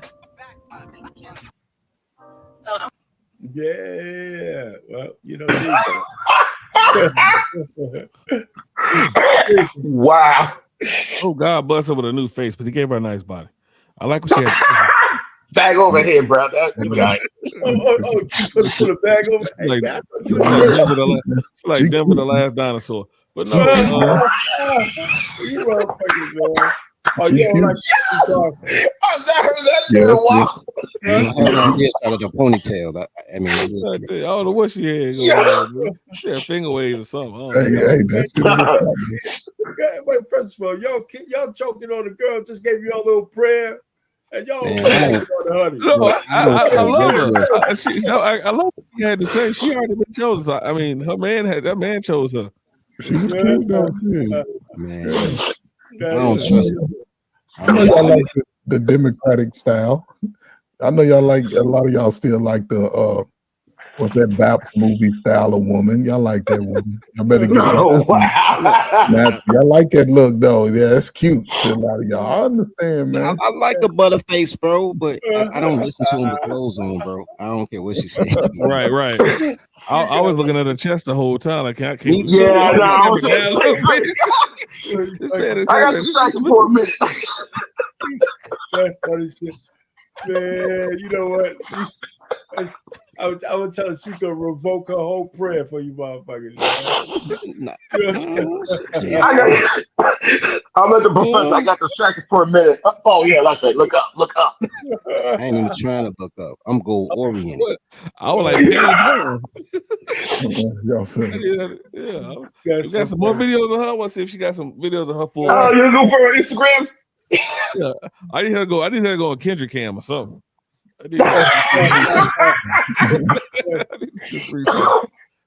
Oh man. She like one of them girls that in high school that had that little ponytail back there that the rubber band barely fit on. We all knew we had one of the sock. Oh man. She do got that look at the type of girl that mama didn't love her. She had never comb. She wore corduroys in the summertime. Oh wow! Got job, got $11 dress from Rainbow. Now she hot. Had a bunch of Vaseline on her face. Yeah, you're wrong. Oh wow! The ones that don't be loved are the ones that y'all like with the weave and the makeup. They the ones that don't be loved when they kids. The ones that go natural, y'all don't like him, but those are the ones. I like them. I like that. Cute. Yeah, the smile wasn't that bad though. She did have a decent smile. I'll give her that. I got distracted for a minute. That's all. But she had a nice, she had some feed the babies, She had some tender looking shoulders. She had no boobies looking shoulders. No, she was a real woman. I'm giving her that. She was a real woman. She's about most dark-skinned people I seen on these social medias, like, is that a woman? Yeah. Damn. Hey, real quick, to get off topic, real quick. I'm gonna go back to this lady. She was great. But speaking of real women, have y'all seen Lizzo's weight loss? I have. No. I thought it was all about body positive. She's lost some good. Lizzo wasn't a bad looking chick. She was just fat. She only got 150 to go. Yeah, 150 to go. And then we gotta get that, Star Jones treatment. But she's lost a lot of weight. I'm trying to figure. I thought she was happy that she was big. Now she's losing weight. I'm trying to figure out what's going on. Because if they got on clothes, they lying, bro. She wasn't happy fat. They turned on Lizzo, and Lizzo got away, and she, Lizzo has that case somehow, man. Somehow it went away. Yeah, they turned on the social. Imagine you being a fat chick having a case by fat chicks for body positivity. Yeah, no. That's crazy. Right. That's black women for you. Yeah. That's black women for you. Got the big head. Start attacking people. So hey. Yeah. That's wild. I wonder what Taylor Swift gonna do now.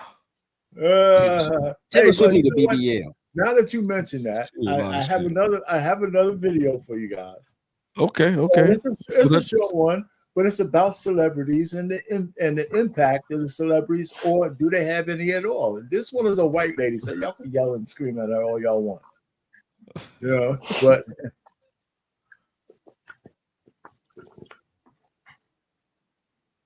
combined social media followings of the people that endorsed Kamala, Taylor Swift, Beyonce, Selena, Chelsea, Amy, everybody, like powerful people, Obama, Hillary, the combined social media, etc. The combined number is over 2 billion followers.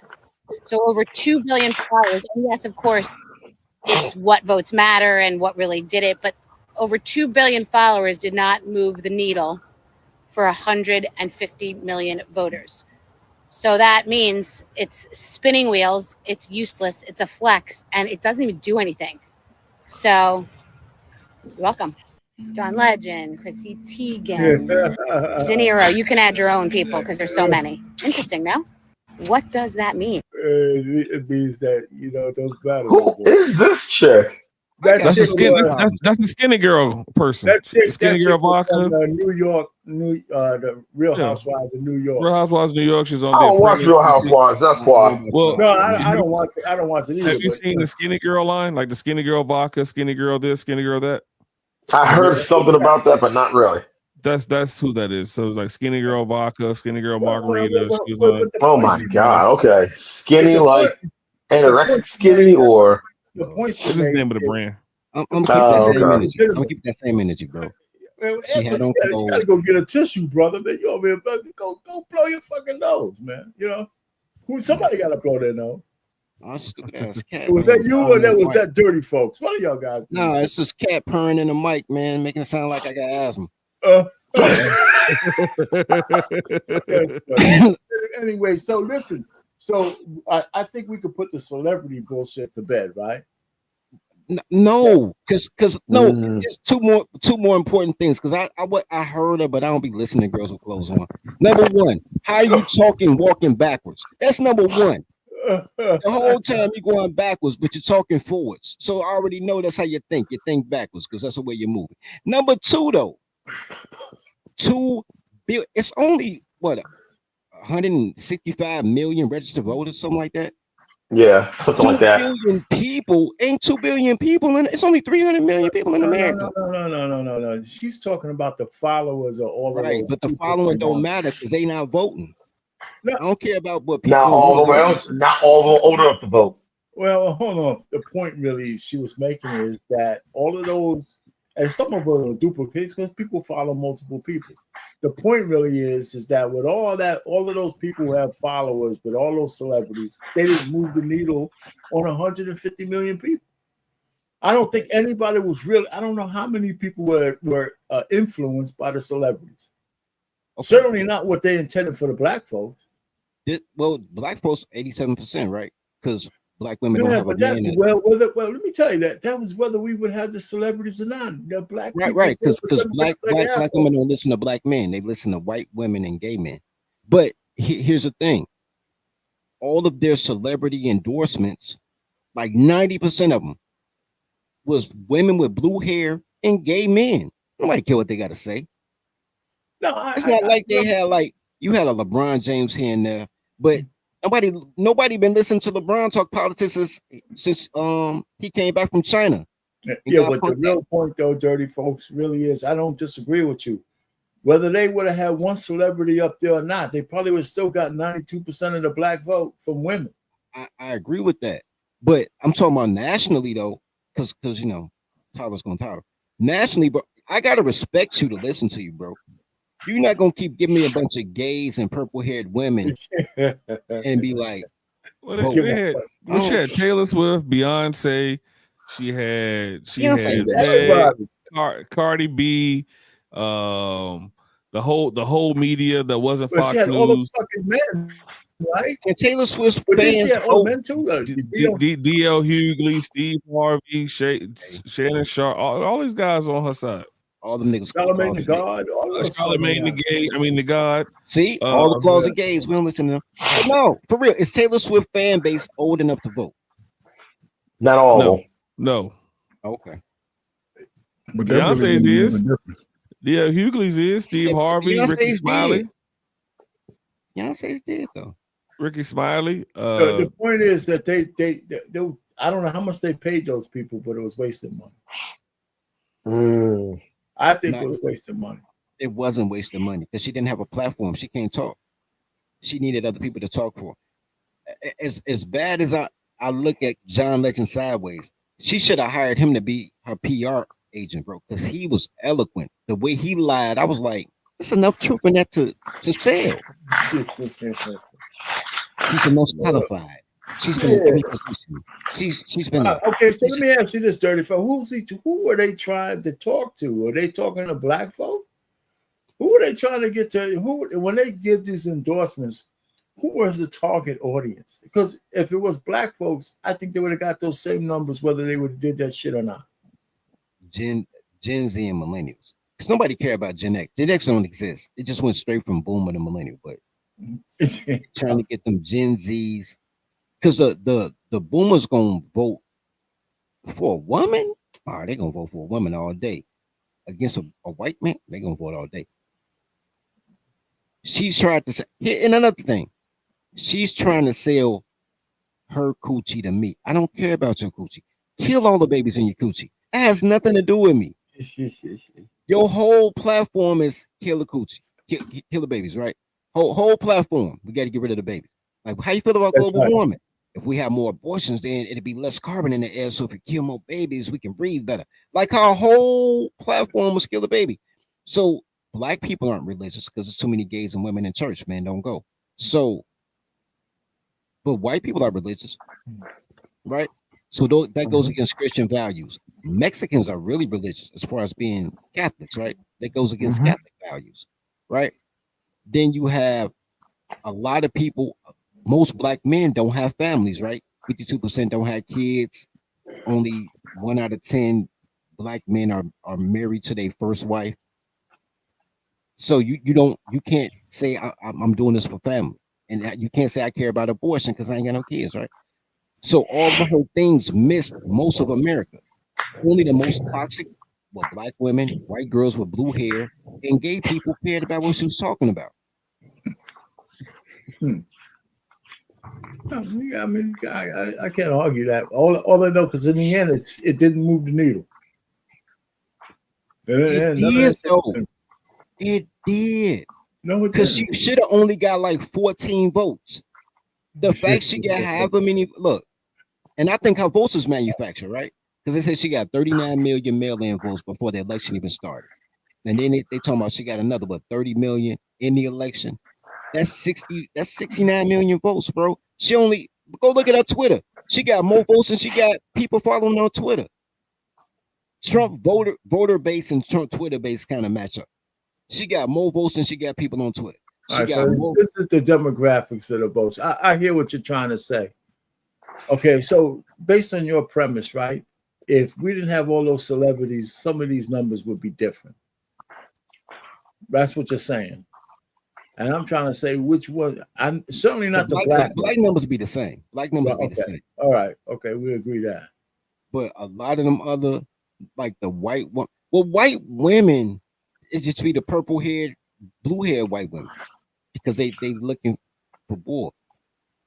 Here's the irony: women's voting, except even with black women, damn that, women's voting pattern matches their marriage rate.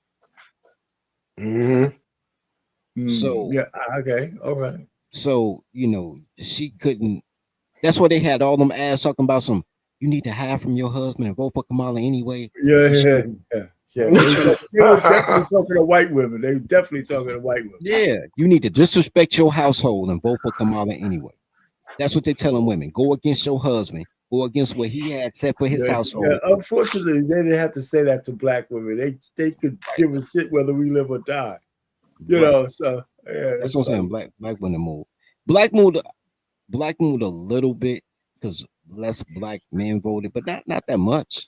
About like 5% from last time, 3%. Not that much. She got the black vote because blacks are Democrats just on general principle. Right. We talked about that. Yeah. But that 20% is a little bit encouraging, but it's still low. But anyway, bro, I don't think honestly, bro. I think she got way more Latino men than I would have suspected. To be honest with you, is that right? You think that's high? 44%? Yeah, because every Latino I talk to be like, yo, we tried to leave them motherfuckers behind. You let them in. That's what we was trying to escape. Like, because you think about this, bro. Think about you do everything the right way, then somebody get more than you by breaking the law. Right. You're like, hell no, go back. So I'm surprised about that. Everybody else, white dudes just come. I get that one. All right. So listen, that's all I'm saying. Well, I just had a couple of things I was to show you. So we were talking about this. I don't know, man. The demographics are the demographics. I guess they don't matter now. I mean, it was Dyer's cast and Trump is up there. So anyway, gentlemen, anybody, let's do some final thoughts because I got to go to bed. Yeah, I got So let's start with Dirty Folks. You go first and we go around the horn. All right, man. Man, I was just up and I saw you up here because I rock with you, Payne. You my guy, man. You're my guy. So I came to show you some love, man. But it was a great show, man. I had fun, man. I appreciate it. All right, man. Thanks for stopping there, man. BMU was around, so I'm sure he appreciated it as well. Go ahead, Antoine. What's going on, man? Oh, wow. My final thoughts is this election definitely waked up a good segment of the population. And it goes, like I said to you earlier in the show, you called it since November of last year that brothers had to make themselves known to, if we want something, we got to go out there. And I know you're saying 20% is a low number, but that 20% sent a serious message. It told a lot of people, like, listen, especially the Democratic Party, it told them, y'all been taking us for granted. Y'all been taking us for granted for far too long. And a lot of, like I said before, a lot of brothers feel unappreciated and unvalued, not none whatsoever. No appreciation, no value, no love whatsoever. And a lot of brothers took that feeling to the polls with them to let them know, like, if you want us to vote for you, give us a reason. And Trump made that noise of, letting men be men, bringing back the nuclear family and everything else, and that's what it was. A lot of guys were trying to figure out, where do I fit in all this? If a lot of these sisters feel like, oh, I don't need a man, or I don't need you. Okay, so that made some serious noise. So, and like I said before, the Dems didn't have a plan when President Biden stepped out of the race. When he decided to step out of the race and let Vice President Harris take the nod, they should have already had a plan B, and they didn't, and it caught them off guard. Of course. It really did. So I just think what's going to happen from here, they just got to get it together. They got to get better organized. They got to get it together and everything else if they want to have some type of say. And it's going to get to the point where they got to realize, you know what? If you want Black men to vote for you again, give us a reason to. All right. So let me And ask that's you. something they're going to have to work on. So let me ask you a question. So it's not a trick one. I know you said you voted the other way. What you know now, do you think that was a mistake, or do you really think it's going to really make that much difference in your life? I'm okay with the fact that I voted. I'll live. It's not the end of the world. I'm not going crazy. All right. You better live. Yeah, I hear you. I'm good. I just see it as. The better question is, what you think differently in 2028, depending on how things go in the next 4 years? Probably. We'll see. I mean, we'll see. It's going to be interesting. It's going to be interesting to see what's going to happen between now and 2028, and it's going to be interesting to see, both parties and who they're going to bring in.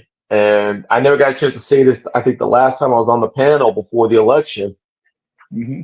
To me personally, I think this is going to be the last election with the two-party system. I really do. I think the fact that you had a lot of Gen Zs and millennials that were third party, that voted third party, I won't be surprised 4 years from now that we have more than two candidates on the ballot. And I think that's what's going to happen. I think it's getting to the point where you're looking at both parties, the Dems and the Republicans still going in that direction. I think the Freedom, the Libertarian, the Reform, or any other party that's out there that hasn't made any noise per se. Mm-hmm. I think now this is giving them the blueprint to now saying, you know what, we got to make some noise. And don't be surprised if you start seeing these third parties start winning at the local, county, and state levels. Don't be surprised, because if they start making some noise at those levels, that might give them the momentum to start making some noise at the national level. And don't be surprised, come January 2029, you're going to see more than you're going to see more than just the two traditional political parties in both chambers of the Hill. That'll be interesting. It would be. So, yeah. I mean, that's just basically what it is. And that's all I got to say. Those words we're thinking about. All right, Professor, you go ahead. Yeah. First of all, I'd like to thank you guys for having me up here, and everyone in the chat. Thank you guys for sticking with us for all this time. I believe from the beginning, and I still believe that I think the Democrats put her out there to lose. So that they, because I think when they decided to take Biden out, I think they knew they didn't have enough time to really put a candidate out there, and they didn't want to put a good candidate out there, so they put their D student out on the campaign, so that she would lose. I mean, it is what it is, so that when the new candidate comes up there, it looks a little bit fresh, a little bit different. So I think that's why they put her out there. But it has to be pretty bad when you have the propaganda of MSNBC, CNN, The View, everybody but Fox News on your side. You had the all the celebrities on your side. You raised over $1 billion. You had all the black women. You had some of the women vote, and you still lost. And not only did you lose, you lost by a huge margin. And then you lost states you wouldn't normally have lost. And so when it comes to that, I think it shows that the American people are smart. The American people are educated. The American people decided they didn't want to hear the same rhetoric. They didn't want to be led by a robot. They didn't want to be burdened by what has been unburdened. And a lot of America is living a middle-class life, and they can't afford their middle-class life. They're having to choose between eggs or gas. They're having to choose between how my kids get to work or how we keep these lights on. They can't afford it. They can't afford to live. They can't afford to eat. They can't afford to get to work. And that comes strictly from the agenda that the Democratic Party pushed out there. And unfortunately, Kamala Harris never distanced herself from that. And for all the people who did vote for Donald Trump, we don't hate women. We're not against women leadership. We're not against women being in positions of power. We are against women who never earned their position, who needed people to get them to places they needed to be, who were DEI hires. So that's what they were against. They were against chopping off their son's twig and berries or their daughter's breasts, or having a man being in the bathroom with their daughter. Right. They were against getting rid of babies at an alarming rate in the 9th month, like you can do in 9 states in the District of Columbia in these United States. So they were against all that. So the American people spoke. Y'all can be as mad as you want. Y'all can say we're uneducated. Y'all can say that we don't know what we've done or what we did. But we know what we did in 2016, and we know it from 2016 to 2020 what the United States looked like. And we want to turn the page back to what 2016 to 2019 looked like. That's what we're turning the page back to. Right. And I'm glad that Trump's going in office. I can't wait for these next 4 years. Hopefully it is what he says it is. And if it's not, you know what we do? We vote like Malcolm X said, the ballot versus bullet. We vote the opposition next time. Well, let me ask this, Professor, before you go out. Listen, how much influence did you think social media had a tremendous influence on people's mind being free from the propaganda? Do you think that? Maybe that's not a question, more like a statement. But I will say this. If it did not have any bearing, then Russia wouldn't have infiltrated the election in 2020. And Mark Zuckerberg wouldn't have come out and apologized about censorship. So I think that does have some sense, because a lot of people are getting their news through YouTube or through Facebook or through Instagram and listening to talking heads. And we're talking heads ourselves, but they're listening to talking heads and they're not doing the research, because a lot of people who are upset and who are mad is because of stuff they've heard, their echo chambers. So they're hearing things they've heard before, but they're not really doing the research. This is why a lot of women are like, oh, I can't believe you voted for Trump. Well, and it couldn't. And so anytime I ask someone, tell me why you voted for Kamala Harris, but you can't tell me, you cannot mention this. You can't mention Trump. You can't mention morals. You can't mention that she's a woman, and you can't mention that she's black. So take those 4 things out and tell me why you're voting for Kamala. Not one person could rise to the occasion and take that question and answer it for me. But I can tell you why I'm voting for Trump without having an answer, without saying any of those 4 things. Right. So I think propaganda and social media has a lot. I think social media going forward will have a lot to do with coming elections. But you got to look at something. The guy with the funny mustache in Germany, how did he come to power? Through propaganda. Right. Sure, and that's how he came to power. And people believe what he said. So we have to watch what we're listening to. We have to watch where we're getting our information from. And we have to question things. At one point, we were a country that questioned things. And now we're just listening to what everyone tells us and we go with it. we have to get back to questioning what people say. I got you. Yeah, but yeah, that's it. But again, I thank you guys for having me here, and Antoine, Coach Ferd, Arpan, I appreciate you guys for having me up here, man. Y'all have a great time. Professor, it was good meeting you, bro.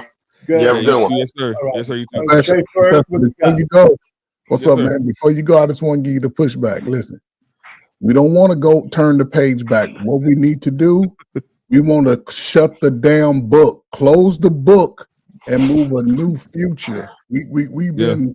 You know what I'm saying? I agree with you, brother. Yes, sir. Yes, sir. That shit behind us, and we are at a very pivotal point, man. Salute, man. Listen, I'll say this, and this is a wake-up call for us. We've been fighting for no damn reason about whose side we on. Next 4 years, there could be a transitional shift in our community because this is going to be a candidate none of us know nothing about.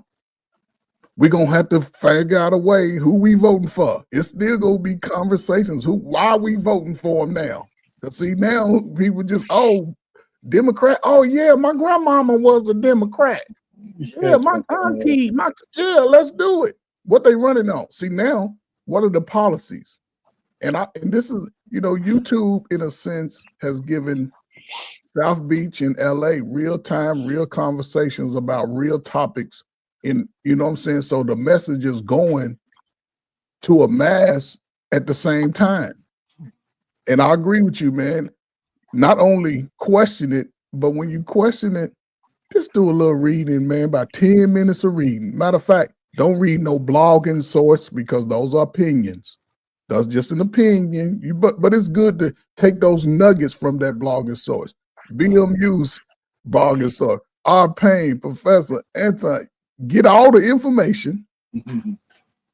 Only take the shit that you can apply to yourself. The other shit you can put on a shelf, because what I say today might not fix you today. It might be 2 years from now. But you cannot go back to this woe is me. Oh, no. You know what I'm saying? Black people ain't. No, we all have to figure out a way to, especially you young adults, you 30s and 40s, y'all do not want to go from 30 to 60 arguing and fighting and not getting out here teaching our children, not just talking to them. Because, I'm telling you, ninjas, we can talk more than anybody. If it was a talking contest, we would win every talking contest around the world 50 times in a row. Somebody black, yeah. But what it is, it's a time to teach our younger people. It's a time to teach ourselves. Money's going to be different. Your body going to have to be a little different.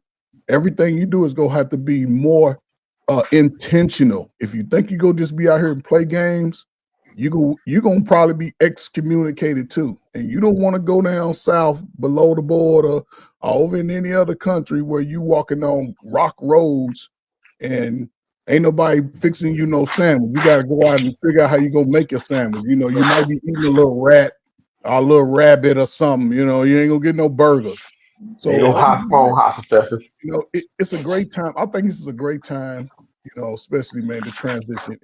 Regardless of, listen, our brother, our payment, I love you, man. Listen, the boomers, Gen X, millennials, every generation right now, this is the greatest time. If not, don't be mad when you're in a little hut, but you better know how to keep it from the rain because it's going to be a scary transition. But if you ain't pro-America, then you're going to have to figure it out because they're going to make sure they checking for all that now. So, hey, listen, gentlemen, man, you got any more? You done? No, I'm done, man. Salute, man. Right. Hey, listen, man, thanks for coming up, gentlemen. This is cool, man. So what's that? Fire and Fury? Who's that by? Oh, okay. I see.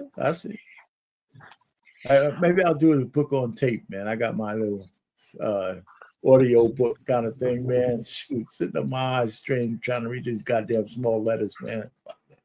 Too old. You got Audible, huh? Oh yeah, I like it though. I like it. The problem is, Antoine, he got big print books, and he still says small letters. Okay. Right.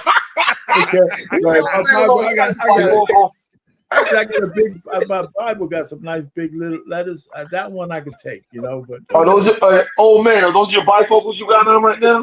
No, these are just regular reading glasses. Oh, okay. I'm looking at this. Hold up, I got my bifocals on there. I couldn't stop it now. Anyway,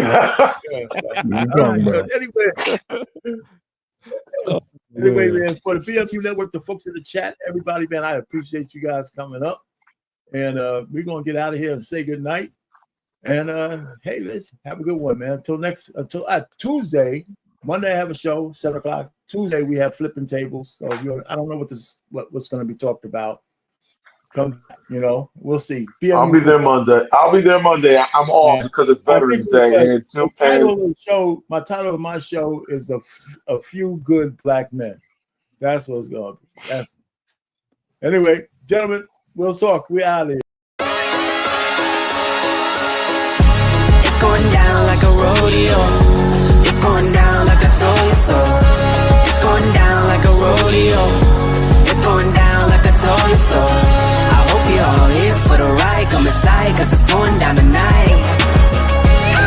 Only here for one night, no lies, come and saddle up a ride. Need a yeehaw, you know how ye. Here for one night and we just wanna party. In a fast car, a Ferrari. It's a push start, I don't need a car key. Slide on Broadway, and it's gnarly. On a late night, but I'm not tardy. Right on time for the parties and Barbies. Strolling with a chunk of green like a golf swing.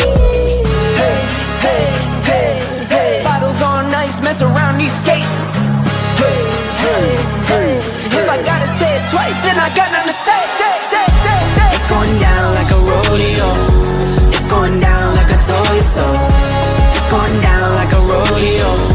It's going down like a toy so. I hope you're all here for the ride. Come inside, cause it's going down tonight.